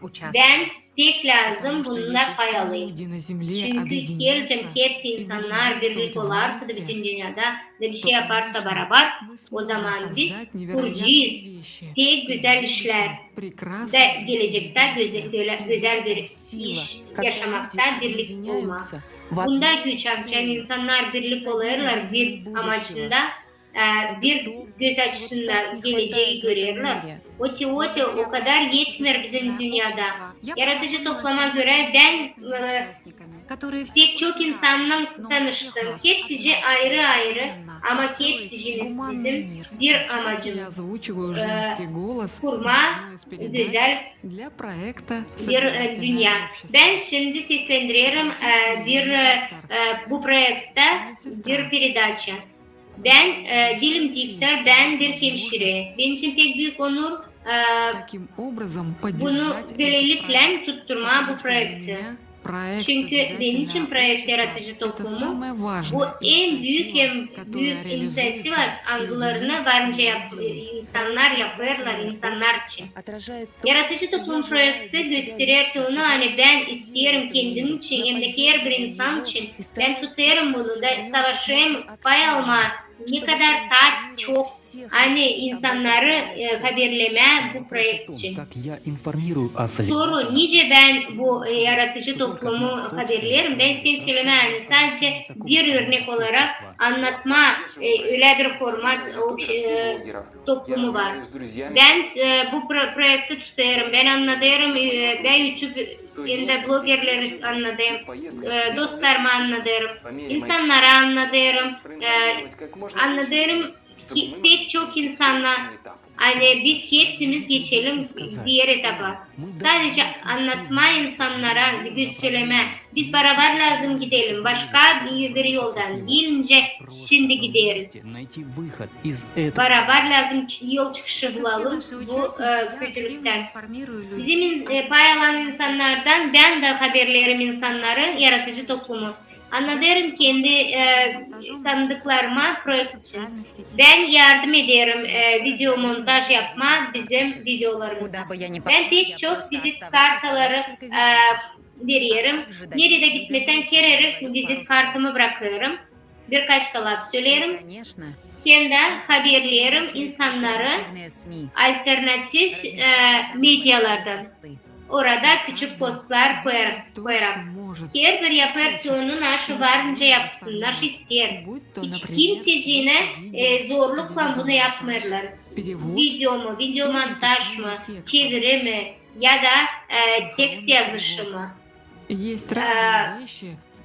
Sinkron çeviri. Var bir sürü iş nerede siz varınca pay alarsınız, geleceğim isterseniz. Ben de isterim kendi uşağım yapsın benim için yapıştırıcı. Siz göreceğiniz onu burada benim arabamda. Şimdi ben geziyorum öyle şehir içinde. Da bana insanlar sorarlar bunu.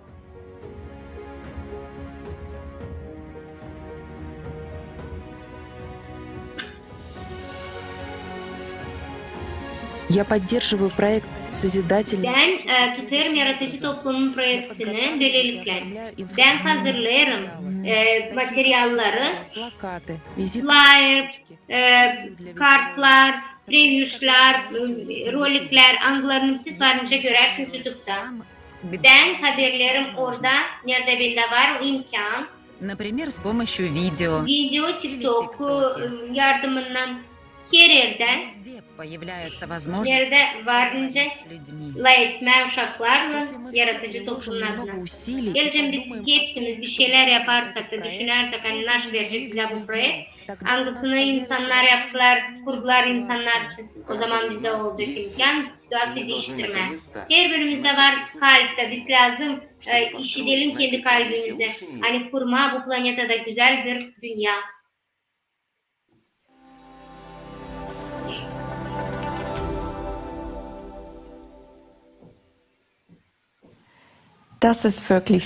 Это действительно очень вдохновляет. Bu halizden pek duygulandırıyor. İnsanlar toplanıyor, hani güzel gelecek olsun. O kadar güzel. Görme, yıldan bu kadar çok ayrı insan ama birlik, bir amaçla birlik olmuşlar. Da bulurlar her çözüm, bu haberleme, bu informasyon. Bilirsiniz siz ne kadar takıntılarınca bütün dünyayı haberleme. Matematik formasında varınca sayıklama. Her bir insan anladarsa da yaratıcı toplumun için 5 insana. O zaman biz varınca ilk etabı 2 haftanın içinde başa çıkaralım. Açan söyleriz haberlemek için. O zaman hiç bizim sanatımızın sınırı yok. Diyelim etiot insanlar angıları türkü söylerler. Bu türkülerin içinde anladırlarınca varınca birleşme. Biz isteriz size göstermeye ne kadar güzel duygularını для сегодняшней конференции. Bizim paylaşan insanlar kurdular.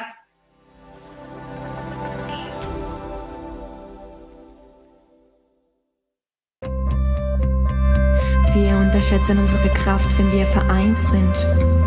Jeder will glücklich leben, in Frieden und ohne Sorgen. Unsere Kinder werden sich frei entfalten können, grenzenlos. Zeit, sich selbst zu fragen, wo wir eigentlich sind, zu warten auf Wunder, macht doch keinen Sinn. Wo ist das Leben? Wir sind mittendrin und kriegen das nicht hin. Zeit, es zu verstehen, durch Kraft und Seele wohnt es anzugehen.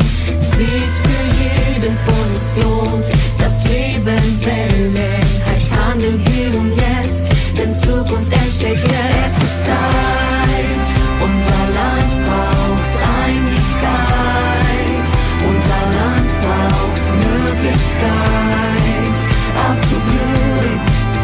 Es ist Zeit, endlich Zeit, es ist Zeit, jeder Mensch braucht Einigkeit, jeder Mensch braucht Möglichkeit, aufzublühen. Es ist Zeit, endlich Zeit. Uns fehlt nur dieser kleine Schritt, der Schritt zur kreativen Gesellschaft. Eine Welt, die sich jeder wünscht. Alles wird so einfach sein, wenn wir uns in diesem Ziel vereinen. Es ist unsere Chance. Zeit, uns zu entscheiden, so wie es jetzt ist, darf es doch nicht bleiben. Lasst uns unsere Zukunft selber schreiben, denn das Gute braucht uns, das Wunder liegt in uns. Mut, die Hand zu reichen, das Unmögliche zusammen zu erreichen, über allem steht, Wert des Lebens, für alle Menschen gleich. Es ist Zeit, unser Land braucht Einigkeit, unser Land braucht Möglichkeit, aufzublühen. Es ist Zeit, endlich Zeit, es ist Zeit, jeder Mensch braucht Einigkeit, jeder Mensch braucht Möglichkeit, aufzublühen. Es ist Zeit, endlich Zeit. Hand in Hand, zusammen für das gleiche Ziel, vereinen wir uns, die Zukunft kann jetzt kommen. Und dafür ist jetzt Zeit. Es ist Zeit, unser Land braucht Einigkeit, unser Land braucht Möglichkeit, aufzublühen.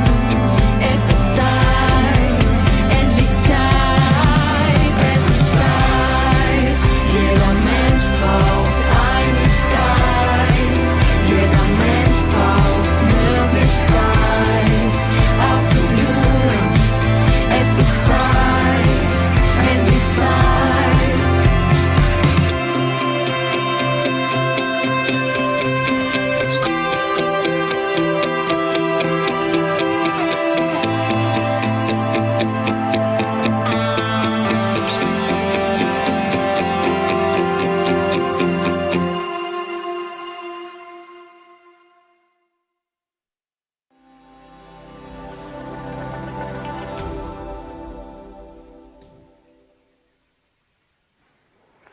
Vielen Dank für dieses большое спасибо за этот замечательный Çok sağ музыкальный olasın bu подарок. müzikal bağışış Искренне için. благодарим участников, Biz hep sizi подготовивших его. paylaşan insanlara а sağ ol также söyleriz всех kim тех, благодаря кому yardımcı эта oldu bu конференция hazırlama. состоялась, Hepsine isteriz а sağ ol также söylemek всех ki bu людей, которые konferansı помимо работы и hazırladı. других Hepsi обязанностей в insanlar свободное hangileri время işinden неустанно başka участвовали в подготовке. bıraktı Огромная hepsicinin благодарность нашей işlerini технической de команде, переводчикам bayaldı из 60 bizim стран, которые правдиво и беспристрастно bizim смотрят на мир и forumumuzda рассказывают о нашей стране в bütün своих странах. çeviricilere sağ ol söylemek isterim Уважаемые 60 зрители, ülkeden я uверен, insanlara, что teknik вместе мы gruplara. сможем построить Ben bilirim hani создательное birlikte biz общество. varınca yaratıcı У нас toplumu действительно есть kuralım. шанс. Bizde Для этого halis var необходимо şans. участие Bunun всех için людей, insanlar, потому что katılımcılar, создательное hepsici общество ориентировано на lazım все человечество. pay alsın.